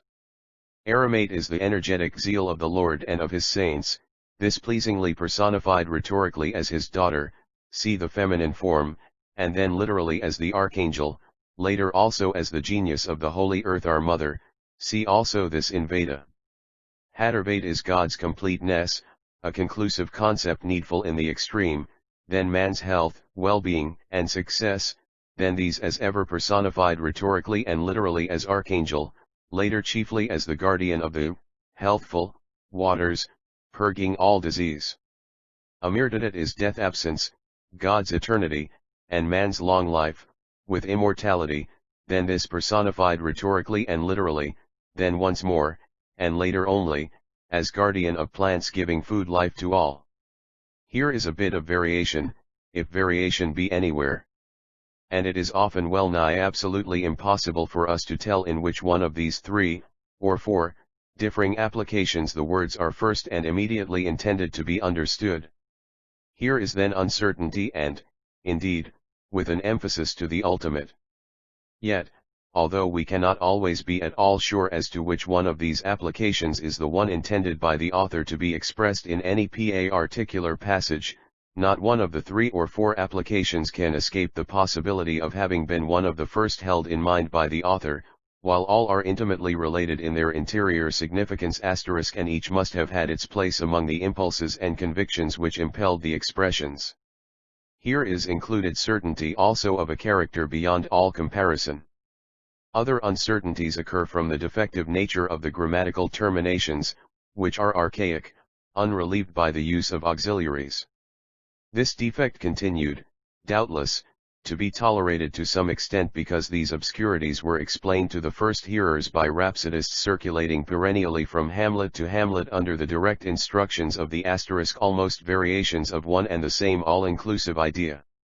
The uncertainties in the Gatha 107 Prophet and his successors, and at the periodical gatherings of the tribes from near and from far, intoning also doubtless hundreds of companion hymns now lost to us forever. Yet, as we have freely acknowledged, to us who lack these original explanations the exact literary point of many passages may be again one of 3 or 4, as well as the application of the names, if there be any difference between them, see above, a closer decision being often impossible. I doubt whether the author, or authors, of the passages themselves could have later decided had they themselves had in their own sentences exactly meant to say in many a place, that is to say, not without a strenuous personal exercise of the faculty of memory, recalling approximately what they had long since once intended to declare. So much for the riddles, as they have been called *, the enigmas of the Gathas. But the cause of it, or of them all, of this extraordinary condition of things in these now so crucially important documents. My baffled while inexperienced reader will long since have asked this question: what could be the possible reason for such perplexing vagaries? Was it the cause of this the mere dullness of an affected throng, a stupid idiosyncrasy and nothing more? As I wrote in 1900, see the Critical Review of 1900, p. 256, if they the Gathas were cold and dry, like metaphysics or mathematics, little else could be expected. Simplicity, poverty, and, forceless, repetition in the choice of terms would be de jure the order of the day in them. But they are not cold in these senses, they burn with life in the excited passages, and glow with it in the calmer ones. Notice the vocatives everywhere, the first and the second personals, see also the iterations. The composer was fervent rather than florid, and this was well for us, but what was the exact reason for this apparent deficiency? Or, if you please, what was the excuse for it? * See the appended note for details. I08 Our own religion in ancient Persia. Did, then, some bewildered enthusiasts, pressing on a propaganda amid the scattered villages of old Iran, adopt it, this indefiniteness, or fall into it, haphazard? Far from it. These concepts thus astonishingly grouped were the signal expression, almost the very battle cry, of an acutely pointed political religious revival on which a throne depended * with an ardent impulse rarely equalled, never surpassed. They totally threw off their ancient ways, reversing at times the very titles of their own once honored gods, whose culture had now become badly congested with minor secular interests struggling with the higher elements, excessive image worship having acquired influence, while all was overgrown with exaggerated dependence upon rites. This antiquated system was no longer able to stir the degenerate populations to that one supreme test of good intention, the sacred tillage of the soil on which existence then hung as now, their life's only salvation. In fact, that tillage was, from murder, arson, and the raiding theft, pestilence, and starvation intervening. In the mighty struggle of revived virtuous energy, all must indeed have begun upon the smallest of all small scales, but its spread, that of this doctrine of honest work, was obviously immense in mid-Asia, and as wonderful as it was great. See above, the 6 pure concepts with Ahura, 7 were identified with all Persian faith. All literary Greece, as said, heard of them in their most vitally essential sense by BC 350 circa. Again, almost incredible, even the attention of the still farther west was earnestly engaged. The signal outbreak, from its longing after purity, certainly then unique in history, reminds one of the great church reform, UPC on a lesser scale, recalling also, somewhat, the English Commonwealth, with the Puritan emigration. For the first time, so far as we know in recorded history, an earnest political movement appealed in such a degree to the moral sense *****, XXXI, 5, who prepares the throne for the faithless TC again Plutarch, so often alluded to above. The uncertainties in the Gatha. 109 of the individual * pointedly, radically, continuously. They formulated the supreme, if simple, concepts like a creed, short, indeed, and so more pointed, defining closely the character of God in a manner not yet surpassed and seldom equaled. Exalting and impressing also his personality at every line, for they ever called on him for help. They even personified his attributes for a like reason that the Christian logos became incarnate, bringing God's just love, authority, and power to the very souls of his struggling people in the crisis of immortal strife. This saved the life enthusiasm of the moment, and this alone, had they let up here, if even for an instant, their established polity would have crumbled to its atoms.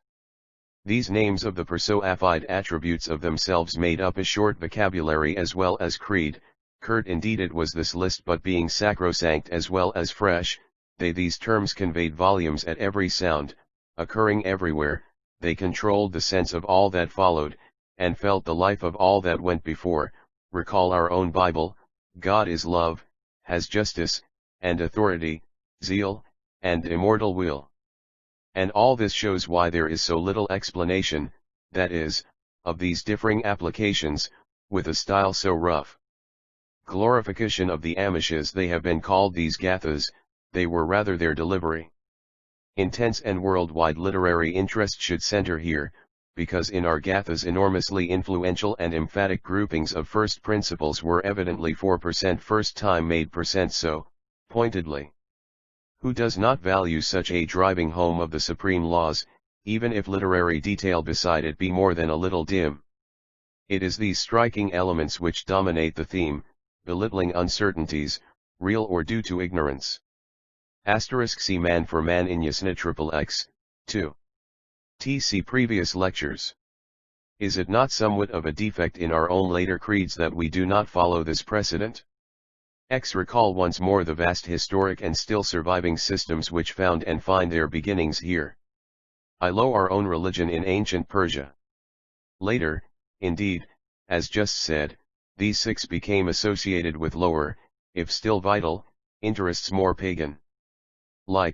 But the keener people never lost the first ideas. This is proved most signally by the late commentaries on the Yasna.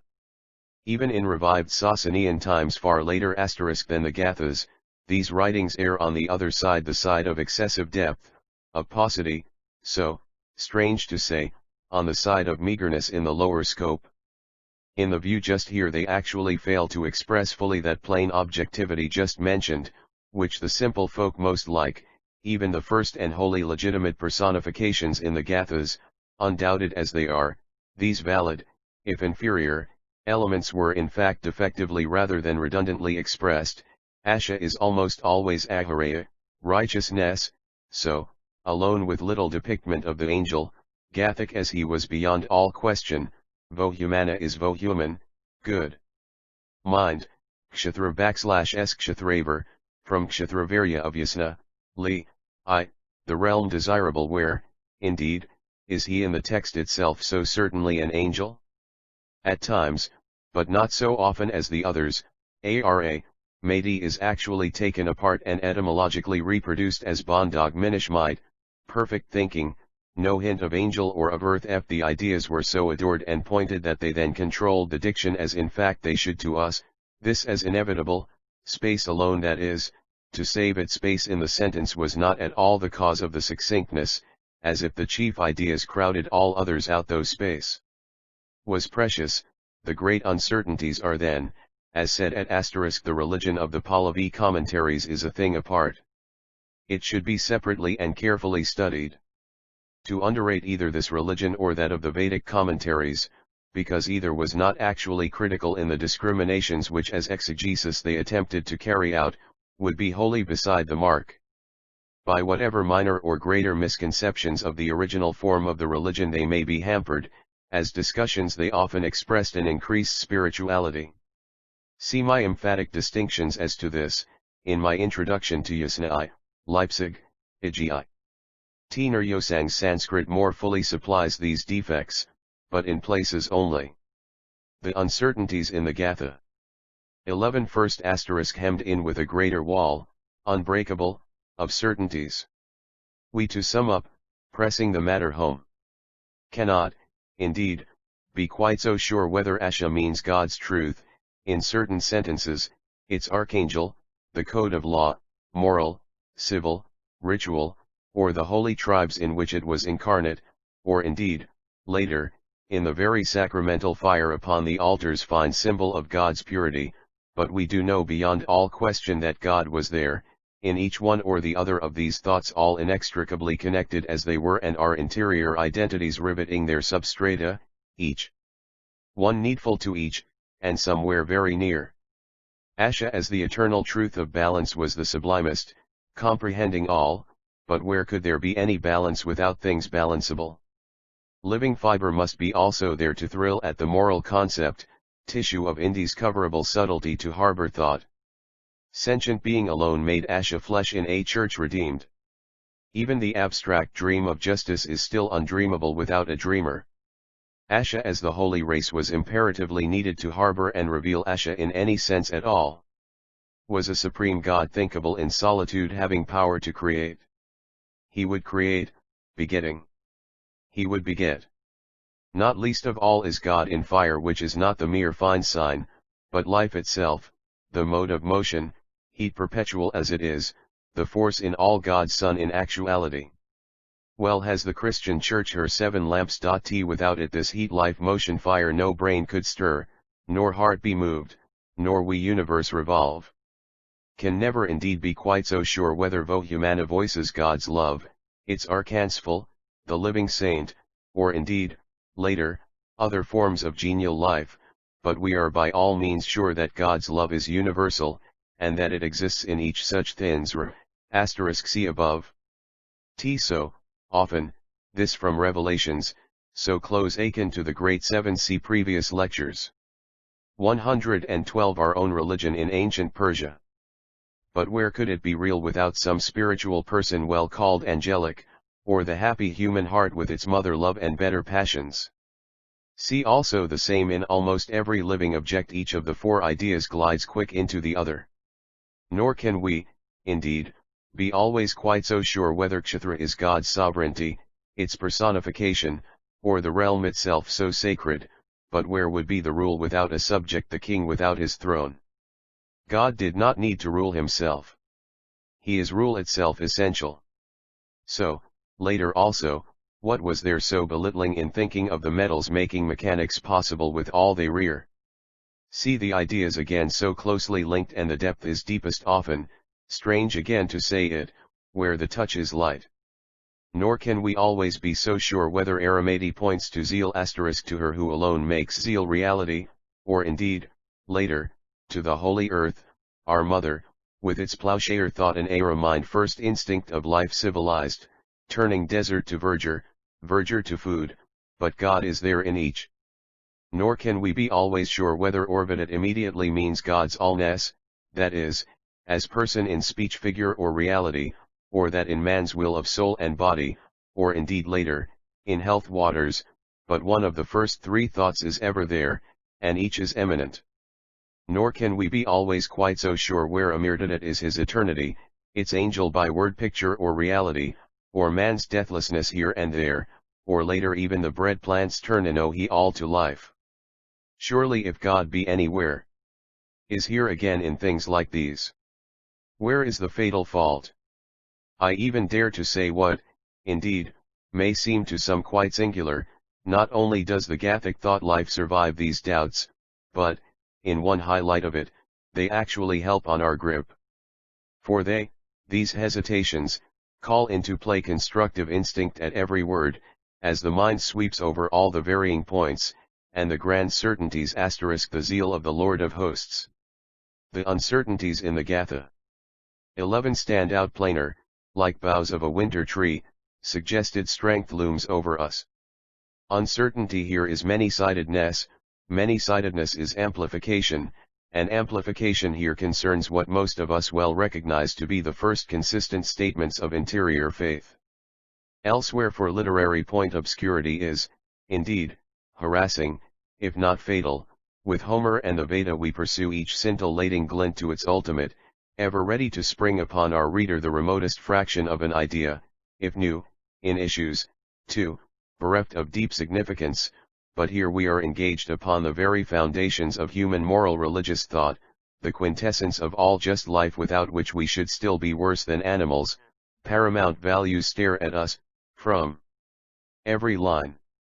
With what emotion, then, must even a beginner here, in this deep search, become aware that these, his formidable Gathic texts, are, when looked at discerningly, with rare exceptions, one long, unbroken stretch of clearest words, out of which, too, a pointed sense shines prima facie, not only one of utmost value as a stepping stone, but one which often survives our closest scrutiny. To make this evident, I restore the Avesta words to the actual now current Vedic Sanskrit forms, for Avesta is almost Veda *, and while Avestic literary search has been kept back by these many applications of the chief terms recurring, Vedic has been here clear for centuries, that is to say, its syntax has been clear, not so fully the detailed interpretation. A Gathic sentence when restored with science almost at once stands out as Gathic Vedic in its plainest forms. This from the concentrated Gathic thought with its purpose straight. Is it not, then, after all, once more, and for this * see the 4th lecture. Far from it, no two expositors continuously agree. The rare hapaxilgomena and odd difficulties do not count, with a sense, to, pointed e.e.fi/ie.t and, prima facie. For this reason, when invited to contribute to Roth's Festgruß, I gave a translation of Yasna XXVIII into Sanskrit, for which I also received the thanks of the great Vedicavastic guru. See also the transactions of 114 Our Own Religion in Ancient Persia. Further reason somewhat of a distinguished thing, as said, that we cannot be always exactly quite so sure which great intensity is first in mind. The uncertainties here too catch on our thought, as said above, keeping it ever more in touch with the splendor of the whole. This too keeps off satiety, as we read them and reread. And the pure thoughts shine sometimes strongest in solar beam. Let us once more take note where all else is dim and be, one might strike the obscurities away to return to our first proposition. See above, page 103, resulting voids gaped harmless *. I think that I have now considered every probable point made re uncertainties, and was there not a cause? If the Gathas contain the earliest pointed effort of their kind to reform the human heart, being also alive today in all our faiths, on which, too, futurity may hang, they are, indeed, unique in morals, and morals are never old. It is the world's hard task to drive them home as it was their prophets. Life, safety, food, clothing, shelter, education, were all impossible, had justice never been proclaimed, with power. I close as I began. The Gathic fragments occupy a totally exceptional position for the reasons stated as against esteemed high color and better sentence pointing elsewhere. As I wrote in 1900, see again the Critical Review, p. 258, so we may once more say, while the scintillates with 100 human passions, rich in color beyond a common measure, the Gathas burn with sterner fire, narrowed and severe, a Puritan fanaticism. The one is the 11th Congress of Orientalists held in Paris in 1897, where I gave Yasna XLIV. In Sanskrit, re-edited in the Zeitschrift of the German Zeitschrift for July 191-1, followed in October 191-2. In my just issued Yasna I this lengthy chapter is rendered fully into Sanskrit. Yasna XXIX has just appeared in that form in the Museum, and the rest of the Gathas, long since so treated in manuscript, will follow in ZDMG, etc., if time be spared. Asterisk the forceful elements would not only still be there but positively still more clear. My great Vedic Avesta friend, Professor Arvan Roth, used to say, the Veda is the most poetic book, but the Avesta has far more theology, doubtless referring to the expression of the moral idea. The uncertainties in the Gatha.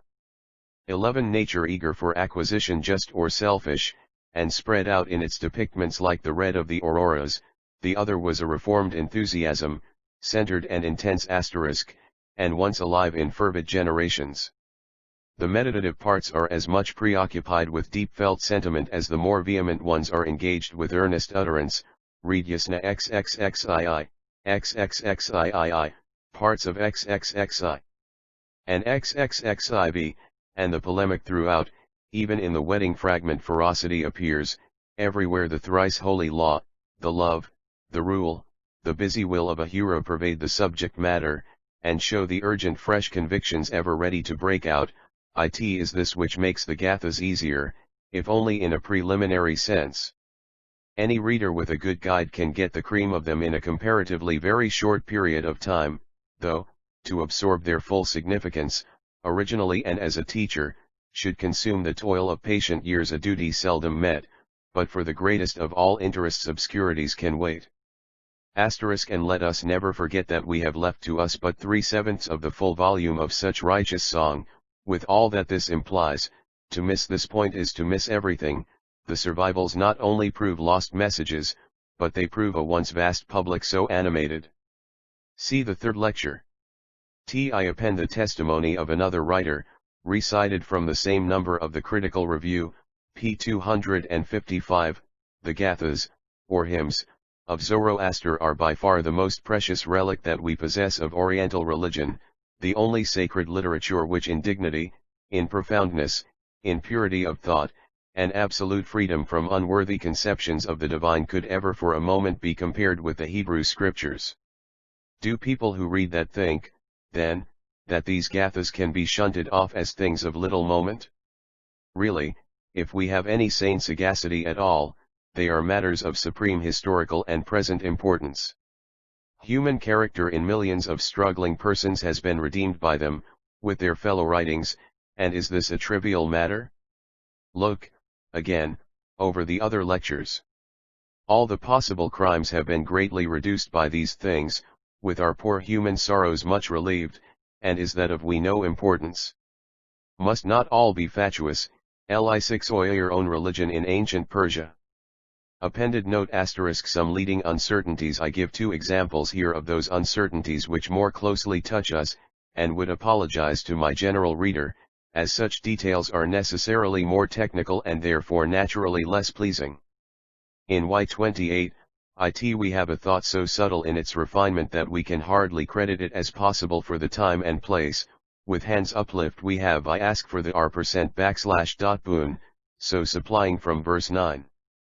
Of the most bounteous spirit, see also the far later introduction to Y28, which has a reference to the same idea boon, reading another form of the word.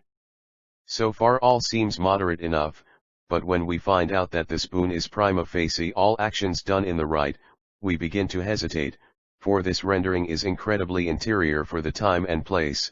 Only the fact that there are like subtle occurrences elsewhere in the Gathas relieves our skepticism.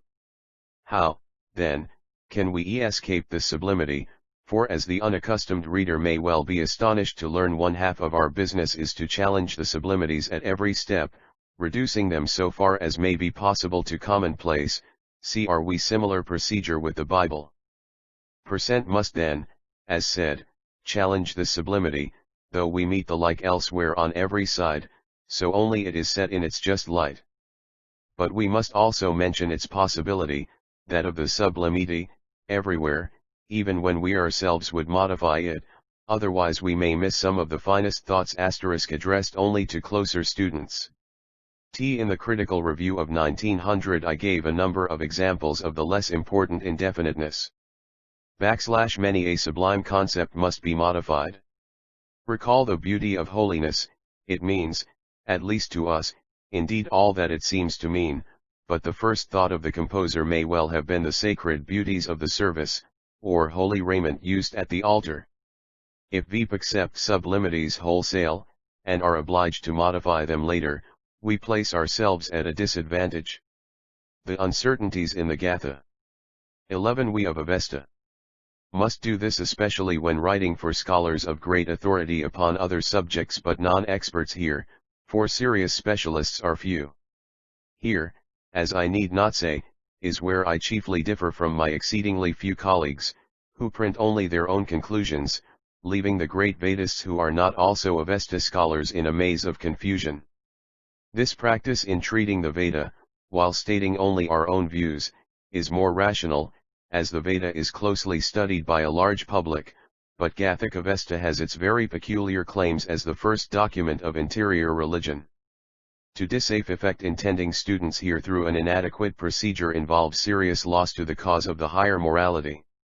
Mention and describe the sublimity, thus I repeat, or you may miss some of the grandest ideas of antiquity, this de rigueur, but then assault and challenge them, these sublimities, in your notes, even if you positively accept them, test your steel girders, I insist, or your houses may come down.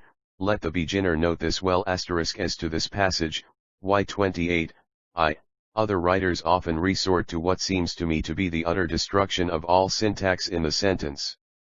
Space fails me here to cite their well-meant efforts, I reproduce them we elsewhere. F cannot here, at Y28, emasculate the force of Asha as the law, suggesting mere ritual observance nor say puniavan as my, meritorious I am with gifts to priest, and prayers for mere good luck, well paid for, putiavan would mean more than quite fortunate here, these deeds here referred to apply in the next words to the cattle culture on which all civilization then depended. See also the sentences just following, the attained prizes, rewards of this bodily life and the mental, see also in 28, for, knowing the rewards of Ahura Mazda / and so on throughout, see also the expression in Y30 we * apply this to all exegesis biblical classical literary. Challenge in our detailed discussion all these beautiful concepts, and the more fiercely the more we value them. See the Asiatic Quarterly Review for July 191 1. II-8 Our own religion in ancient Persia. As to thought, word, and deed *, this constantly recurring sublimity elevates the tone of the entire piece, as well as that of the particular expressions just adjacent. Ritual observance was, indeed, included as well it might be, for it was then, as now, vital to stability, but it is not conceivable that the composer should have so limited this prayer here to ritual in view of all the others.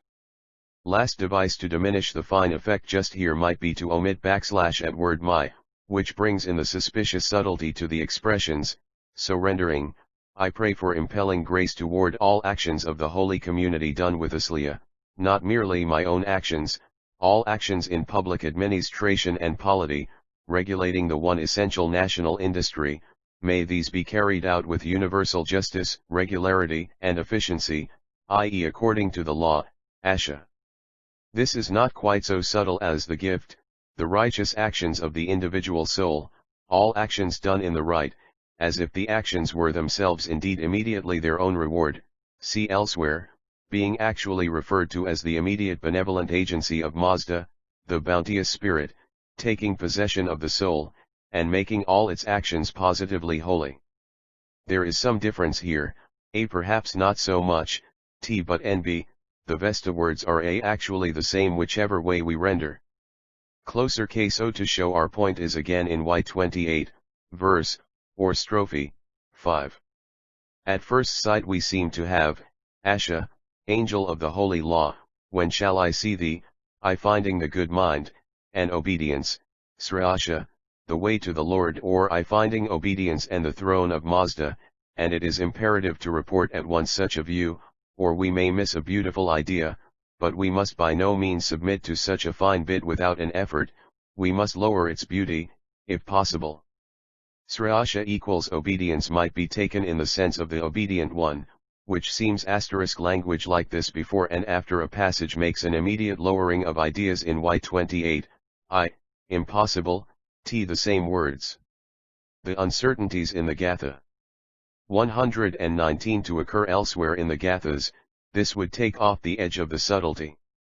Zoroaster does indeed occur as equaling precisely obedience itself, and so as absolutely inevitable in its finest and closest sense at Y45, to they who render me obedience, there neither the angel obedience, nor the loyal saint is at all possible, but in endeavoring to escape from the incredibly lofty here, as in Y28, we might diminish the sublimity by the device just mentioned with regard to obedience the way to thee O Lord, and render Asha, when shall I see thee, or shall I indeed see thee, I finding Vohumana and the throne of Ahura, yet the word for of is in a dative for genitive, and not in a genitive, the throne of Mazda the most beneficent toward the obedient, but the syntax in such a rendering would be very difficult.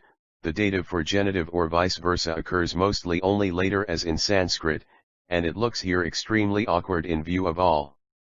We might, however, possibly depress the effect by rendering I finding Vohuman and the throne of Ahura and Zoroaster, the angel of the heating ear, the one, obedient to Mazda the most beneficent, or I finding Zoroaster, the angel of the heating ear, leading the way. Asterisk to Mazda the most beneficent. This also might lower the sublimity a little, the sublimity of obedience the way, to the Lord, but not so very much. The point is, as I repeat, that, finding obedience, as the way to God, though commonplace enough today, is too subtle in its purity for the time and place. The sum and substance, however, remains, as we see, unshaken with either alternative sense, while the literal words are absolutely the same with any interpretation. No one anywhere doubts, so let me pause still longer to press home that the prophet wished to see Asha solely because he was the angel of the holy law as to thought, word, and deed, nor that he wished to find Vohumana solely because he was the archangel of God's benevolence and goodwill, in the bodily life, and the asterisk Zoroaster leads the way in the later Zoroastrianism. I20 our own religion in ancient Persia. Mental, nor that he wished to find the throne, or way for the holiest of reasons, nor to see the one obedient, or the throng obedient, to the most bountiful Ahura Mazda solely for the reason that he, was, or they were, thus obedient, so expressing the deepest of sympathetic loyalty, just as the Christian longs to see the multitude whom no man can number, as mentioned once before. This last is certainly, indeed, not quite so fine as our prima facie, see above, but it does not fall so far short of it. The manifold certainty of one or the other of these thoughts, too sadly commonplace, as said, today, but great and epoch-making then at that time and place, again includes and circumscribes the uncertainties of the other particular pointings of the literary sense, but then as mere literature how great these uncertainties here are. And so throughout, though here at Y28, 5, we have what is to me the severest puzzle of the throng, with words, mark you, absolutely the same asterisk the remaining line of the strophe gives us another tangle, preserving, however, the inevitable depth. See it elaborately treated in the Gathas, SBEXXXI, and in the Asiatic Quarterly Review for July 191-1, for the literal Sanskrit of it, see Rothsfest Gross, 1893. 7th Lecture. The moral idea in the Gathas as applied to contemporaneous persons and events. As I have dwelt so copiously and so incisively upon the moral idea as being pointedly effective in the Gathas in its finest and keenest sense, with the immense interferences upon the history of interior religion and its philosophy which such a fact implies, it is high time that I should, on the other hand, do my best to guard my readers against the exaggerated impression that these ideas were worked up in any exclusive spirit, as if being entirely academic and of the cloister, having for their sole object the purifying of individual character here and there haphazard, if one could so express oneself, and in sporadic instances with little thought of any immediate practical issues. Such an opinion would be like bared poles to a ship. The Gathic moral idea, like applied mathematics, butts full upon real life at every turn. And yet this strange, and again not so strange, to say is a view which is much needed to be put plainly for the benefit of some semi-experts. Writers of this description have actually supposed that the academic intensity of the authors of the Gathas was the sole reason why they did not mention the important secondary deities whose names appear only in the later Avesta, and that this was also the reason why other particulars were shut out from the scope of their attention. Such an opinion, as one need hardly remark, is the result of untaught and jejunmai misdirection, and to refute it is chiefly purpose in re-editing this fragment. 122 Our own religion in ancient Persia. To suppose that Zarathustra had either the leisure or the inclination, in the midst of the civil, or border, warfare in which he was so unhappily involved, to vapor about holiness by itself alone considered, and solely in the abstract in an exclusive sense pure and simple, without any necessary connection at all with his immediate circumstances, would be to hold a very uncritical opinion indeed. We could not reasonably expect this of him during the harassments of his campaigns, military or political, or military, religious, and political together, nor wish him to dwell upon the abstract concept of holiness in general and for all ages and for all people, and apart from the matters immediately before him. The circumstances called most imperatively for the application of the holy law, the righteous order, to save the existing fabric of the national life. And if we would not press on that point to demand of him an abstractness of justice bereft of all application to an actual situation, how much less could we expect of him to dwell on a totally abstract love, for, if it were to a so very refined degree an abstract, it might even exist in the hearts of the accursed foes themselves, nor had he time to trouble with any sovereign powers so comprehensive as to belong also to the other side nor with abstract zeal, the alert, but in their evil sense, the ready mind, and as little did he concern himself with imrishi ordal happiness in the same vague general sense for every existing being, including the clamoring throngs in arms before his face. When his campaigns were over, then, or in the brief intervals between them in his calmest years of rest, yes, then indeed these thoughts might be or they might become totally abstract and nobly so, as indeed we see them at times during the very conflicts in the Gathas, and he may even have longed for their realization without limit and in every living thing, perhaps even the non-Iranians so long as they did not take the field, but in the midst of business and of such business as * with its fell deity. The moral idea in the Gehas. 123 He had before him, he needed all his wits for the movements on which the nations all depended. Asha was the holy order, in God's law fast enough, it was eternal, sublime, infinite, etc., etc., as much as one could wish it, and as strongly as one could express it, but it was appropriated, seized by privilege, embodied in an established system.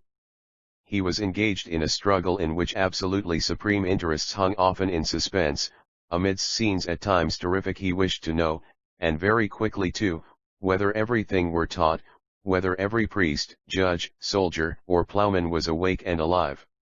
Had he caught an Atharvan fumbling with his rights, a judge hesitating, a soldier dubious, or a farmer lazy, we might almost hear, in imagination, his short sentence, and it would be one to startle us.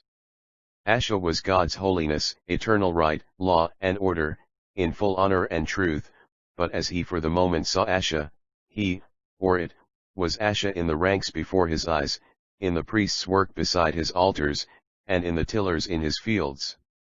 Was everywhere to be done, skilled, rapid, and thorough, and Asha, God's order, was the only force which could get his he-men to do it.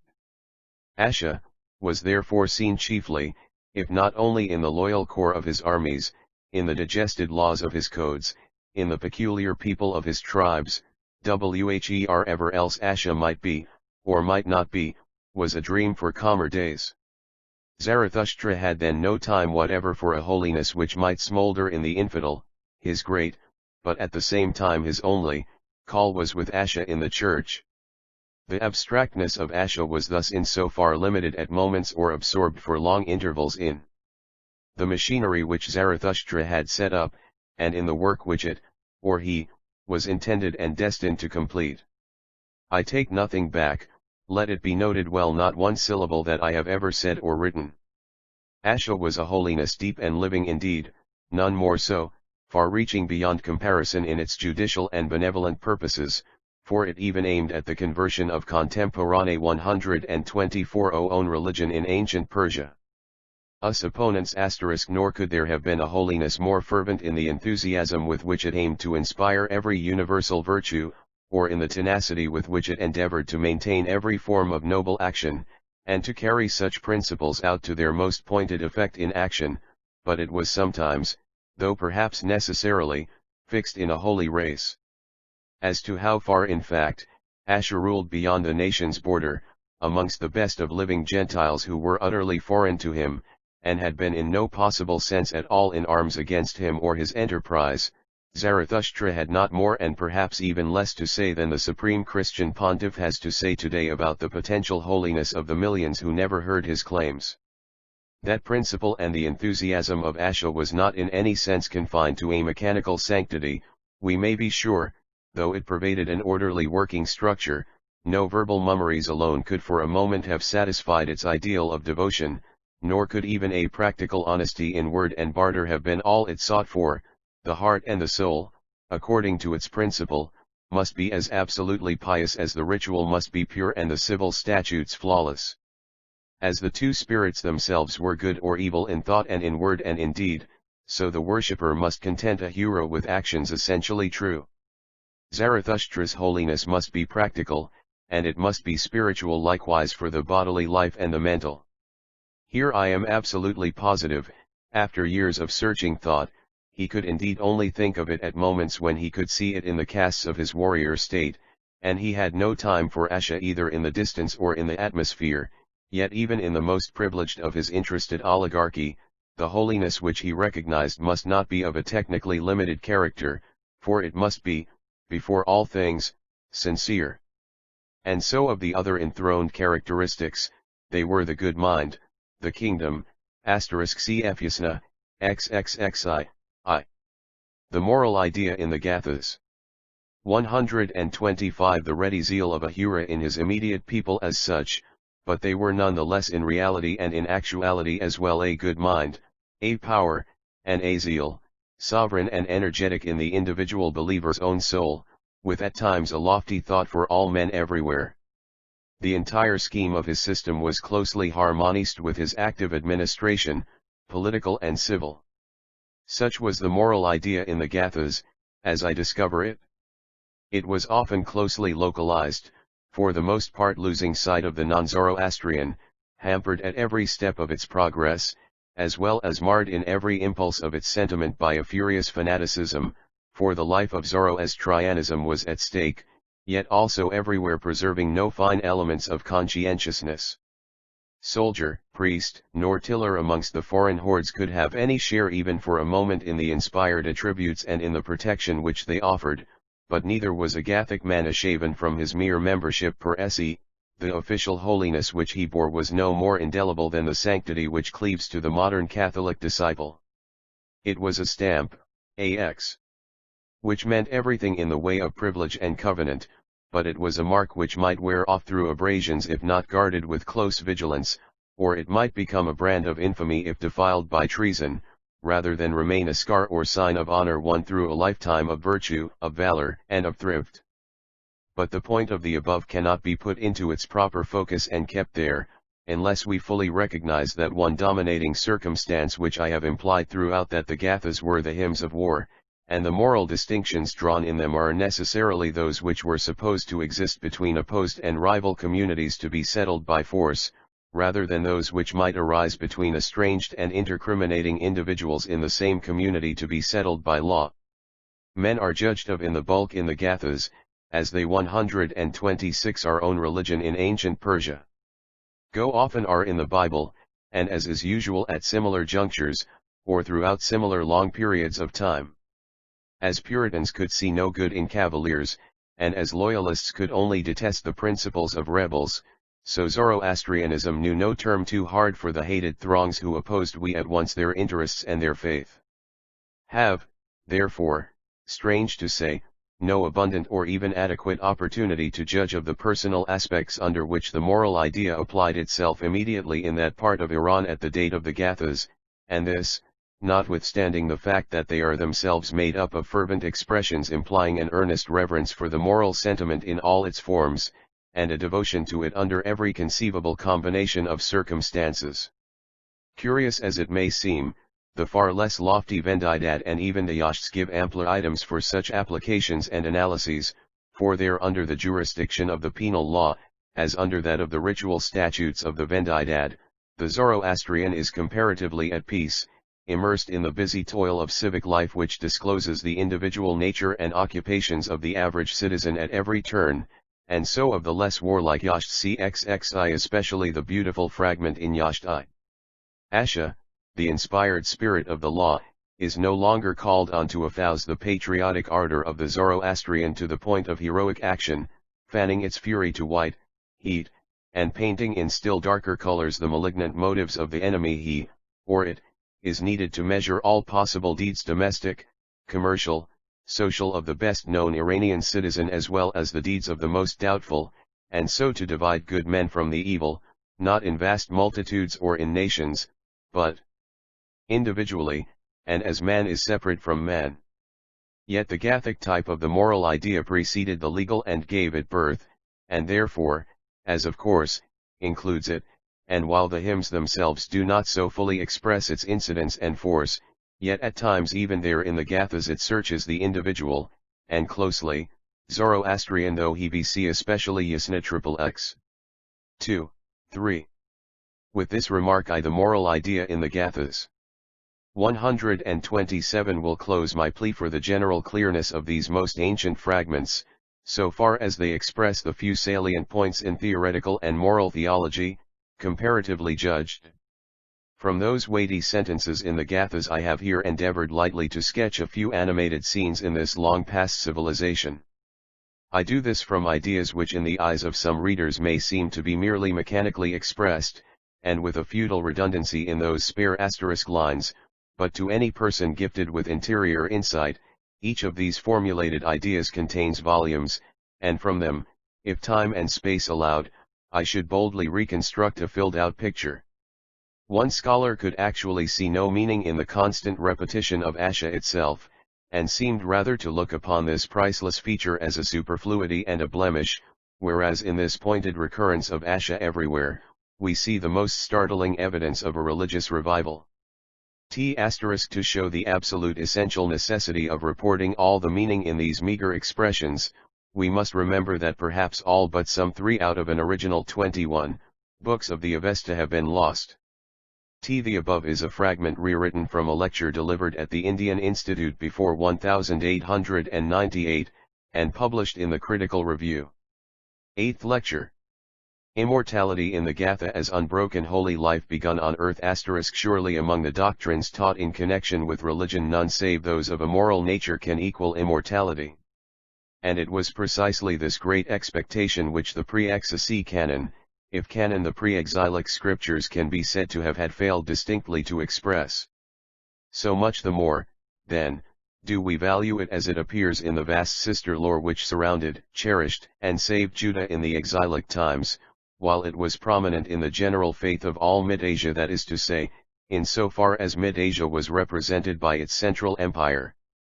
If, then, this main idea in the faith of Iran helped on the kindred thought in exilic Judah, a service incalculably great was done, that is to say, great in the view of those who at all value such a doctrine as that of another life in an unending future. And there is, in fact, one phase of such a thought which should make it dear to every human heart even where unbelief and doubt arrest us in regard to the never-ending continuance.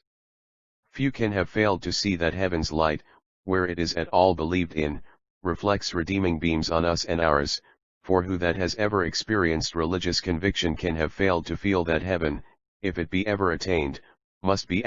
This fragment of a lecture was delivered before an exceptionally distinguished audience at the Indian Institute in 1892. It is here, however, much reduced, also rearranged. It has been also, with the others, frequently reapplied in instructional lectures since its first delivery. See above throughout, and see below. 128 Immortality in the Gatha. 129 begun here, and it should be only to the vulgar a gaudy scene of detached repletion totally unlike all holier joys of earth. Does Avesta give us here any help in this last particular as well? If so, its services were still more incalculably great. And first of all, let us pause for a moment at the word which most expresses it. Amirta is Avesta for Vedic Amrita, and our Immortavi. These are the same words identically, with mere phonetic change. The I'm privative in Immortar is the nasalizate privative of Amirta, Amrita. Avesta air spells Vedic R or is variant to the two. The slash of immortal is close akin to the R, so cropping out again, the tat, tvd, and tie express the same. Amirtat, Amritat, and immortality are then identically one, slowly modified through ages. Amrita in Vedic was more often said of gods. 2. In Gatha the idea was elevated in mere culmination among the 6 after the 5. Where would the justice be, with the love, authority, zeal, and will, were they so soon to perish? The very idea of truth is unalterable, Ahura was for every now the same. Amirtadat, death absence, included the fuller consummation of the 5 sublime abstracts so marvelously shifting at every breath to personalities as if by automatic action, we in reciprocating force *** often positively cannot tell whether the great thought or the archangel is before us, so of the 2 lives as parts of one, we often ask which is uppermost. As in life physical present, past, and future in the racial longevity are unbroken through myriad scions, so is God's life one in us. In Vedic the 100 autumns of the Rik were the prize first prayed for, yet even their futurity was not forgotten. Pass on, by paths of old long trodden, whereon primeval fathers passed from hence Varuaja, Yama, kings in bliss rejoicing, thou LTC alike both God and man at once. 130 Our own religion in ancient Persia. Unite thee with thy forebears then with Yama, so with thy virtues prize in highest heaven, from blame all free again toward home be turning, join with thy body now, all glorious blessed. RV, X, 14. 7, 8. And that the life of the departed was not to be unconscious, CRV, X, 16. 2. And when he gains that spirit life among them, will of the gods shall he, most just, fulfill. Another deep corroboration from Veda of our 2 lives as the one meets us also in Indra. He was himself long-lived, so for eternal thus from this life here. Ahura, too, so thought our great Avesta may be long-lived for eternal in Yasna 28. If long life be eternity for the very gods expressing life as one, how much more is a holy human life but heaven forefelt? 3. Another chief Avestic thought closely kindred here joins on, prosperity is life. In the mighty dual conflict, Y30, God's side is all life happiness success in its higher sense. Ahura made happiness for man, so the inscription non-life would be its opposite. Goodness is happy welfare of its essence, beatitude, not its mere outside product, half mechanical. Orvidat, Sarvat, T, salubrity, the same words for one, here culminates the foregoing for what would they be all and each without completeness, i.e. success, and what would that be without continuance? Eternity seals the preceding 5, the ephemeral is nothing. The soul treading toward heaven over Chinvat * is young. Goodness has not to do with long or short, it is embryonic peace unbroken, death absence but guards it whole, it is infinitude. The very sense of Frashakert is progress, millennial depictments are by negatives as with this * yasht xxii. T making all things fresh, advancing. Immortality in the Gatha. 131 Our great Amirtadat, we have never rotting, never aging * etc., a sort of excelsior is the keynote. It, the death, absence, could as little divide Frashakert from Gurdman itself as we Christians can divide our paradise from heaven. T. 4. Next, to our texts. Translation, in Y28. 2 we have, in free I, who you two encircle, great giver, the Lord with the good mind, gifts for the 2 lives grant me, this bodily life and the mental. The prizes through right deserved, thus to glory he brings his blessed. Why such a piquant phrase as the 2 lives or 2 was worlds in old Iran, amidst its barren hills? It a literal distinction between soul and brain? To some extent so, beyond all doubt, and that of itself was most refined, commonplace enough today. Where does the Iliad speak like that? Somewhere doubtless, but where? And that the lives were here and hereafter we hardly need to prove.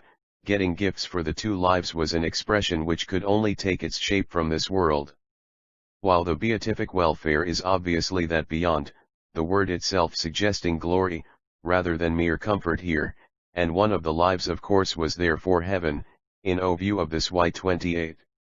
2. Give me, Mazda Ahura, the prizes of the 2 worlds, that of the body and that of the mind, by which through sanctity, he, may place their recipients in shining will. Here, while heaven is introduced beyond a doubt, we have the prizes of the bodily world, distinctly referred to in close connection with it. See Yash 19, and elsewhere. We and Paridie, is a, see elsewhere. Are all notoriously a little confused as to the exact difference between millennium, paradise, and heaven. 9-132 Our own religion in ancient Persia. At Y30. 4, we may render freely, then those spirits created, as first they 2 came together, life and our death decreeing how at last the world shall be ordered, for evil men, hell, the worst life, for the faithful the best mind, heaven. The word best, Bahisht, in this verse is the Bahisht of the Persians, a name for heaven so continued on from this and similar places. So, by the way, we have in Y28. 8 that best I ask, thou best one in mind with holiness best ask of Ahishta, of thee, Ahura, I ask it, for Frashayashtra and for me beseeching. And freely to us may st thou grant it for the good mind's lasting age. Yet the expression for all duration of the good mind's lasting age, notice how fine it is, refers here far more impressively to future temporal ages, or indeed the next immediately coming years, through which the good mind, archangel of the holy reason, was to inspire God's people and through them mankind. In Y28. 1 we have, I who to guard thine order, thy holy law, and the good mind am set forever. Teach thou me forth from thyself to proclaim from thy mouth of spirit the laws by which at the first this world into being entered. He actually uses forever of his own teaching. Notice the width and force of the idea. The forever was indeed that same beyond, yet it would be ridiculous to lose sight of its identity with his life of apostleship begun here, and see how it roots itself to earth. He was set forever, and immortality in the Gatha. 133 He asks for God's tongue itself to help him proclaim the truth, surely not alone in heaven. So in Y32. 5, where the word immortality is used, man therefore will ye beguile, ye faithless sinners, of will and the life immortal, since you with his evil mind the foul spirit rules as his servants, by speech unto deeds thus false as his ruler rallies the faithless. Here plain reference is made to the bad language used by the evil spirit in hell, but this need not be an exclusive reference. The evil spirit was active upon earth, or in some spiritual scene prior to the earthly, and corresponding to that in which Satan is supposed by some to have fallen. The evil rulers of the moment are clearly apostrophized for this life as for the other. And see also where the composer immediately joins on to this 32. 5. With its will and immortality, his 32. 6, where all the busy scene of an ecclesiastical polity suddenly flashes before us, these in thy kingdom I place, for Asha thy truths I establish. Surely the kingdom here was the field of his immediate exertions. At 33, 5 we have a beautifully typical piece where the 2 ideas are again blended as this life prolonged with that on high, I who invoke thy Srasha all greatest, heedful to help us, gaining long life for myself in the realm where the good meaning ruleth, and paths that are straight from their truth where Mazda Ahura is dwelling. This smacks of heaven, if any language can. Here the straight paths are the very roads where Ahura 134 our own religion in ancient Persia dwells, hardly the literal streets of the Zoroastrian Zion, and yet it is the saint who plants them. At 43:5 they are there, the straight roads to the kingdom pointed out by the prophet, rather than roads on high themselves, while at 53:2 they are again clearly the Dana, the holy lore, which showed the way. Here, also, we have the double reference, as in so many other places. Yet at the next verse we have earth so realistically before us that some might regard the contrast as a bathos as deep as it he is sudden distressingly so. Actually calls on God re the crops an invoker unerring through truth from the best spirit will I implore it, from him with that mind will I ask how our fields are best to be cultured, these are the things that I seek from thy sight and a share in thy counsel. 32:5. On second thoughts, however, we may say, well suited to, like our own prayer this day for daily bread, their prayer for food supply, like ours, recalls the one gigantic interest saving all so as by fire from crime as from starvation, but far more compactly so in those days when crop failure meant instant bloody murder, of those more fortunate. Good food raising was the first good act of the typical saint, and justly so. I regard this 33:6 as especially precious. We too ask for rain, and thank for harvests. God might indeed here intervene, if anywhere, yet see 33:8, 9, soon following, where heaven is the most in sight, the ideas pass beyond the earthly horizon, and in verse 9 they settle distinctly in heaven. Obtain for me then the true rights that with good mind I may fulfill them. O your praisers Yasna, Lord, and your words, Asha, for chanting your gift is immortality and continuous, eternal. Will your possession. Immortality in the Gatha. 135 Then let them bear the spirit of thy two law-promoting rulers O to thy brilliant home, Mazda, with wisdom and thy best mind for perfection's help unto those whose souls are together bounden. So everywhere the acts of faith are progress, the advance is ever upward progress always as on every day of earth, see above on Frashakert. The most incisive Gathic expressions occur at Y31. 20, 21, which are also doubly historical, as they chiefly represent the original of the incomparable Yash 22, see also Y49.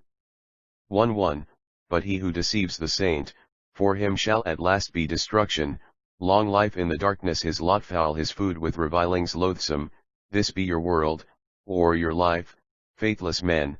By your deeds your own souls will bring it but Mazda Ahura will give both will and a life immortal with the fullness of his grace from himself as the head of dominion, and the good mind's power he'll send to his friend in deed and in spirit.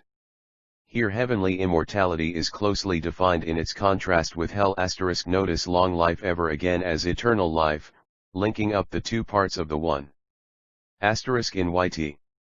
22, in its once extant complete form, the souls of the evil meet in detail the exact contradictory opposite to what the soul of the saint we experiences, but the passage has disappeared. Have, however, what must be a faithful translation of it in the Manual I card, Editor West, page 9. Here, again, as in the Avesta, the sole activity which forms the continuous oneness of the two lives is of the mind itself. The evil man's own soul meets him on his way to judgment, as the soul of the righteous met him. 136 Our own religion in ancient Persia. In Y43. 3 we have, then may thy saint approach toward that which is the better than the good, the Swimbonum, he who will show us the straight paths of spiritual profit of this life, the bodily and of the mental in those veritably real, eternal, worlds O where dwells Ahura, like thee, noble and august, Mazda Lord. So also as to Y28. 2, see above. Y43, 4, 5 goes on, yeah, I will regard thee as mighty and likewise O bountiful, others, less critically, holy, Ahura Mazda, when thy rewards to the faithless as to the righteous come, when as rewarding deeds and words thou didst. Shalt, establish evil for the evil and happy blessings for the good by thy just discernment, of virtue, in the creation's final change, so, literally, in the last turning, change, or better end. In which lassie changing thou shalt come and with thy bounteous, others, O Holy Spirit and thy sovereign power, Ahura Mazda, by deeds of which the settlements are prospered through holiness, Asha, for devotion, our piety inspired by Ahura, is declaring the laws of thy wisdom to these thy settlements, the laws of that wisdom which no man deceives. Asterisk to proceed, in Y45. 5. The composer says, yeah, I will declare that which the most bountiful one told me, that word which is the best to be heeded by mortals, and they who therein grant me obedient attention, on them come, or they come to, will and immorality, and that this immortality could not be the finite only we see from verse 5, where the souls, so literally, of the righteous are spoken of as desiring these blessings in, locative, the continuous, or more boldly, in the eternal, immortality. Which blessings are woes to the faithless, and accordingly the home of song, or sublimity, which is distinctly heaven, is next mentioned, in verse 8. While in Y46. 10 we see the souls actually proceed *, see the Sacred Books of the East, Vol. XXXI pages 99 to 101. The wording is somewhat changed here, see the passage also necessarily cited elsewhere. Immortality in the Gatha. 137ing over the Judge's Bridge which reached from the sacred Alborge, Mount Hariti, toward heaven whoever, man or woman shall give to me those gifts of life which O thou hast known as best, Mazda, and as a blessing through thy righteous order a throne established with thy good mind, with these I shall go forth. Yeah, with all those whom I shall, by example, incite, lit, accompany, forth to the Judge's Bridge shall I lead on, while, v11, the Karpan and the Kavi will join with their evil kings to slay the lives of holy men by evil actions, they whom their own soul, so literally, and their own conscience, so, shall bury when they approach there where the Judge's Bridge extends, and they shall fall, and in the lies abode, that is in hell, forever Yavoy vl spy, shall their habitations, or their bodies, be, and he closes, he who from holiness shall verily perform for me, for Zarathustra, that which is most helpful according to my wish, on him shall they bestow reward beyond this world misdom parahum. Yes, this immortality with all its cognate elements pervades avesta, bone, and fiber. Yet, as I have so often said, and as I cannot too urgently repeat, it is not an immortality of mere physical continuance which is our theme. Such immortality as that is well nigh universal from Egypt down. It is the deathless oneness of the interior mental identities of which Avesta speaks, and which is alone now worth our thought. It is here that Avesta holds the record, the very tissue of the sentences is interwoven with it in Gathic lore. And so we return to our first proposal, see above. The converted soul breathes no contempt for this immediate life, lost in long-distance dreams, however glorious. This life was sacred, every hour of it, even with all its evil contacts. The saint of Gatha loved it well, if purified. As basis to statue, as fundament to pinnacle, so was this holy life in view of its other portion a thought still finer if not so grandiose as that of the great permanence itself. 138 Our own religion in ancient Persia. And far more touching. The very rewards of heaven, as we have seen in their close shape were to be constructed here at once in our now passing moments, for those rewards were to be good thoughts and words and deeds of souls, all rational results immediately from them. Here once more, as I have so often had to say, the system led the world. Then think again of such a future with its reflected light on this. Incisive energy, justice, love, authority, zeal, are at once its present and its goal on high. How pervadingly the solemnness is every minutest fraction of our time, what we do here, whether it be good or we ill, we shall do there. Our builders, not for eternity but of eternity. Such views hold all the motives in the Gatha, though later often covered up with puerilities they impelled the Gathic saint. Ninth lecture. The sculptured texts of Behistun, Persepolis, and on the old Median boundary not far from the modern city of Kermanshah, a mountain called Behistun, or Behistan, rises steep from the surrounding plain to the height of some 1700 feet. In an inward division of it, and some 300 feet from its base, in a wide cleft stand perhaps the most impressive inscriptions which have survived the ravages of time. The surface of the rock was polished for their reception, and where irregularities occur the defect has been replaced by slabs so deftly joined that the edges are scarcely visible. On a wide surface and in the ancient cuneiform character are cut with chisel the splendid records of Darius the Great, and of his successors. Similar inscriptions of Darius, Xerxes, and Artaxerxes III are to be found on the ruins of Persepolis, Nakhsher-i-Rustem, Mergab, Kirkuk, and Susa, as also on Mount Alvand, near Hamadan, while the most important inscription which we have of Cyrus, and one of the most important of all, is written in Assyrian upon an open vase. Those upon the mountain rocks are written in a later dialect of the Zendavesta language, and, aside from a few difficulties here and there, they are very clear, and yield at asterisk fragments of a lecture delivered at the Indian Institute in the 90s, before an audience unusually distinguished. Also published in the New World of Boston, USA, and, later, in the Asiatic Quarterly Review of October 1909, and having been also frequently later used as parts of instructional lectures. 139-140 Our Own Religion in Ancient Persia. Wants to study. In them we find expressions of religious fervor quite as marked as in the writings of any other nation. Every advantage is traced to the grace or will of Oromazda. Certain clan gods are also mentioned, doubtless out of just respect to the religious susceptibilities of the various nationalities then included within the empire under the scepter of the authors. That this considerate recognition was not intended to impair the supremacy of Ahura Mazda is clear from the Avesta, where Ahura is copiously apostrophized as the maker of the very highest of all the non-Gathic gods as of his own bountiful immortals. Monotheism in this sense is dominant, though it is here in the inscription most expressed in the who constantly repeated words, made this earth and yon heaven, who made man. Which imply it? Where is any sub-god thus spoken of? Darius commanded his sculptors to chisel upon Persepolis as follows, see for this inscription Spiegel, p. 47, and Weisbach and Bang, p. 34, from whom, however, my versions differ somewhat. The great Oromazda, who is the greatest asterisk of the gods, has made Darius king. He has delivered the kingdom over to him through the gracious will of Oromazda is Darius king. Thus, saith Darius the king, this land of Persia which Oromazda delivered to me, which is prosperous, rich in horses, well populated, through the grace of Ahura Mazda and through mine, Darius asterisk there can be but one greatest, and but one who created all the others. See Avesta. These gods were inferior, like our archangels. Hardly merely good or beautiful.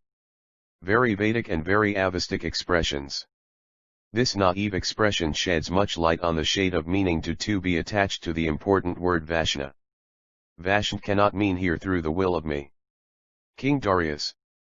Darius had no intention of implying that he had exercised anything like a sovereign decreeing will he in this instance.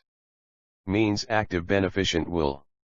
Perhaps gracious will is better than grace. The bare word will, which some writers consider to be a marked improvement, is not here adequate. Behistun, Persepolis, Nakhsher-i-Rustem, and Avesta. 141 The king fears no other, or no foe, may Oromazda grant me aid together with the clan gods. May Oromazda protect this region from hostile hosts, from disastrous years asterisk from the plotting, lie, political intrigue.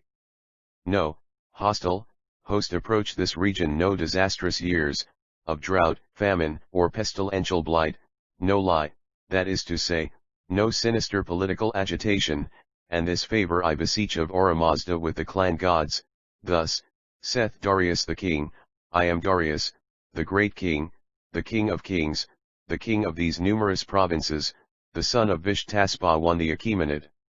Thus, saith Darius the king, through the gracious will of Attira Mazda these lands, which I with intimidation dominated it with this Persian host, feared before me, that is, they were politically intimidated, and they paid me tribute, as showing my success in their submission.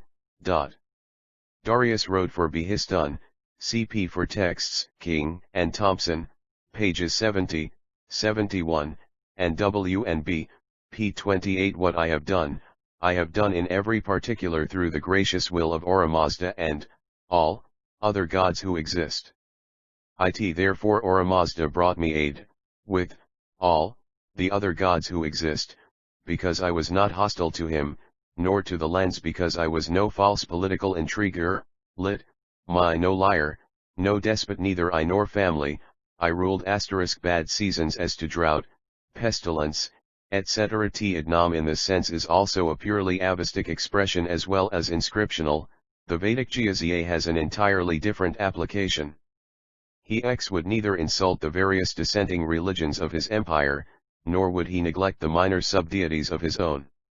Again, let us recall there can be but one greatest.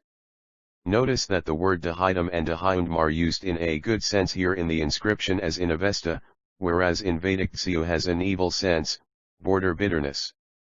Hardly the Vishtaspa of the Gathas, as some think. This person too was, however, one of the satraps, Kshatrapvayi, of his son's empire, and indeed in Parthia, eastward and northerly toward Bactria. A very Avestic and Vedic expression. 142. Our own religion in ancient Persia. According to the rectitude of the law, I favored those who assisted my clans, in just return, and those who were hostile I without any fail visited with meet punishment. Thus, saith Darius the king, thou who hereafter shalt be king with a man who is a political intriguer, a revolutionizer, a liar, or a positive rebel, make no political compact, be no friend of his, punish him with good punishment.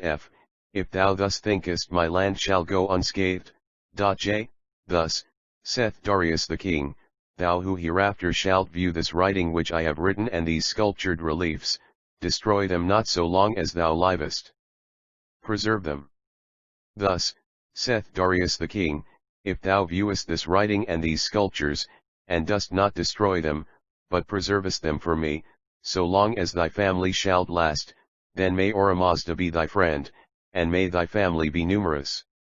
Live long, and what thou doest may Oromazda prosper. 1. And for his own future tomb at Nakshir-i-Rustem, near a Persepolis, he wrote, Great God is Oromazda, who *arshtm, so K and T for the formerly supposed D Bishtam. Notice the R of Arsh, confirming my suggestion as to an Arsha rather than Asha. Hafrishti is no longer read. Yufrishti is the word. Percent from another place. The word Dipi may go back to A equals root to Bismir. Notice that the writing of the original draft for the inscription upon the skins, or other material, was rather in the composer's mind. He smeared, or painted it, to be later cut. One would have rather thought that he would have used some word more in consonance with stone cutting. 2. See Dargam Jivid at 16. 75, p. 38, sp / notice the proclaimed rewards unlike those in Avesta all for this life, so also in the pre-exilic Semitic scriptures. Notice what appears to be the very marked contrast between the tone of this appeal to temporal rewards and punishments, and those appeals to futurity to which we are so much accustomed in Avesta. Was this accidental? As Veda was also eschatological, with Avesta, we cannot suppose that Darius's creed was undeveloped Vedism.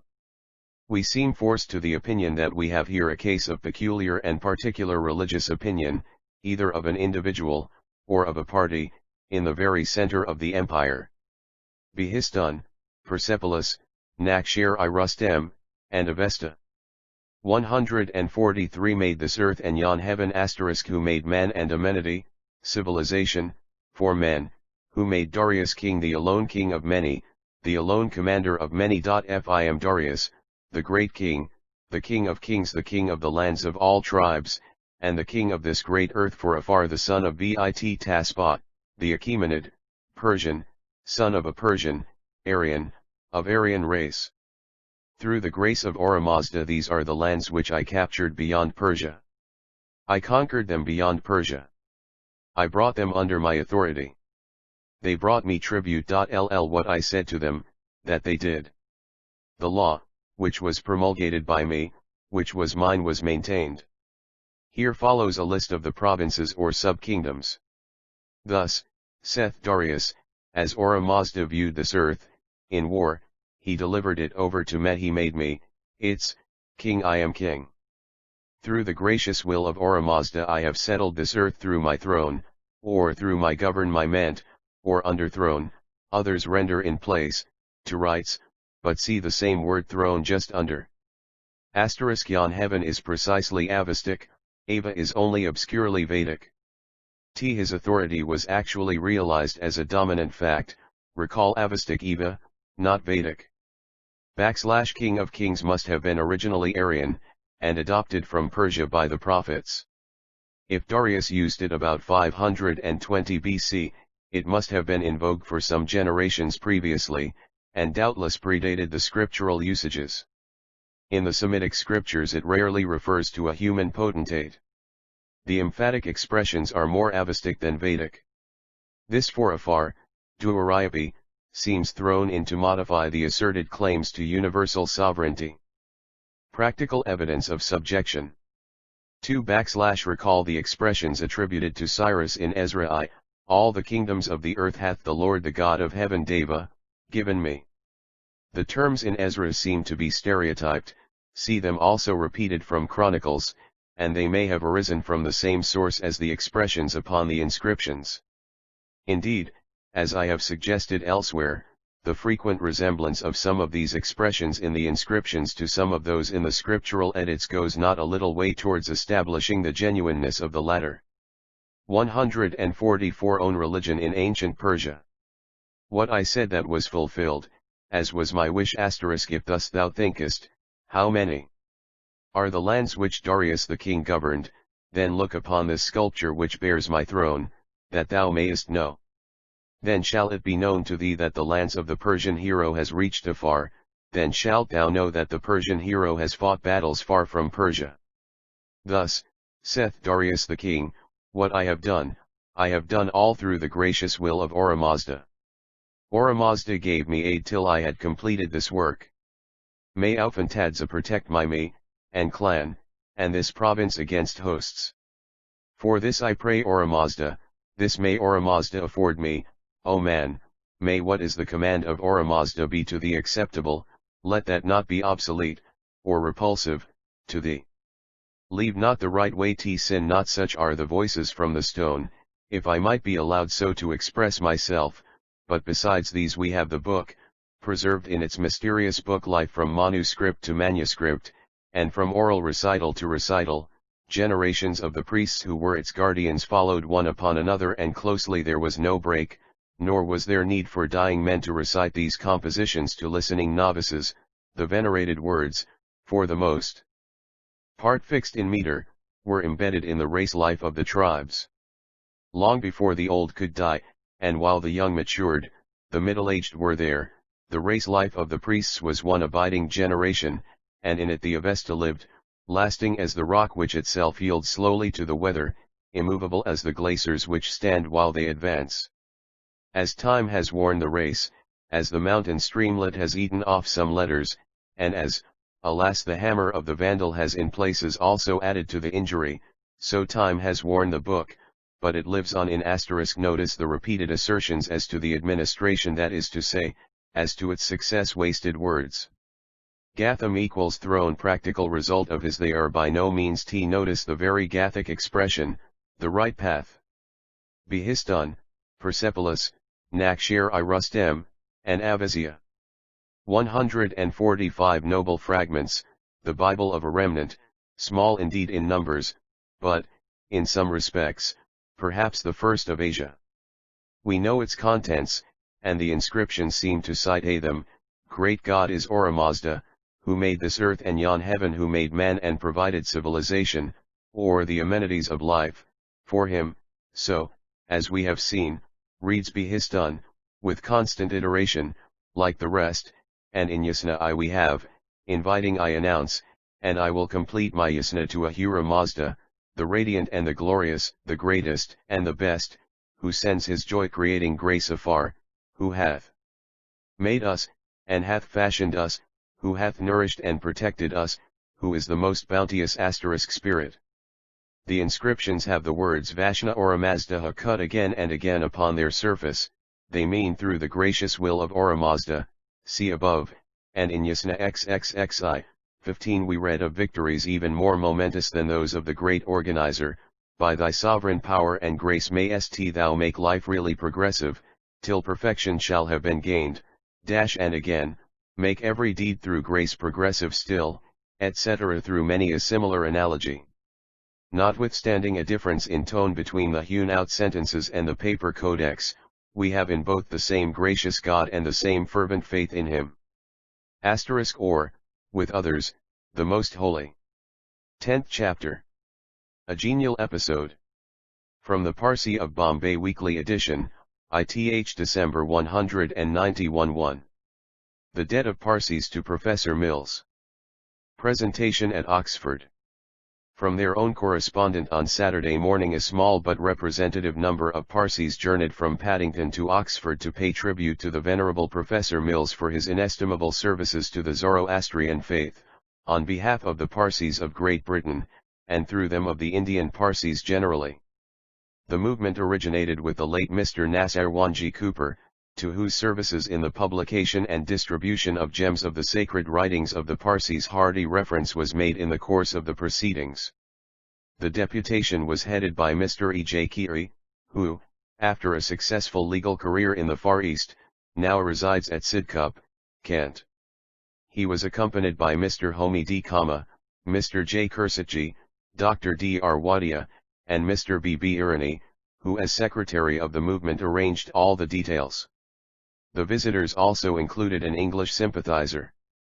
The day had begun dull and cold, but by the time Oxford was reached the sun was breaking through the clouds and it had become a delightful day of late autumn. Mr. Keary made timely reference to this happy omen when he pointed out to Dr. Mills that Mithra had burst through the clouds as if to honor one who had helped Europe to understand the spiritual significance of the 146 presentation to Professor Mills. 147 Zoroastrian reverence for the sun. Dr. Mills received his guests with scholarly charm, and many apologies that the state of his health would compel him to remain seated when he replied to the address. The presentation. Mr. Keary said they had come there to convey to him on behalf of the subscribers their affectionate regard and esteem, and to express their gratitude for the invaluable services he had rendered to Zoroastrianism. By his translation of the Gathas, which were written by Zoroaster himself, and by his other services, he had made his name a household word amongst all enlightened families of the faith, whether in Persia, their ancient home, or in India, and at the same time had brought their sacred writings to the knowledge of scholars and others in all quarters of the globe. The movement to do him honor was started by the late Mr. Nasarwanji Cooper, and would have been carried further but for his untimely and sad death. Owing to this event, the appeal for subscriptions had not been widely distributed, and the promoters of the project, in consultation with his sister, Dr. Miss Cooper, had decided that the testimonial should take a simple form and be confined to a comparatively few. But it could at least be said that that deputation was thoroughly representative of the Parsis. They had with them a scion of the great house of Kama, one of whose relatives, Mr. Muncherji Hormusji Kama, had been instrumental in securing a translation of the Vendidad.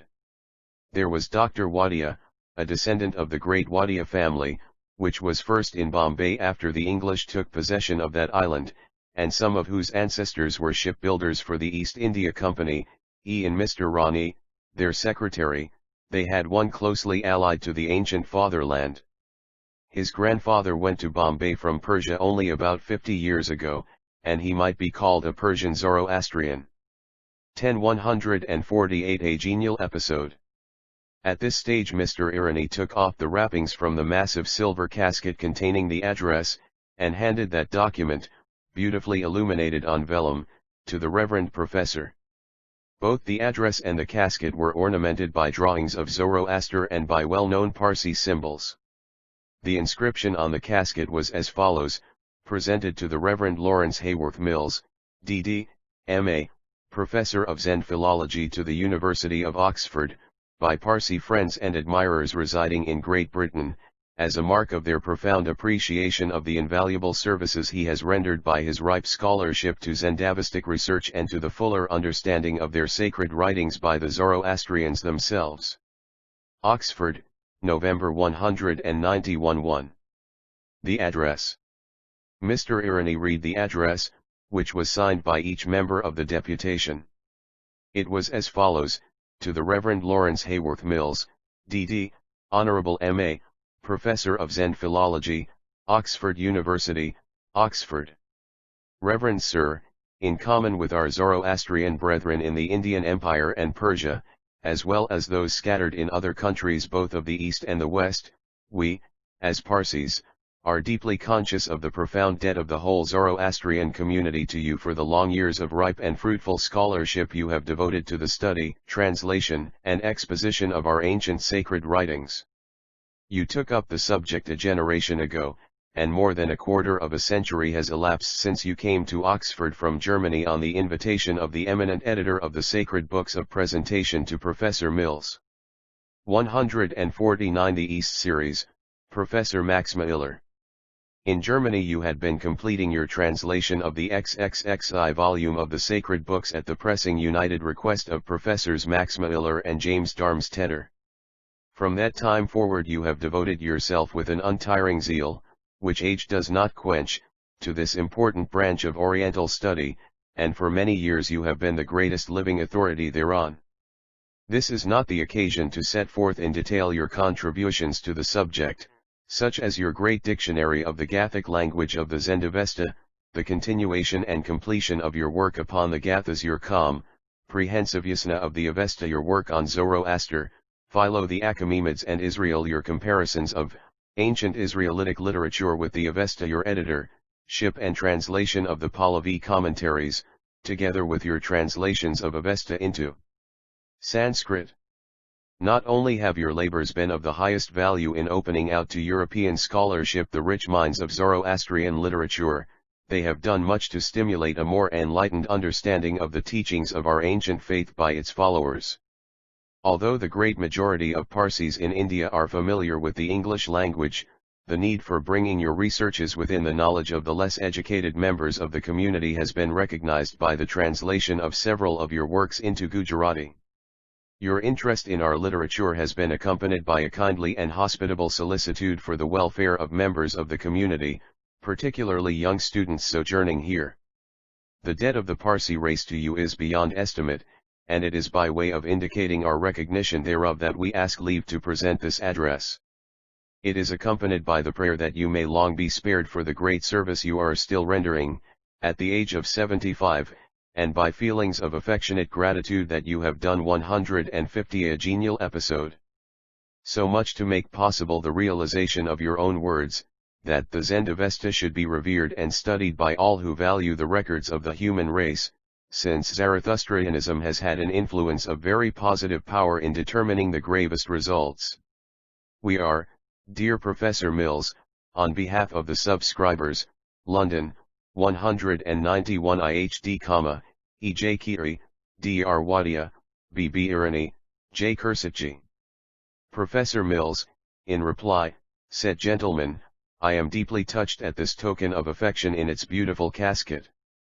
Though I feel that the expressions made use of go far beyond my deserts, they do not surpass my good intentions. I have done my best since 18S3, and I may say since 1881, to exhaustively expound the lore of your forefathers. I will greatly treasure your gift, and children will value it after me. Should a little more time be spared me, I will have finished the dictionary of the Gathic language, which will at least complete the first stage of my endeavors. When I think how much there is remaining to be done, I could wish that I was 60 instead of 75. On greeting you, I sadly miss our late endeared friend, Mr. N.M. Cooper, who did so much to encourage the cultivation of your holy faith. Never have I met a Zoroastrian so practically devoted. I cannot at this time forget your late revered Tärjemeh Asa, nor the gift of his precious manuscripts of the Isnad to the university, which enabled me to do work which I could not otherwise have accomplished, and which afforded the university the opportunity to reproduce one of them in an unsurpassed manner. Presentation to Professor Mills. 151. I would also express my gratitude to the son of that endeared high priest, Zoroaster Tärjemeh Asa, for sending another valuable manuscript of the Isna for my use, to be presented to the Bodleian Library when I shall have finished with it. The late Daster also presented me with a valuable manuscript of the Vendel-Dad, which I hope ultimately to have deposited in the Bodleian. I cannot also forget the great kindness of the father of Darab Daster Peshhotansanjana, who loaned his most valuable manuscript of the Isnad to me, with permission to have it photographed at the university press. So long as strength remains to me I will continue my work, being especially interested at the present time in translating the Gathas into their twin sister speech, the Vedic Sanskrit. Once more expressing my gratitude. After the formal presentation had closed, some time was spent in conversation with the venerable professor, and then the deputation took leave of him to return to London. 11th chapter. A chapter in Avesta's history. To the editor of the Parsi of Bombay. Sir, thanking you for your kind remarks in your late issues of December 4th and of December 24th 191 1 *. It is time that I should let Parsis know something of the other chief serious items of good fortune through which by the divine power I have been somewhat astonishingly led. They group themselves about some rather extraordinary particulars in the line of cooperative appreciation from some of the leading men of the period, these sympathetic fellow efforts, being such as have rarely crowned the labors of any Oriental scholar. And here I am not merely moved by egoistic susceptibilities, science itself has been seriously at stake. And this indeed from some reasons which it would be well, if possible, to ignore did they not persistently reappear republished in a stereotyped edition, and that, too, in a work otherwise of great merit, and saddest of all to say by an author who has elsewhere done much service in the field of Oriental studies. The facts center about the following notorious, if painful, circumstance: the miscalled critique upon Zen philology has long been a chamber of mean horrors which have excited the disgust and ridicule of Germany. This originated in one of the most regrettable episodes in literary history, the effective evil cause at work being as usual the universal brute jealousies. The prize in sight was great indeed. Dominant influence upon Avesta is, or should be, see also the issues of March 31 and of April 7 1912. 152. A chapter in Avesta's history. 153. The very acropolis of Aryan scholarship including Veda upon the one side and Persian upon the other, with a vital bearing upon our Semitic religions unapproached by any other non-Semitic subject, and such authority is, if possible, wrested from its possessor by every low device conceivable. To explain a little further, there are apparently two distinct modes of procedure in all such exegesis. One of them is to guess shrewdly after a hurried glance, trusting to hit upon valuable suggestions whether they may be fully correct or not, a fashion by no means so lightly to be esteemed as one might think and as a provisional part of our progress by all means to be recommended, but it is too apt to be applied not on the way or provisionally, but as a final result to startle attention. The other mode is to exhaustively exploit the entire subject before hazarding conclusive conjectures. The snapshot guesser has naturally more time than the toiling reconstructor, and a talented bold writer often brings out many brilliant points of permanent value, but his translations as a whole are apt to bristle with the absurd. This last, however, Germany used not so much to mind. Macht nix, es hilft. The true method lies of course between the two. One of the dashing sort had done some interesting work incisive here and there in new points but choked with chaotic views in its general results. These later drew on him the sober critique of another, as was only natural. He, the first mentioned, answered with a smothered fury which opened a disgraceful strife, or onslaught rather, for the victims he seldom answered. Was compelled, so he, this first mentioned writer, feared, to take an unfavorable view of the other's scholarship, in general, and attacked with persistent ferocity his every view. Spiegel's scholarship, for he was the person meant, scholarship. The one asterisk on such more familiar subjects as the Veda, it was understood that positive assertion was used for shortness merely, whereas Avesta had been till then too much unbroken ground and too incisively important for us to put shrewd guessing in our final reports bereft of all sense of probability. 154 Your own religion in ancient Persia. Immense distinction conceded him by the most bitterly he formidable critic that ever drew a pen. Surpasses us all in learning, said the titanic Roth, first Vedist of all Germany, creator of the other, one of the most important vindications ever made * learning. He stood at the very head of Avesta, and I believe also of Persian scholarship, before this infamy. Few younglings, gloating over an insult to a leading master, with sycophantic adulation re-echoed the mean slur in varied words. F. Then Justy, Spiegel's co-worker, a little too assiduously close perhaps. But all from generous feeling, he, for that sole reason, was to be the next, Justy, who has done more practically for Avesta than all of us together, who first laid out in detail all Avesta grammar followed almost to the letter by later writers with antiquations emended, Justy, whose comparative philology is still a mine for all who read it. He was, so the aggressor feared, a young and ambitious scholar who had entered upon his high task with too little study. This from a man whose chief work seems bereft of all knowledge of the Pahlavi. The one same or like feudal underlings took up the cry raised in the case of Spiegel, all praise God now dead, gone, or * Spiegel's supposed deficiency lay solely in a lack of what we might dialectically call snap, this largely owing to his too genial disposition. Those are all now long since dead and gone to their own place, I believe. Ex Justy, most properly regarding Spiegel's translation as a good first attempt by an author thoroughly prepared, fixed his attention effectively upon the grammar, etymology, and word structure. His work has been the source of all such subsequent attempts. Mere time itself failed Justy for much independent suggestion upon the translation, though his works abound with the keenest new discriminations. His own partner told me personally that this was all from jealously, that he, the aggressor, had intended to write a dictionary himself. Here he had not even received such provocation as Spiegel had innocently offered. He actually seems at times at least not to be aware that Nuryosang was translating from the Pahlavi. The tone of his censure rings that way, while he seldom even alludes to the Pahlavi. Later he became a high and epoch-making authority upon its structure. A chapter in Avesta's history. 155 Converted. Am I speaking here strictly of the past? Let it be understood, yet these all, too sad to say, being dead still speak in the persistent stereotyped edition, as said, though, Parsis should understand, there were and are but a merest handful of these people, not 3 persons on all the continent being conceded anything which approaches leading authority, while their satellites were and are hardly half a dozen. The great dictator, Roth, came once more to the rescue.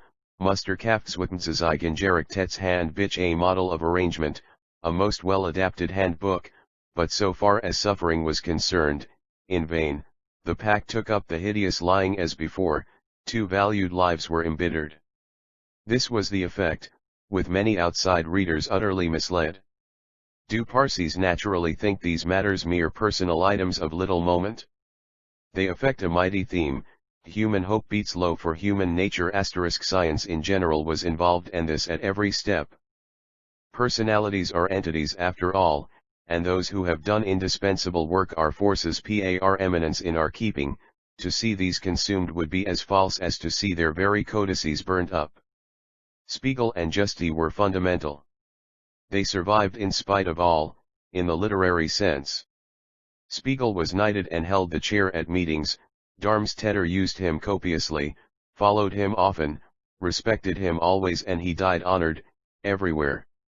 Justy was made professor, but neither one, nor the other ever personally recovered from the effects.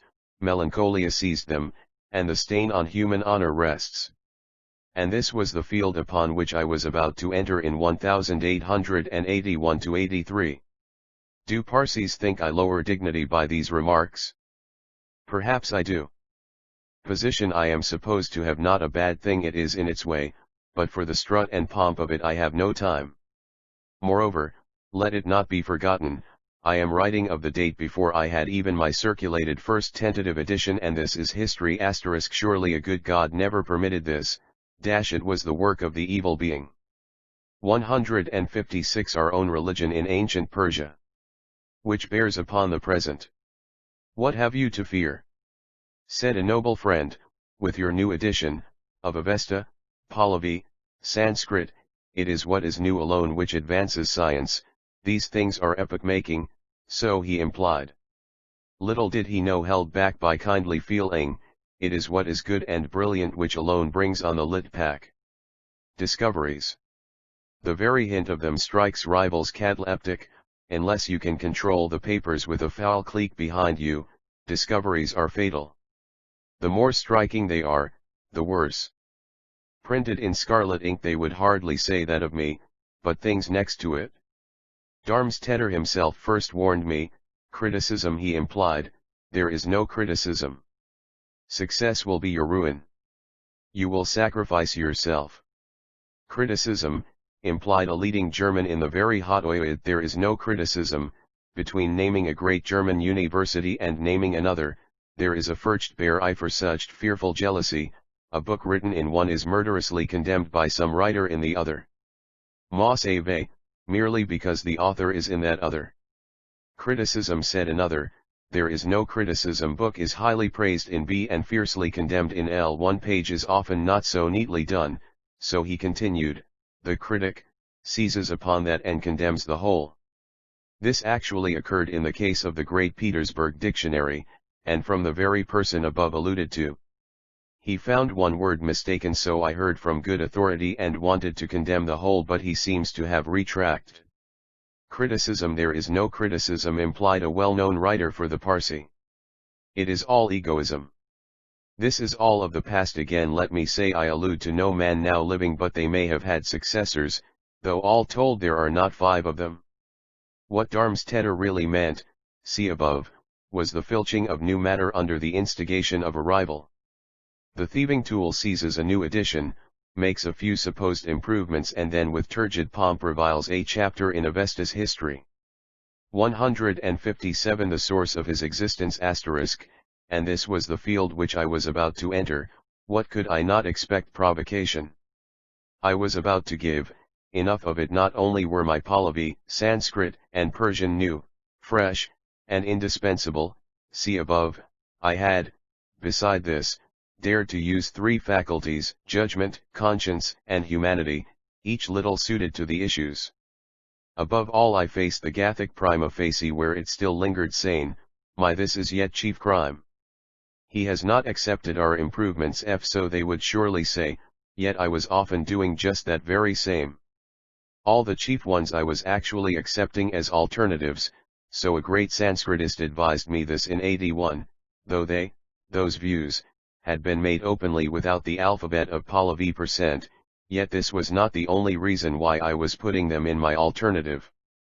I had dared to mark the abysmal faults of Pahlavi, Persian, and Sanskrit upon the one side and their splendid hits upon the other, had dared in fact the via media now followed close by my all as well as prima facie. I was even citing all opposition modern as well as ancient. In fact, one was not only preparing a first translation ever made with exhaustive treatment of 3 commentaries, but also a translation with which I felt all sane writers would in the main agree, as near as one translator should reasonably agree with another. This was, as I fully felt, the acme of audacity. Not even that sufficed me. I was working upon the fullest and the closest commentary yet attempted. Awful perfidy.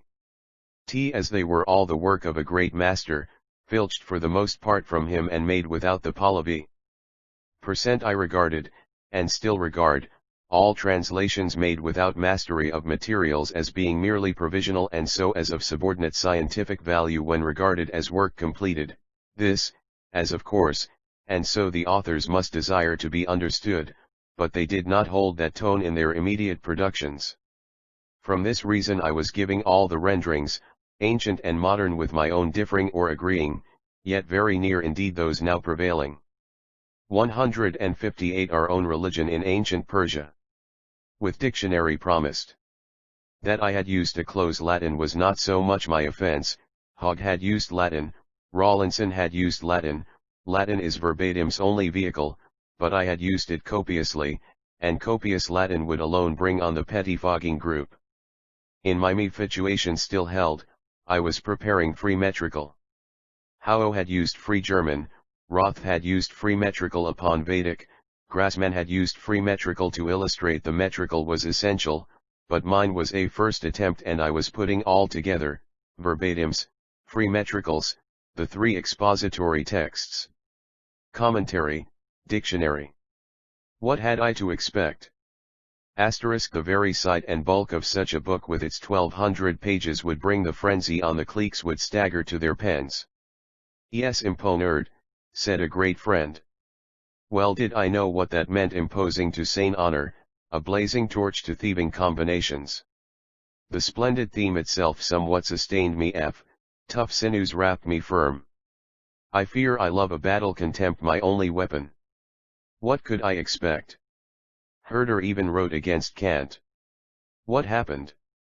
Always the unexpected. Suddenly interrupted by Roth's desire to have the book as in so far tentatively printed, I could not refuse. He later wrote for the fuller edition as Sir Erwunst, very gratefully desired. He had given me gratuitously double and private lectures. Having put the tentative book into the hands of this endeared if somewhat formidable critic, he promised me a kind word, and a kind word from him would ward off sneak butchery. I denied it to none. J. Among others, one acquaintance personally touched upon this point. Ah! You have done too much. He wished to let me down gently. I did not fully know what he meant, nor do I now. Where in human thought were there such sublimities? See my depictments elsewhere. I am not at all ashamed to mention these particulars. Recall what my predecessors had suffered in actual loss of health. Recollect that I was to face a combination utterly bereft of sanity in honor who had all power to retard me. A chapter in Avesta's history. 159 Darmstädter received it. I turned to my never-ending toil. In Hanover, where I was residing, giving my children the very great advantages of German education, in November 1883, I heard from him, Darmstädter. He urgently requested me to take his place on the sacred books of the East. It was certainly one of the most remarkable letters ever written, and at that time was crucial in its importance to me. He, Darmstädter, the most distinguished literary man in France after, with, or before Oppert, urged me, a person who had only tentatively printed, in Max Müller's name and immediately writing at his request, the last, by all means also the most distinguished non-resident literary German, the two inviting me on behalf of the University Press of Oxford to take Professor Darmstädter's place on the Sacred Books of the East, the most prominent series which has ever appeared, with George Bühler at its head, and upon one of the most important volumes of it, and this in the hope of a favorable answer. I was to take the Yasna on account of the Gathas, perhaps the very most vitally essential religious subject in the whole volumes, and certainly the most difficult. Max Müller was kind enough to explain that I was, then, considered the best authority on the true interpretation of the ancient Gathas, Se and Xh and Athinksum, April 12, 1884. I was to use my free metrical as modified by my verbatim. Here was something a little different from what my martyred predecessors had met. Touched and encouraged, I turned to that new work, and published in 1887. Again I waited somewhat anxiously, see above. Some would be surely nettled, as I had felt forced to apologize for knowing the Pahlavi alphabet and using a free metrical for Yasna 9. See at the end some pleasing expressions with reference to it. His, Darmstädter's, studies had been mostly upon the Vendidad, and he shrank for the moment, as he later printed, from the enigma of the Gathas, afterwards writing fully and in a most valuable manner upon them. I60 our own religion iched ancient Persia. I waited. Darmstaedter soon wrote that it was already max-cited and appreciated by all the specialists. Miller added that it had been favorably received. Spiegel reviewed it respectfully in the Berlin Literaturzeitung, Ansichten wohl erwägen. It had been subventioned by government with the rest of the SBE was translated into Gujarati so far as the completed Gathas mentioned in the Encyclopaedia Britannica. The best translations are those of Darmstaedter and Mills, so Dr. Geldner. Here was again something a little different from the expected, see at the end a most touching letter from Mr. Gladstone. But my more mighty grip was yet to come. Mendacity would gather for its spring, and mendacity alone was what I feared *, the hard lying shown above. I finished the Gathas and published parts I and III, and again I trimmed all taut for the encounter. One morning I got a review by post. It was the Gottesgelert Anzeigen of May 13, 1893, from Justy. Would he take vengeance for his own great suffering? Excuse the base thought, I never had it. I opened and I read, Das Ergebnis einer erstaunlicher Arbeit sehr mannigfaltiger Art. Unser Verständnis der Gathas machtig gefährdet, and later in the Preußisches Jahrbuch insbesondere von Mills der dies schwer Gedicht in grundlichster Weise behandelt hat. The result of an astonishing labor, our understanding of the Gathas greatly furthered, especially of Mills, who has treated these difficult poems in the most exhaustive manner. Noble words of vast influence against the forefelt flood of lying. And then Darmstaedter, would he be piqued at the sight of the pages? The review critique arrived September 1893, to Cirque s occupant des Gathas * Bergenia had refused authority even to Roth himself, but Bergenia was a gentleman, he would not have denied the Herculean suggestiveness of the great German, thought-stirring effort, even when not accepted, is highly prized. A chapter in Avesta's history. I6 Rond homage Remenslebayer scientifique de M. Mills son livre reste un instrument indispensable pour étude, etc., etc. I was invited to contribute to Roth's Festgruß, and my exceptional piece in the Sanskrit language was accepted, with Roth's later thanks. In '94 I issued the completed Gathas, pages 622 LXXX. Piskel, first Sanskritist of Germany, after Bothlinke, once more declared, Zeitschrift DMG, 1896, alias was für die Erklärung der Gathas notwendig ist immer Wort est die Grundlage bilden auch der Sicherheit weitere Verstehung aufbauen muss ihnen hervorragenden Dienst. Everything which is necessary to the explanation of the Gathas, ever will it remain the basis upon which every future work will be built, an eminent service. So Drive E.W. West followed in JRAS, 1896. So Professor Wilhelm, this work affords to every Avesta scholar complete materials for the study of the Gathas. Bombay Iranian Catalogue, 1901. So several eminent scholars in private correspondence * His Lordship the Secretary of State for India in Council had subventioned me again under Rawlinson's influence. The trustees of the Sergei Ajib Hoy Translation Fund followed his lordship's lead. Never before had such a book of such dimensions met such success, which happily continues. Dr. L. H. Gray, one of the most gifted men living, wrote of it so late as 1906, beyond question our leading authority now living on the Gathas.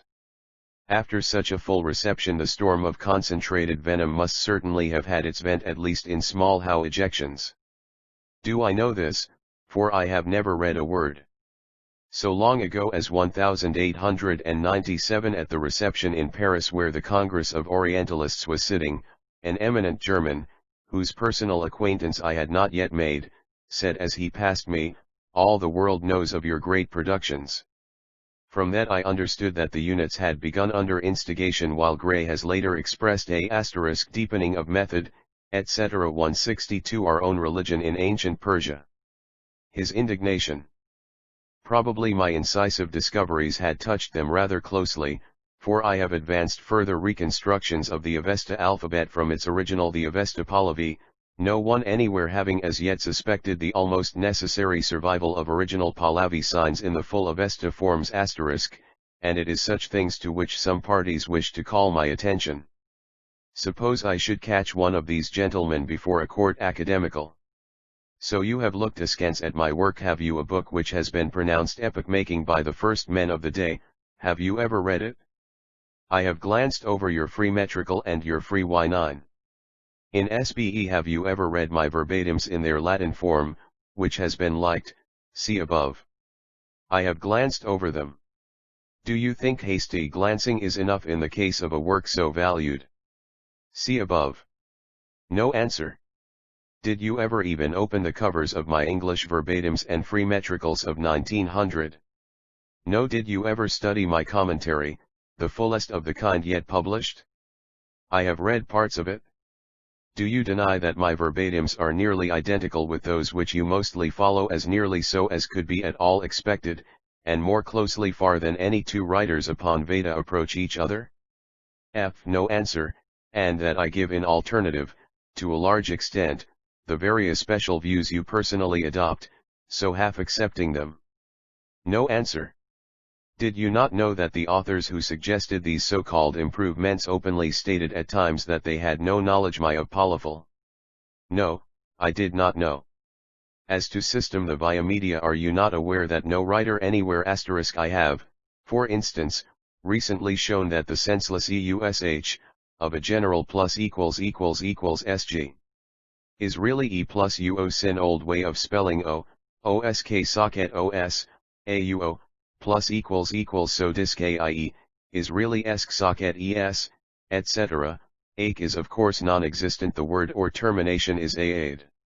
This all would be first denied, then later filched under instigation, as so usual.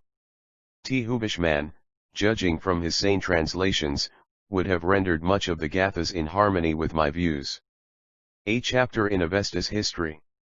163. Any longer ventures to proceed upon any other, all now studying the Pahlavi, Pers, and Skt, yet seeing their imperfections on the one side, with their wonderful hints upon the other. That is so. Have you ever fully mastered my Pahlavi texts and translations?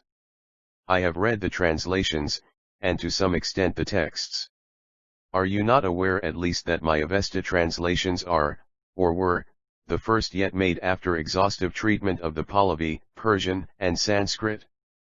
And that I profess, so far as possible, to give the main antagonistic views of my opposers, ancient and modern? Vague answer. And yet, though you have never read my book, you venture to look askance upon its very extensive and full work. No answer. Then what asterisk do you suppose yourself to be? How do I know that such would be the answers? Know it? One of them came to me of the most venomous. Inquiring what he knew of the Pahlavi. He admitted nothing of it. He said it would extend the study too far. Needless to examine such a man as to his opinions. His master, so he said, an instigator, declared himself unable to teach the Pahlavi, so another of the pupils both in my presence. Never, in a word, has a book of such extended scope been at all attempted and never, as I add with still astonished sensibility, has such a book been at all so well received, i.e. never without a clique controlling periodicals. That its edition is all sold, some copies at 3 times the first stated value, is not so serious. Subvention to a new edition has been offered by government, though this third subvention has not been as yet claimed. If time be spared it will be. Asterisk, this is the kind of creature that sometimes ventures to talk about a scientific procedure. I may mention just here as it occurs, that the eminent gentleman who freely asserted that he had worked without any experience at all with the Pahlavi seemed on that account with some of his pupils to be justly proud of his grandiose suggestions as being especially original, but at last he verged upon being convinced. The pointed hint, he said approvingly, the pointed hint, alluding to the Pahlavi, Persian, and Sanskrit, is effective as giving the general indications. 164. Our own religion in ancient Persia. Annoyances. Yes, I have had some of them, if Parsis wish to hear them. To receive a valuable book with thanks alone implies fair favorable treatment, but what do my readers think of a man who will ask for a still unpublished work, full of well-weighed fresh materials indispensable to the study, gain great service from it, write flatteringly in return, and then surreptitiously oppose it? Some got copies from the British government and tried to sell them, knowing that each copy of such a book is important for expenses. Another, IATH November 1892, thought my book, which he received gratis, fas inder that das es samti Rusts zum Studium dieser so unendlich schweren Text. Embraces in fact the complete outfit for the study of these so infinitely difficult texts, yet he edited a defective description from the first mentioned person. Another actually asked me with emphasis to recommend him to a professorship, the most intimate conceivable of all possible requests, though I have such now and again, it would have great weight, so he thought, and later cast an imbecility. Etc., etc. So I return to first point: devout gratitude to the God of heaven.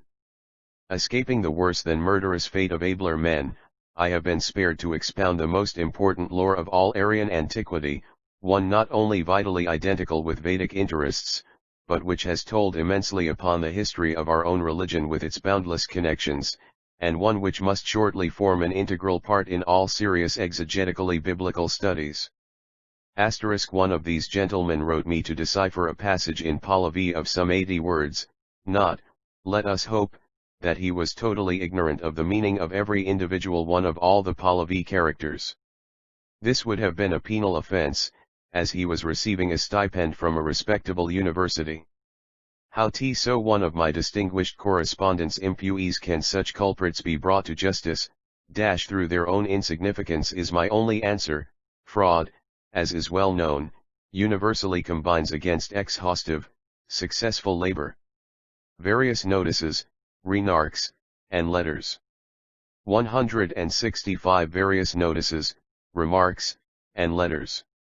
From the London Athenxum of April 12, 1884. M.R. Mills is considered at present the best authority on the true interpretation of the ancient Gathas, so Professor Max Miller, re the first distributed edition, full publication having been interrupted by the engagement to translate the 31st volume of the Sacred Books of the East for the University Press, November 1883. From an eminent person, the instructor of all German Sanskritists, re the first distributed edition of the Gathas, 1881. LHH Habeer Work bis 312, als ins Wisken gedruckt, also bogen 40 rund folgend word mir sehr erwünscht. THRR. February 17, 1884. From a much-known writer, ist February 1884, re the distributed edition of the Gathas. Ich habe mit Vernieugen gehört, dass der erste Band ihres großen Works fertig ist, und bin sehr gespannt darauf, wie kann man sich das Elbe verschaffen. March 5, 1884.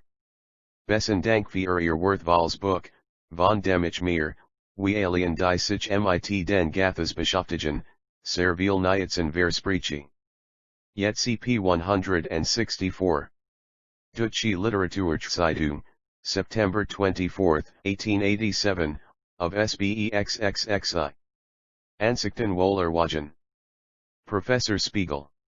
From Professor Dr. Eugen Wilhelm of Jena, April 1888, sent for publication.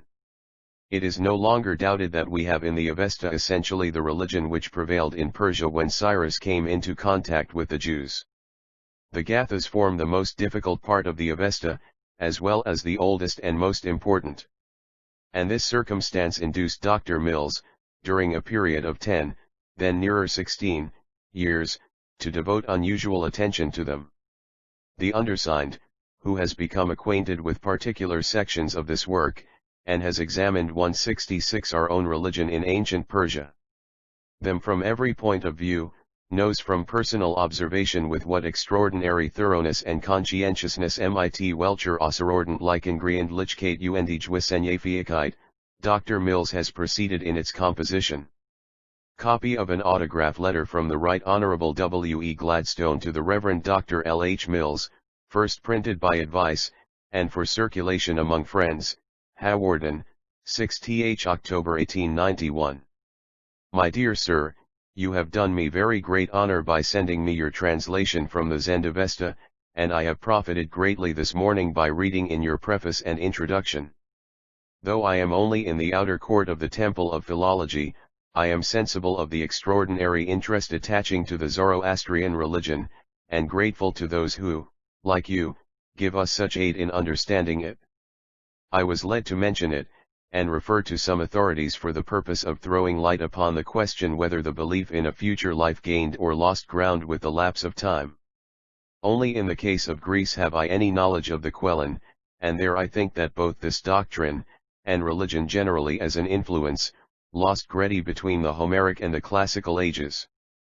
Some small presumptions appeared to exist on behalf of the belief that in Persia also in regard to the future life, and the retribution with which it was there combined, there was a similar downward process. I hope I have not stated this too boldly, or used any arts to disguise my ignorance. Accept my best thanks for your kindness. Perhaps if I am able again to visit Oxford you will allow me to profit by your conversation, and meantime let me remain, faithfully yours, W. E. Gladstone. L. H. Mills, ESQV. Various notices, remarks, and letters. 167 /first reprinted for distribution among friends. Sir Edwin Arnold, the author of The Light of Asia, authorized his name to appear as a writer of the following notice in the London Daily Telegraph. It appeared in the issue of Loth August 1894. Sir Edwin was well acquainted with the history of Zoroastrian science, and has exerted no little influence upon it. A book of vast learning and high archaeological value, lately issued, has been much too silently passed over by scholars and critics. It is that monumental work by a Dr. Lawrence Mills of Oxford, entitled Study of the Five Zarathustrian, Zoroastrian, Gathas, with texts and translations. Brought out with the assistance of the Indian Secretary of State, the volume is indispensable to students of Zend literature and theology. In 1876 Dr. Mills turned his attention to the great subject of his tome. First translates the Gathic texts into Sanskrit word for word, and next, in order to be sure of significations, the erudite doctor sets himself to examine the Pahlavi commentaries, collating all the known manuscripts and deciphering their at times almost inscrutable characters. Side by side with these he also translates and edits the Parsi Persian manuscripts. He next re-edits the the London Athenome, as cited above. The New York Nation of July 12, 1888 says, of the old edition a boon to all scholars. The Gottesgeschichte and Zijan, as cited above. The Review Critique of Paris, as cited above. The New York Nation of June 21, 1894 says, scholars will no longer have an excuse for neglecting the Pahlavi commentaries. The Times of India of September 22, 1894 says, the great work now before us, which may be truly called monumental translations into Sanskrit are, as Dr. M. thinks, a sine qua non to a complete treatment.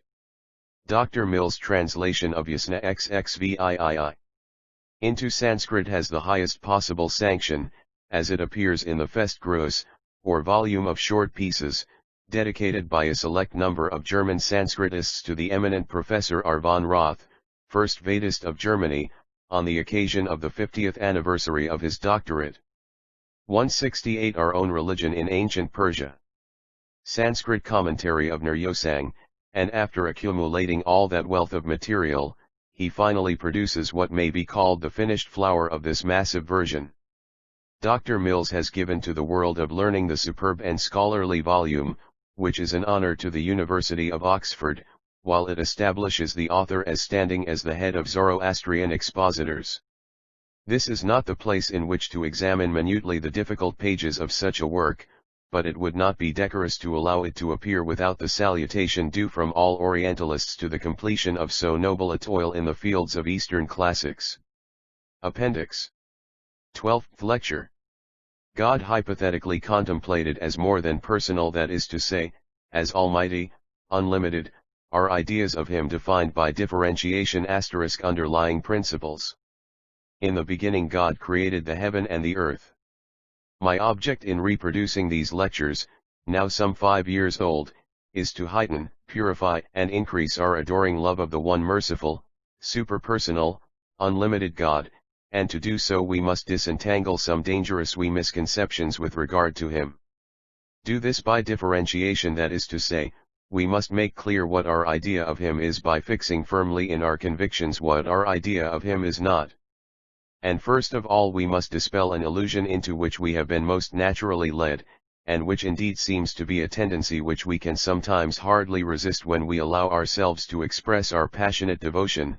It is the impression that our God is merely a person in the lower, genial acceptation of the term, so misinterpreting the language of our leading prayer, which has become so sacrosanct in every syllable. But the time has surely come when we can with safety make known some vital distinctions just here. To be a person in the words of ordinary pre-Caesarean is to be a subject which can be an object to * this lecture, as it here appears from page 176, was printed in the Open Court of March 1908. 169-170 Appendix. Itself. Nothing can be an object to any sane intelligence, not even oneself, which cannot be defined, definition by its very form meaning the fixing or a fineness beyond which an object does not and cannot extend. So that to be a person in our stricter sense of the matter is to be limited. The expression infinite person, though it has been at times made use of with good enough intention, would be pure nonsense. To worship a limited person, however otherwise exalted, would be to commit idolatry in the form of nature worship, for such a person would be an object in nature. Could never truthfully make use of such words as almighty, omniscient, omnipresent, with reference to him. We could only use the prefix all with reference to his character, saying the all holy, all merciful, but we could not apply the particle before any term implying power, for omnipotence includes omniscience and omnipresence. Such a definable and therefore limited being might conceivably be supreme among the objects of nature, and so everlasting under the unlimited superpersonal, but he would be without unlimited power, and to make our prayers to him as if to an unlimited being would be not only meaningless but perhaps also profane. It would contravene the first commandment. Our adorable and adored one, almighty, omnipresent, omniscient, and unlimited is therefore superpersonal, that is to say, our idea of him goes out beyond our idea of human or angelic personality. Person, as we have seen, can be defined and so understood, but our adored superpersonal unlimited one passeth understanding. 2. Is he our deity, the universe itself? Forbid the sacrilege, yet there have been parties known to hold that the two ideas, the universe of nature and deity, coincide, and we must ask the question further to define him by showing what he is not. What, then, is the material, intellectual universe? For intellect inheres in nature. The natural, physical, material, and intellectual God as almighty, more than personal, illimitable. 171 Universe seems, as we generally understand it, to be an inconceivably extended but not unlimited mass of vivified electron atoms endowed under the unlimited with interior motive force, and having within it all we know of majesty, design, beauty, and of grief. Is it stationary within itself? An inquirer may ask. On the contrary, motion is its life. The place changing of its elemental electrons builds up all that we see of magnificence or charm. Has it ever begun? Never of itself except under the all-causing, all-permitting will of the unlimited superpersonal. Did it ever need to be begun? Not of its own nature or self under the unlimited. Does it ever increase? Not by one measurable fraction of an atom save for him. Can it ever increase? Not of its own nature. Does it ever decrease? In no particular. Can it ever decrease? Not by any infinitesimal particle except under him. Do its elemental electron atoms ever change in their essence? Not to the slightest conceivable degree of measure. Has the course of its incessant interior place changing of atoms ever been deflected or diverted? Never save under his will. can it and will it be ever so deflected or diverted? Never he save as so wills. Will it ever end? Never of itself. Can it ever end? Never save as he puts forth his annihilating power. Nature, then, that is to say, the universe of nature, is under his almighty will an unbroken and unbreakable chain of causality unbeginning save for him, unbegun save for him, indivertible save for him, unending in its ever-moving but within themselves never-changing elements. Beyond that self-moving circle science does not penetrate, he himself forbid the thought is, as so often said, not within this nature universe, nor is he the object of its ken, is the object only of its faith. 3. What is his permission if the universe of nature is in itself complete, of its own nature unbegun and 172 appendix. Unending, save under him what is the meaning of such a qualification? This qualification necessarily results from our religious hypothesis.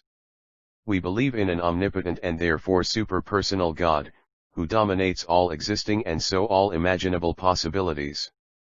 But if an object great or small is unbegun and unending, how can it be and how has it been under his supernatural power? The answer is that the sub-eternity, so to speak, of the physical intellectual universe cannot interfere with the absolute supreme eternity of an unlimited, illimitable, superpersonal God so believed in upon our scheme of faith.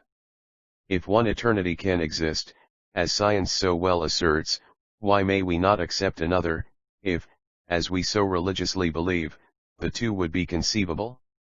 For our whole concept, from root to blossom, from cornerstone to pinnacle, is reared upon the illimitable supernatural power in the super-scientific masonry of devotion, and nature's course seems sometimes interrupted.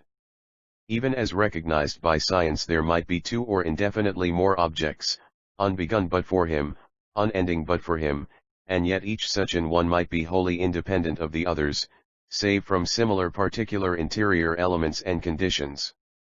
If, therefore, two or more objects can be thus even in the eye of science unbegun, and yet mutually independent, then by presumption at least there should be no insanity nor difficulty in our religiously accepting as an article of faith the existence of two vast things so different as God and his universe, both unbegun, the latter so only under him, for we are not at this point, let me repeatedly emphasize, proceeding upon the lines of finite science. We do not proclaim a God ex machina sic, with vol vitae. Simply mean that we intend and are determined to maintain our devoted belief in the superpersonal indefinable superexistence of our God. This is the point where the question again naturally arises, since you think God as almighty, more than personal, illimitable.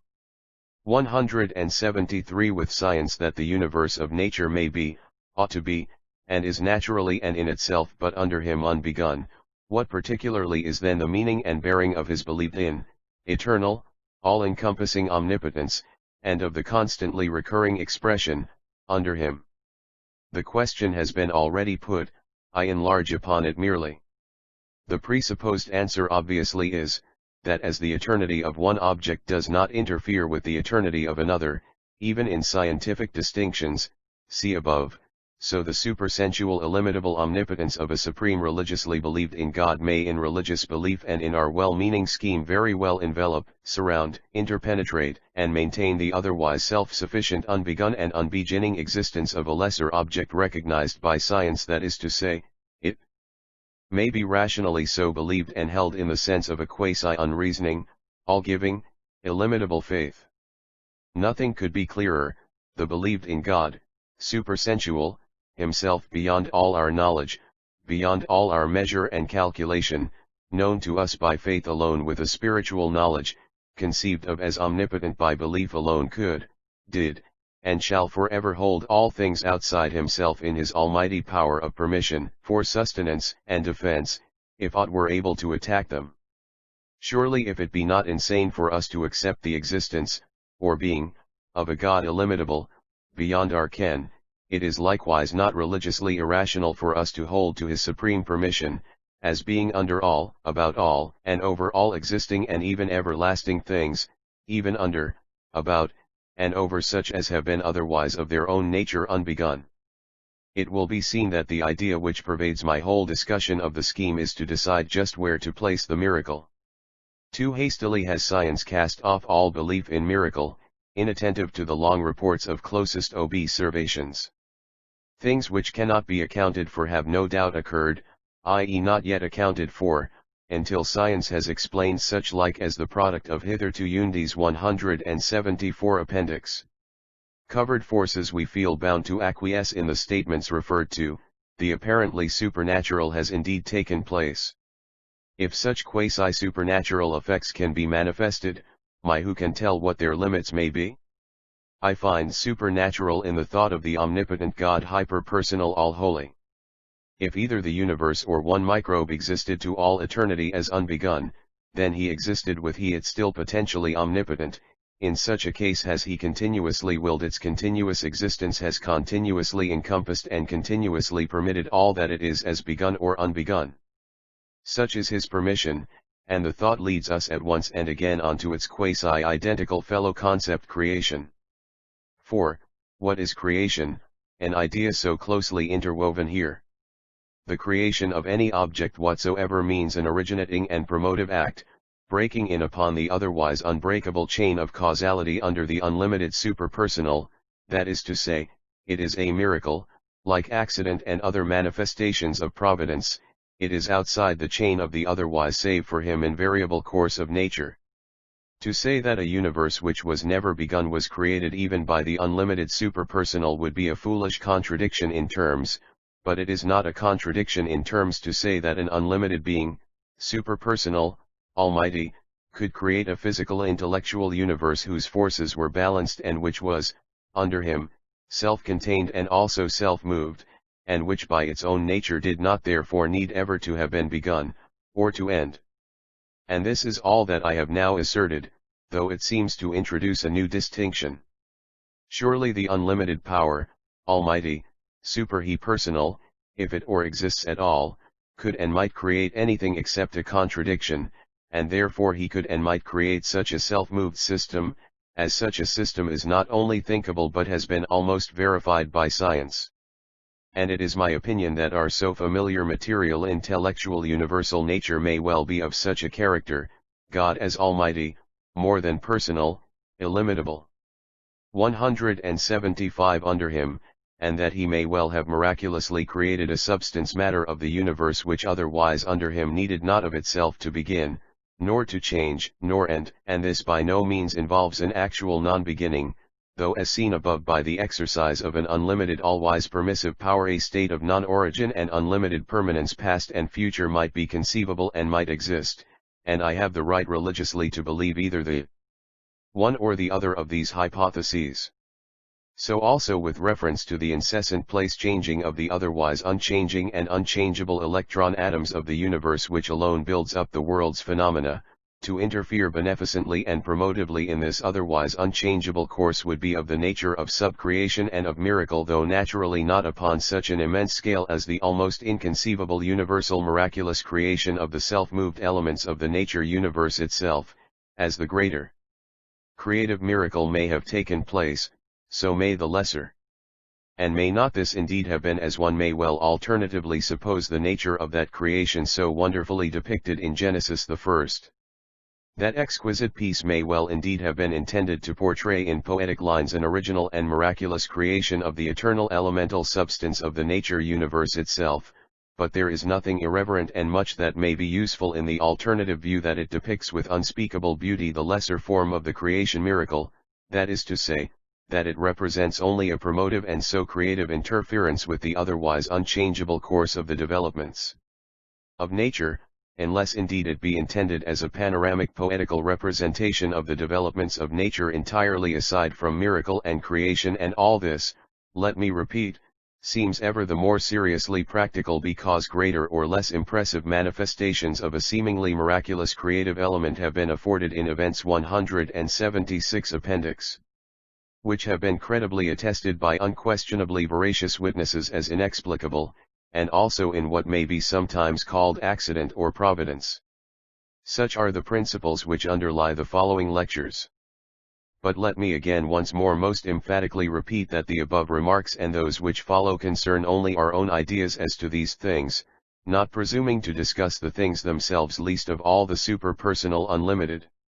And yet still further let me guard myself by saying that I here make only positive assertions as to what seems to science to be the truth in regard to the balance of universal nature, its self-contained self-motion. I do not attempt to dogmatize. I endeavor to define the ideas of these things approximately only by defining more and more closely the things which they are not, and from this I proceed by negatives to bring out ever clearer his adorable Godhead and his truth. First, and in due course next after the above, in order to my bring into clearer light ideal view of him, I strive to depict as best I can that most godlike of all nature's forces which some seem indeed at times to have confused with him, I mean that wonderful thing called nature's mind. The clearer we can bring this out as super-ideal in its attractiveness while separate from him, the clearer again we can extend and enliven our feeble concept of himself, sublime as we can show an exalted thing to be. He is ever still more glorious, yet beyond the vast mind force in nature as a thing unspeakable in majesty and joy. Yes, there is in nature this one incomparable power, passing imagination, baffling calculation. It hardly *. This portion of the lecture was printed in the Open Court of September 1907. God as Almighty, more than personal, illimitable. 177 approaches in its mystery and grandeur our ideas of the unlimited superpersonal himself, but, if personal, it would indeed almost seem to identify itself with our old nature God, the merely personal, not almighty, if all-loving. And just in so far as we can make this unspeakable object clear and vivid to ourselves, and show it to be separate from him while it is yet included within his omnipresence and omnipotence, just in so far, as said above, do we add to our adoring concept of himself. This reason mind force in all nature, pervading as it is under the unlimited, all-energizing, all-guiding, comes ever clearest to its repeated focus in the marvelous intent, the plan, the design. Of all things under him it also seems the very one toward which we evermore feel naturally constrained to draw near and ever nearer. So vast it is and yet so closely intricate that neither our measuring reach nor our counting iterations, neither our analyses nor yet our syntheses, seem ever able even to approach its nearest bounds. We seem to merely feel it, though with rapture, ever beginning as it is with all other nature, and also, save for him, a something unbegun we self-moving like the rest. Can hardly even say that it comes most to consciousness in man, for how many grades of intellect may there not be beyond us and above us, as there are so many as we think beneath us? It moves about us everywhere, steadily, impressively, in the pencilings of leaves, in the growths of embryos as in the sidereal mathematics, for each half-vivified orb of whatsoever grade seems actuated by this universal we thing. Half-vivified, indeed. Might once well have reserved our qualifying fraction for the greater Greeks. Some of them thought them to be literally alive. Soft splendors with their mighty centers, each seems to know and keep so exactly its reasoned course with waste shed slowly off, at last regathered. So in their last so-called originating fusion all followed the inspiring all * by one more beatific thing beneath him. F. Aristotle. 178 Appendix. Thought, finding each his place, one must be a sun, others planets in its system, the elements in each must be of exactest measure, weight, and even climate.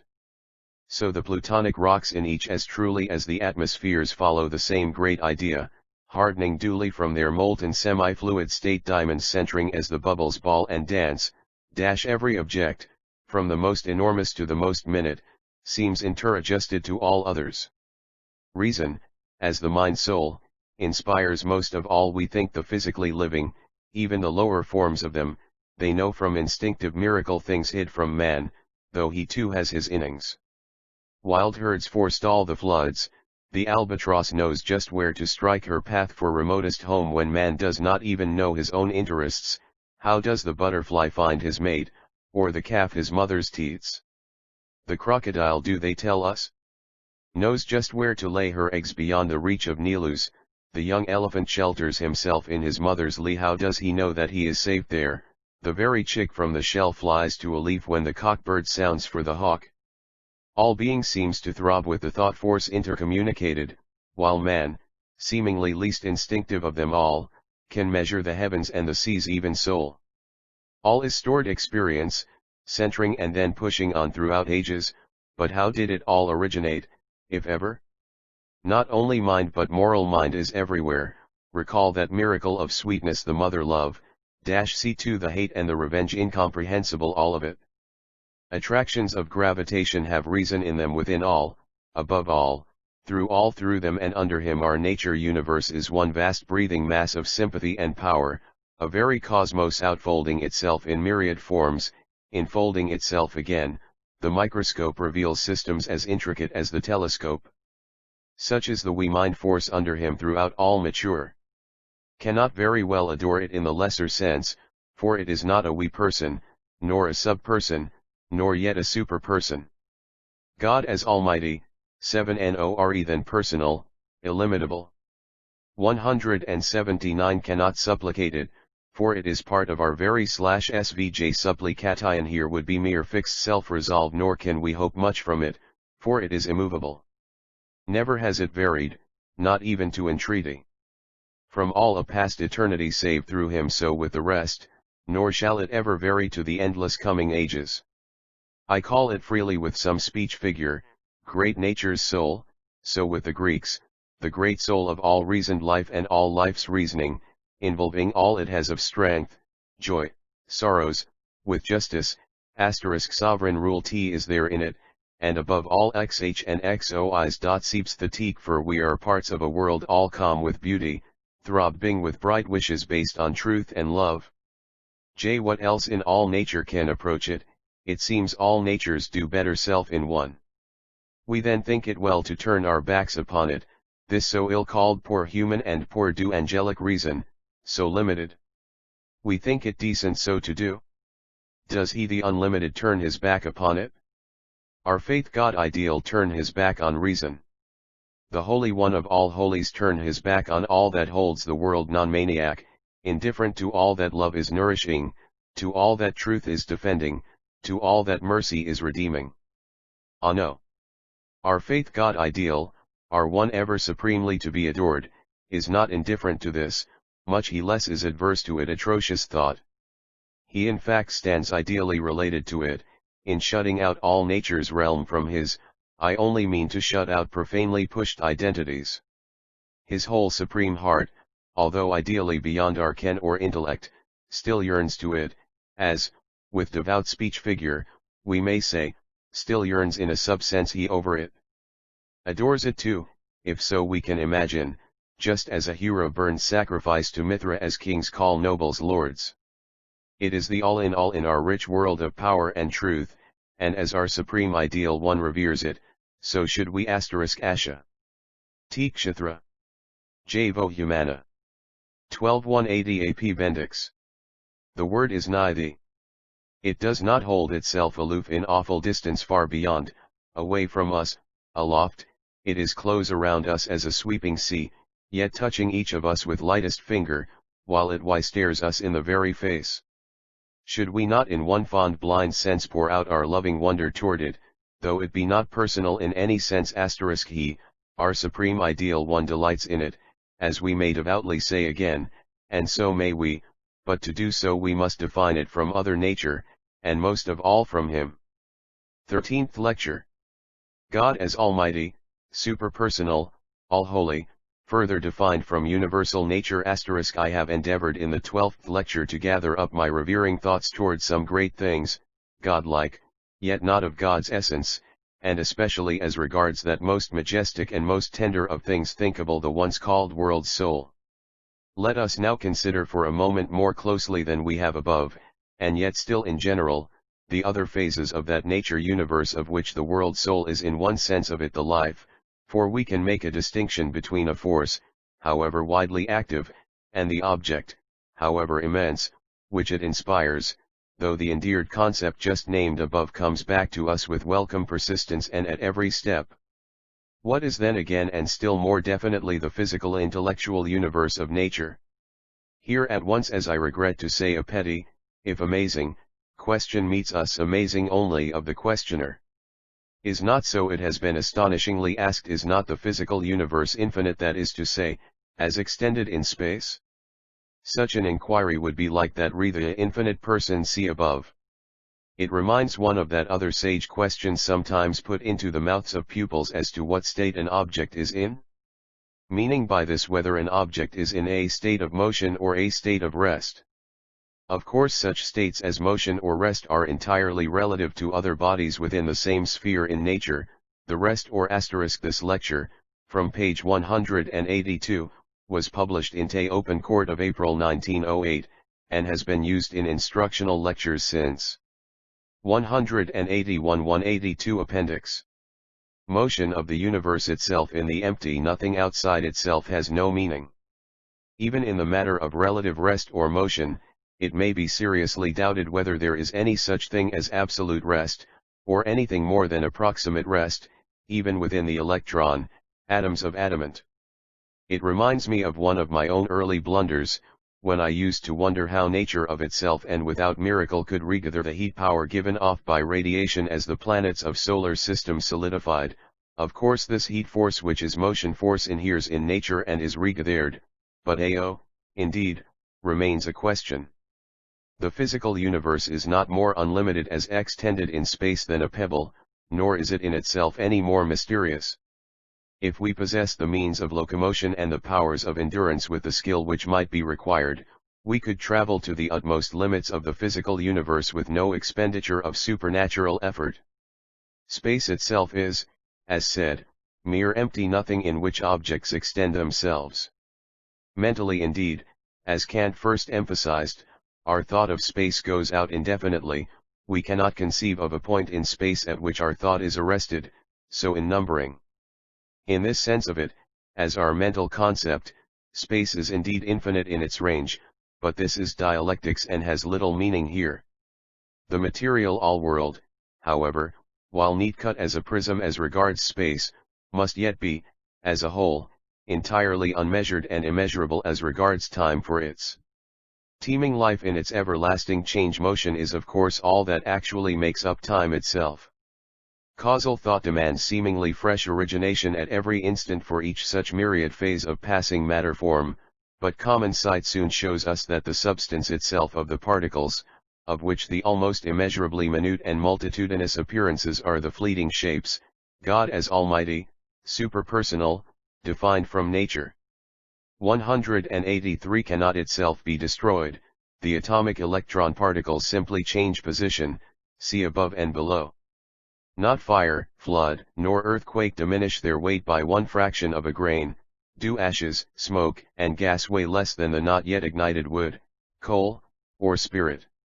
See the oxygen and hydrogen separated by electricity in our experimenting machines, they combine again to equal weight. Let me never be misunderstood, I block no causes nor beginnings, beginnings there are, as said, and said again, by the myriad at every instant. All is flow with Hegel's originals, as with himself, and precious are all things just in proportion as that flow is strong and rapid. Life is all the firmer for it is the flow alone that makes it, see the pulse, or rather feel it. Yes, there are changes as beginnings rushing on at every infinitesimal fraction of a second, but the everlasting elemental substance in which the change takes place is itself unalterable. How can a change take place without something which changes, but which only changes in its outward form? If there were no solid basis, motion could not exist, nor be maintained, a thing cannot move before it exists. The physically everlasting elemental substratum of all nature is inadequately like the deep sea -- motionless, the form change which is its manifestation is the splendid surge. The water particles rest still, or move but vertically, it is the wave form that rushes on over sea or wheat field. So also the thought forms themselves, the life sparks of sentient nature, they cannot stop. Mind organism on organism reaches mature status and cerebral action at once inevitably sets in, it is the mere motion of thought faculties, thought particles *, the fight muscles alone rest in sleep, if then. The brain cerebrates, whether normally or not, at advancing stages. Take our Edmuralone human puberty as a sample, a seed thought time it was for most of us, see it at the soup's awaking, conversion we used to call it -B seed crisis, 184 appendix. We then broke forth to reason's consciousness, we were veritably born again. Right was our deity, the strident will seemed fiercely free, to have it out with all our highest yearnings, this, passionately. Negation seemed cowardice to us, to do some noble thing, or many, was our point, we took our lives lightly in our hands, we gripped to do or die, we would even violently force idlers to take part. But what were we here again but the fine poise of nature's sentient forces, her better ones? Injustice seemed the kernel of all woe, all hell, to us, its center, focus, but behold, truth was everywhere, half-consciously consoling us. If the bird be fragile, she can yet rise on wing and be in a moment safe, if the farm laborer bends to toil, he still smells the sweet earth and breathes the life-giving air, if the tigress is long starving, she yet enjoys her fierce spring the more, and a fuller meal, if the inventor wrestles with hell's stabbings in the frightful fights of jealousy, he has yet at times the thrill of victory, if Dives is his lifelong assailed by a million demons tugging for his coin, he has still at moments the glut of his desires. There is, imperfect, balance everywhere the essence of what we so fondly try to call fair truth. Equity means evenness, see gravitation, which is analogous to stability, compactness, it is, however, never perfect, but attempted everywhere sometimes in terrific forms. Two monsters meet in duel, one horn snaps like a pipe stem each battles, so he thinks, and thinks rightly, for some vital interest, two stags struggle on a precipice, antlers are interlocked, the does look on. The youth knows that he feels conscience as much as this nay more. And so of that active right form, the affections, with their obedience, he, our youth, longs on principle, as on passion, to follow them, and the very doves do too, dying if parted, of their sorrow. See the wildfowl's motherhood, she will draw the gunner off, feigning herself wounded, drooping her bedraggled wings, on ever God as Almighty, superpersonal, defined from nature. 185 farther from her nest, saving her half-hatched brood, look at the common poultry of the barn door, they even attracted the attention of our Lord, see too a keen bitch with her litter, she shows her sharp teeth at once, devotion is a part of nature, attraction everywhere as the square of the distance, see above. And what is the controlling order within and throughout it all but a something akin to chemical concentration and distribution? Like crystallization, see above, the chief bull leads the herd, look at the ants again, order is everywhere, attempted, and so is genius. The very mold of the world seems to outfold itself of itself, see the chrysalis, the butterfly's caste is there, look at the physical perfection of a newborn human being, every little nail is in its place, in fact, all sentient and all non-sentient being is there in motion toward an ideal, infernal or sublime. Even in the fused condition this was so, change phenomenon lived on in the electron in spite of flames, forms predestined and pre-existing appeared everywhere, as globe on globe grew cool, all the poles at first chilled slowly, then halfway down they grew more temperate, till at last the equators became possible, just as the globes themselves contracted from their still prior fire mists, and everywhere, as of dire necessity, as the heat went off, life swarmed, and with it, consciousness, satanic or benign. So our own self-life, all was struggling right, love, order, and motion, with intermittent defeat or victory through murder, sneak, etc., but where did it all come from? This all-creative force, for none of us who have left our cradles interpose a preternatural creative interference at the very last, or first strange occurrence which we notice going back.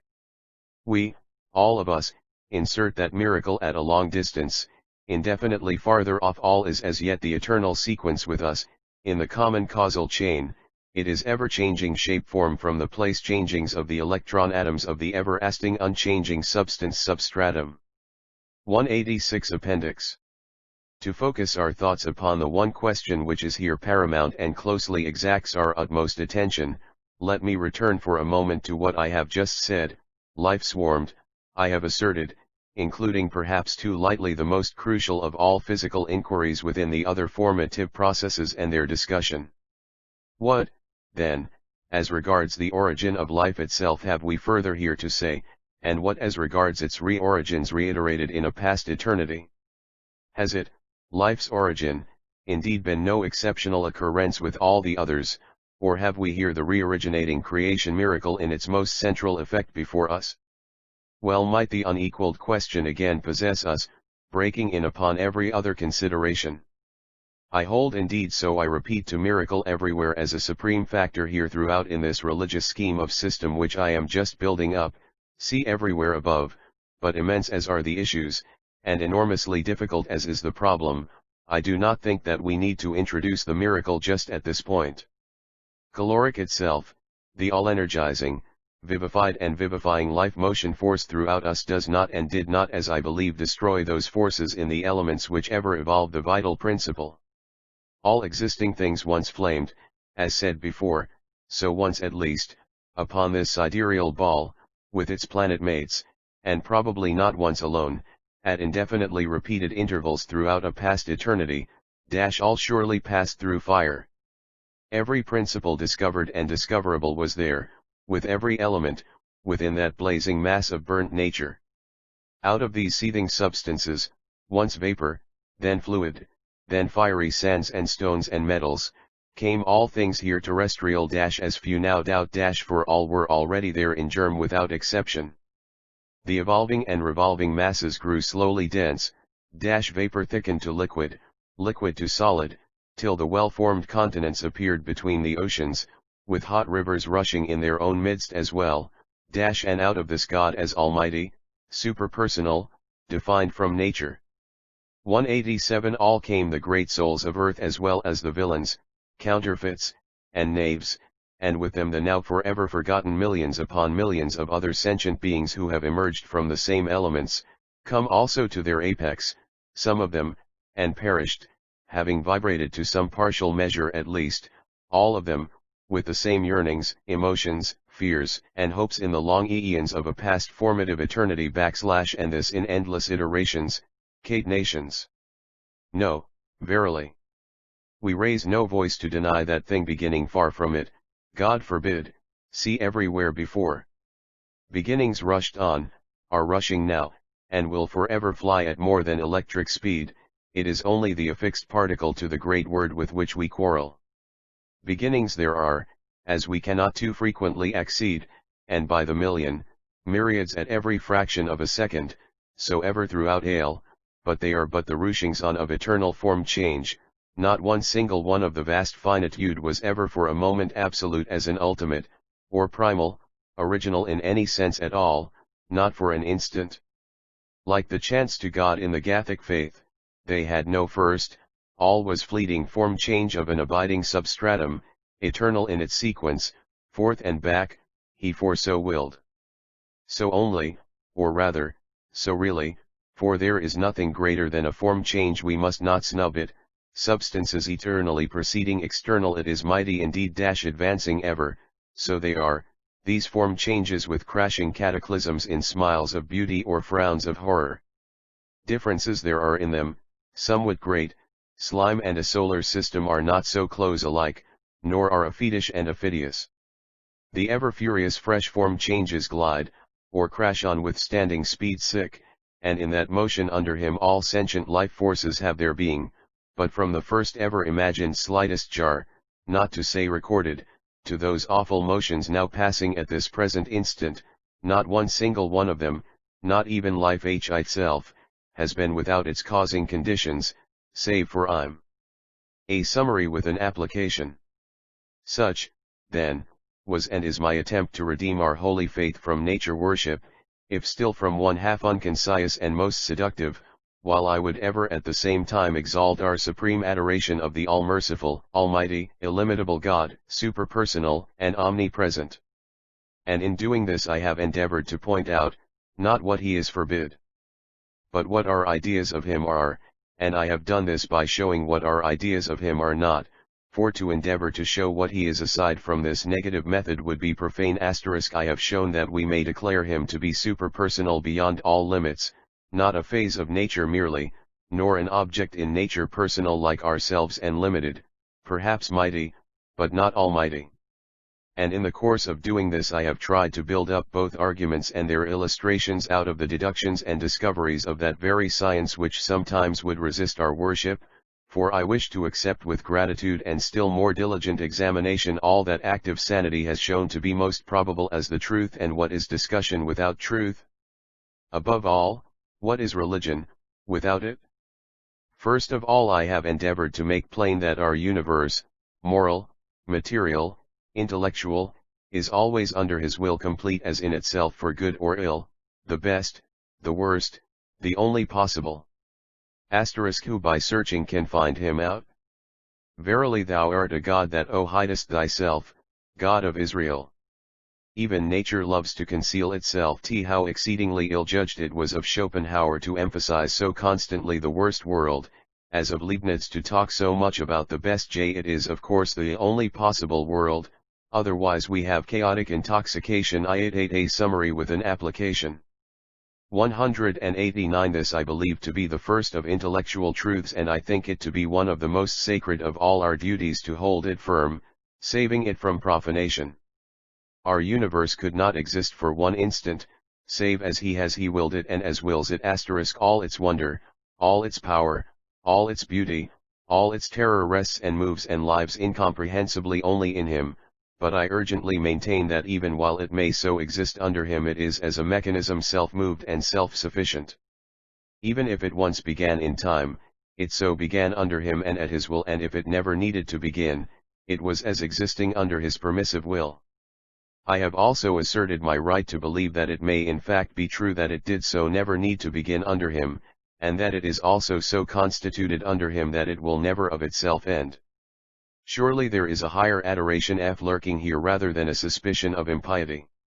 Though a thing be self-contained, if it be still within and under his almighty power, it is then as evermore his property nonetheless, and his glory is to us obviously the more exalted when we recognize this strange completeness in his possession, while with one touch he could annihilate the whole of it, if so would with another re-originate it, so that while it is indeed a contradiction in reasonable terms to say that he created a universe which was never begun, it is actually no contradiction. See above to say that he created that which would aside from his creative word need no creation, nor yet is it a contradiction to say that he may have actually from all eternity permit and upheld the existence of a mechanism the forces of which are balanced and contained within itself, and which has of itself never begun, and which of itself shall never end.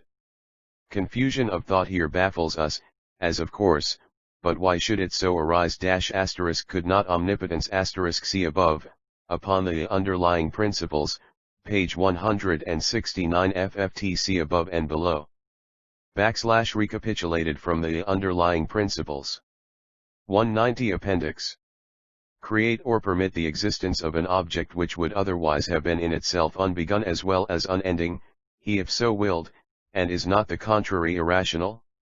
For surely no unbegun and unending existence has of itself any supreme divinity, it is under him, and even aside from him it has not even then any independent power, unless it be the universe itself, for all the force in every separated object is but one pulsation of the universal moving energy. Permanence is not in itself a thing adorable, time itself is something existing only in our minds, so again with Kant, it is our own observation and our own measure of the course of nature. There is no time with him, as one day even with ourselves time shall be no more. Past and future are with him but one absolute present, a present not like ours, an ever-fleeting point. If from his eternity wills the existence of a self-contained, self-moving object, where is the impossibility and where the mystery? For active sanity has long since shown that every pebble in its elements exists under him as of itself. What business have we to talk of confusion here? are dealing with matters in themselves utterly beyond all conclusive inference. Standing in awful adoration as we do, upon the very field of faith before the all-presence of our almighty illimitable God, no mere Olympic person, what right have we to fumble here with mysteries? All is mystery as of course. And what, after all, is there so wonderful in this under him /s // unbegun existence? Surely what exists in this flying moment is as wonderful as the unbegun, if not more so. And here we cannot well be too particular. What could be so wonderful as that miracle, the supposed arrest or diversion of the ever-moving form change * even for one moment, not to speak of the elemental substance? The permanence is not the exception, the wonder, permanence in the regulated form change, in the phenomenon of the substance, is the rule. It * see the underlying principles. A summary with an application. 191. The permanence is in reality the reverse of wonderful. It is merely the punctual and fully expected reappearance on every day of an object in form change which always occurs in the causal chain, and could not but recur. Is not the fact that a pebble exists today really more wonderful than that the pebble's elements existed yesterday? Of course it is, say the pebble's elements, for the pebble's form has changed since yesterday, if but infinitesimally through waste. That it exists in this present vanishing moment proves that the forces which were in it yesterday still hold out, a matter not at all so lightly to be taken as self-evident, not at least in the light of higher science. Could thou from habit that a pebble which we see today barring slight waste existed yesterday, but we could only do so because it seems to be before us now this instant in the causal chain. The fact that it existed yesterday is the needed basis of its today's existence, that yesterday's existence is the farthest removed of all things from a mystery, and so of before yesterday and before yesterday's before that by the million back to the very infinite.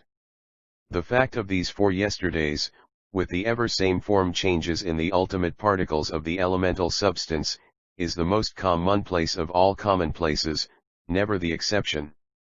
The continuous process of the form changing, even if it continues unbroken back to a past eternity, is not the miracle which, when recognized, should startle us. It is, on the contrary, the slightest break in that causality which would seem to us the maniac's idea, that is, save for him, it is this which should be the astounding thing. The sub-eternity of timelessness in the substance is the natural state of all physical existence, and we should school ourselves ceaselessly to get used to it. For if these elements which now exist before our eyes in their ever swiftly passing form change have existed in a causal chain throughout a past eternity as a necessity 192 appendix to their existence this instant, aside from fantastic error, how could they have ever got out of existence at any conceivable past period of time? And if they had ever existed before a supposed annihilating break, where could they have gone to? And how was the space filled up which they once occupied? And if they had never existed before, where did they then come from?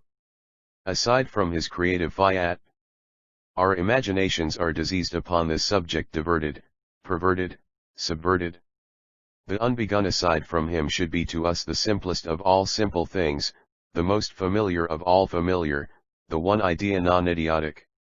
So of course as we slowly recover from our fond fatuities, infantile as they were *, so while taking fully in what this simplest of all simple things must mean, what else, let me repeat once more, to drive this most critical of all suggestions home, what else can such a recognition do but exalt the more, and ever yet the more, our adoration of him who created such a self-moved mechanism, or what is the same permitted it.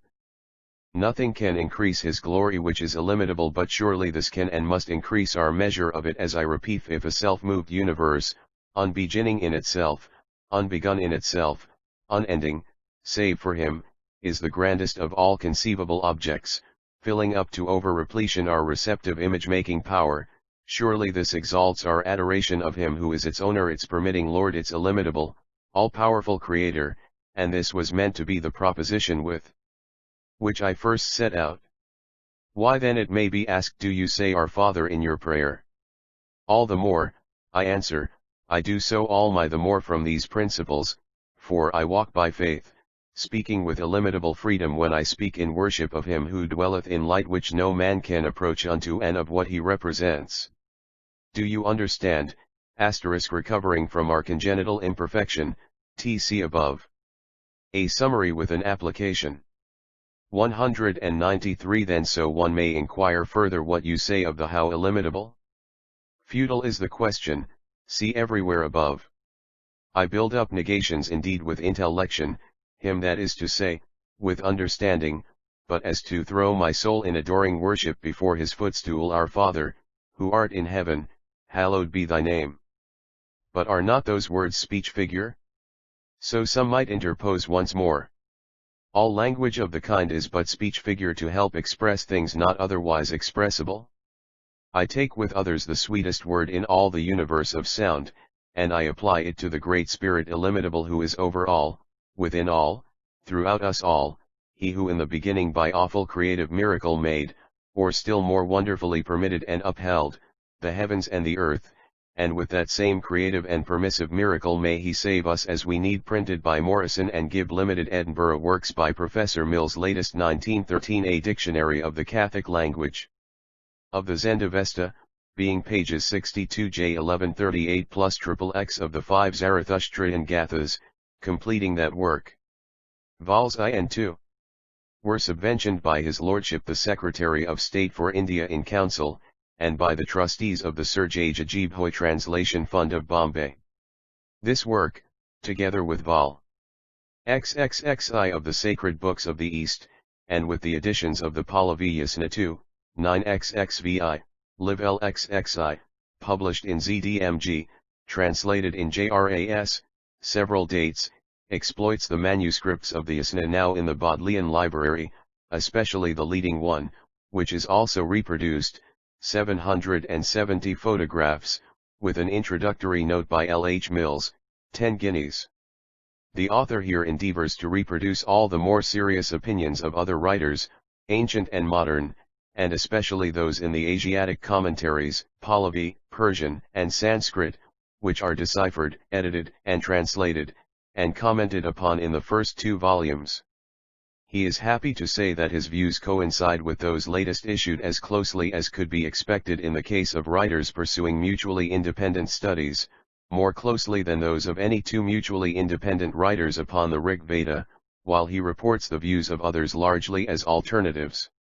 His sole point of criticism concerns the incomplete mastery of the materials on the part of esteemed writers who follow opinions made without the exhaustive study of the Pahlavi, Persian, and Sanskrit commentaries, which circumstance alone mars the otherwise great value of their suggestions.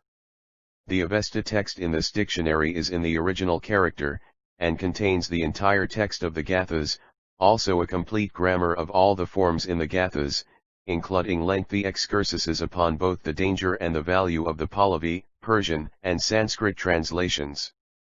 Price £1, pages 200 to 516, sold separately to those who have purchased pages 1 to 199. Los Yasna I in its Sanskrit equivalents separately printed, 1912, pages 22. 2's Yasna XXVIII in its Sanskrit equivalents, Rothsfest Gruus, 1893. Yasna XXIX in its Sanskrit and English equivalents, pages 25, just issued. Luvamus Ian, 1912. Yasna XLIV in its Sanskrit forms, 1897, reissued in the ZDMG, 191 1-12. The rest of the Gathas are in manuscript in similar form, and will be issued as time permits. Just issued. Our Own Religion in Ancient Persia, being a collection of lectures delivered in Oxford, collating the pre-Christian exilic Pharisaism with the dogmatique of the Avesta, so advancing the Persian question to the foremost position in our biblical criticism, pages 193-412, 1913. 65 The Yasna of the Avesta in continuous treatment, upon the plan initiated in the 5 Zarathustrian Gathas, by L. H. Mills, Professor of Zend, Avesta, Philology in the University of Oxford. A study of Yasna I, with the Avesta, Pahlavi, Sanskrit, and Persian texts. The Pahlavi is given in the original character and in transliteration, the Pahlavi and Sanskrit being translated into English here, the Avesta in SBE, XXXI, 1887, with Sanskrit equivalents here, 1910, the Persian is itself an interlinear translation of the Pahlavi. The Avesta text is reconstructional with copious notes. The Pahlavi is read-ite from the Journal of the German Oriental Society, with all the manuscripts collated, BDIVE. Heft 4, 1903, the English translation is re-edited from the Journal of the Royal Asiatic Society for October 1904, Niryosanga Sanskrit is re-edited from Spiegel, with the additional collation of 5 manuscripts, and for the first time translated. The Persian is from the Munich Ms already partly edited in the Gathas. An appendix contains the accented Sanskrit equivalents of the Avesta text by the author, issued upon the plan adopted by him with Yasna XXVIII in Rothsfestgruß, 1893. See Oldenburg's remarks are the Vedic poetry, in Vedic religion, p. 27, and with Yasna XLIV in the Acts of the 11th Congress of Orientalists held in Paris, 1897, 2nd ed., ZDMG, 1911-12. 4 photographic plates of manuscripts, with other illustrative matter, are added, pages 163, to be had of F. A. Brockhaus, in Leipzig, J.S. 6d. Yasna I is especially valuable, as it deals with the chief important questions of all the non-Gathic Yasna. Yasna XXVIII retranslated into English in the Asiatic Katarterly Review, 191-1. Yasna XXIX, commented upon retranslated into English and Sanskrit, Museum, 1912. See above. Yasna XXX retranslated into English in // Point 5, 1912. Yasna XLIV, IIO, retranslated in Asiatic Quarterly Review, 9111. Yasna XLIV, commented upon, with Sanskrit translation by the author in ZDMG, 1912. See above. A few copies of Zarathustra, Philo, the Achmenids and Israel, pages 460 plus XXX, 1905-06, are still to be had of Kegan Paul, Trench, and Triebner, Co., and of the leading booksellers in Oxford, he at /2s. 6d treats his subject thoroughly and exhaustively, deep and patient studies. Modi, J.J.A. head priest of the Parsis, Kolaba, Bombay, in the Parsi of Bombay, 1906. Wealth of Learning and Thought. Nation, N.Y., August 30, 1906, Dr. Gray. This work, almost in its entirety, first appeared in articles in the Asiatic Quarterly Review. Avesta Eschatology compared with Daniel and Revelations, by L. H. Mills, 1908, to be had of Kegan Paul, Trench, Trubner, and Kosagi de Lecher, Tenut al Università di Oxford, Sola Religione del Avesta, dal Professor Lorenzo Mills, being sections of lectures, delivered in the University of Oxford, with Zoroaster and the Bible, by L. H. Mills. 19th Century Revised, 1894, fifths translated into Gujarati by N.D. Kaurlawala, of Bombay, 1896, now translated into Italian by an accomplished Italian man of letters upon his own initiative, 1910. G. Sacerdote, Turin, Italy. pp. 75. Price 2s. The Ahanavarya Formula, JRAS, 1910. The Gathas in English verbatim and free metrical, with headings from SBE, XXXI. Leipzig, 1900, YS, has been reissued, bound with the Sanskrit equivalents of Yasna I, the Pal. In Oriental and transliterated characters, the Persian, Sanskrit, and the Italian, or with the dictionary. As bound up with the dictionary, this English edition of 1900 gives both the complete Gatha text, with grammar and dictionary, and also a verbatim and free metrical version. The antiquations of the English edition of 1900 are corrected in the dictionary, and to some extent in our own religion in ancient Persia. See also the new editions of YXXVIII, Asiatic Cord. Revelation, 191-1, XXXXIXY in the Musion, 1912, Y_NJRAS, 191-1, YXLIV, IIO, in the Asiatic Cord. Revelation, 191-1, and in ZDMG, 1912. The 31st volume of the Sacred Books of the East, the Isna, Visparad, Afranagan, and Ga, pages 400 plus Sladii, 1887, same author, is still to be had at /2s. 6d, the best translations are those by Darmstetter and Mills, thus Dr. Geldner, Encyclopedia British, Vol XXIVP 778, as is the ancient manuscript of the Isna, colotyped in an unsurpassed manner in the actual size and color of the original, 770 photographs, with introductory note by L. H. Mills, 10 guineas. This is the main document of the above-mentioned works, and for the presence of the original of it in the Bodleian Library Mr. Mills is responsible, 1889. Professor Mills's name stands foremost in the ranks of those who have explored the field of Avestic literature. The Rastgo/Tar, Bombay, April 18, 1909. Beyond question our leading authority now living on the Gathas. The Nation, N.Y., August 30, 1906 earlier, of Mills Gathas, Das Ergebnis einer erstaunlichen Arbeit sehr mannigfaltiger Art unser Verständnis der Gathasmächtig gefordert. God. Galler. Ans, May 13, 1893. Insbesondere von Mills, der dies Schweierigen Gedicht ingriendlichster Weise behandelt hat. Prussiskis Jahrbuch, 1897, Professor Justi, Lexicographer. Tu circi s occupanta I interpretation de Gathas rond homage I immense labeur scientifique de M. Mills son livre reste un instrument indispensable pour étude. Professor James Darmstetter, Review Critique, September 18, 1893. Als die Erklärung der Gathas notwendig ist. So also drive west /v/. JRAS, 1906. Immer es die Grundlage bilden, auf der sich jede weitere Verstimmung aufbauen muss ihnen hervorragenden Dienst. Zeitschrift der Duelsken MG, 1896, the late, R. Piskel, first Sanskritist of Germany. New edition has been inquired for, and a renewed government subvention is expected from an antiquated engagement.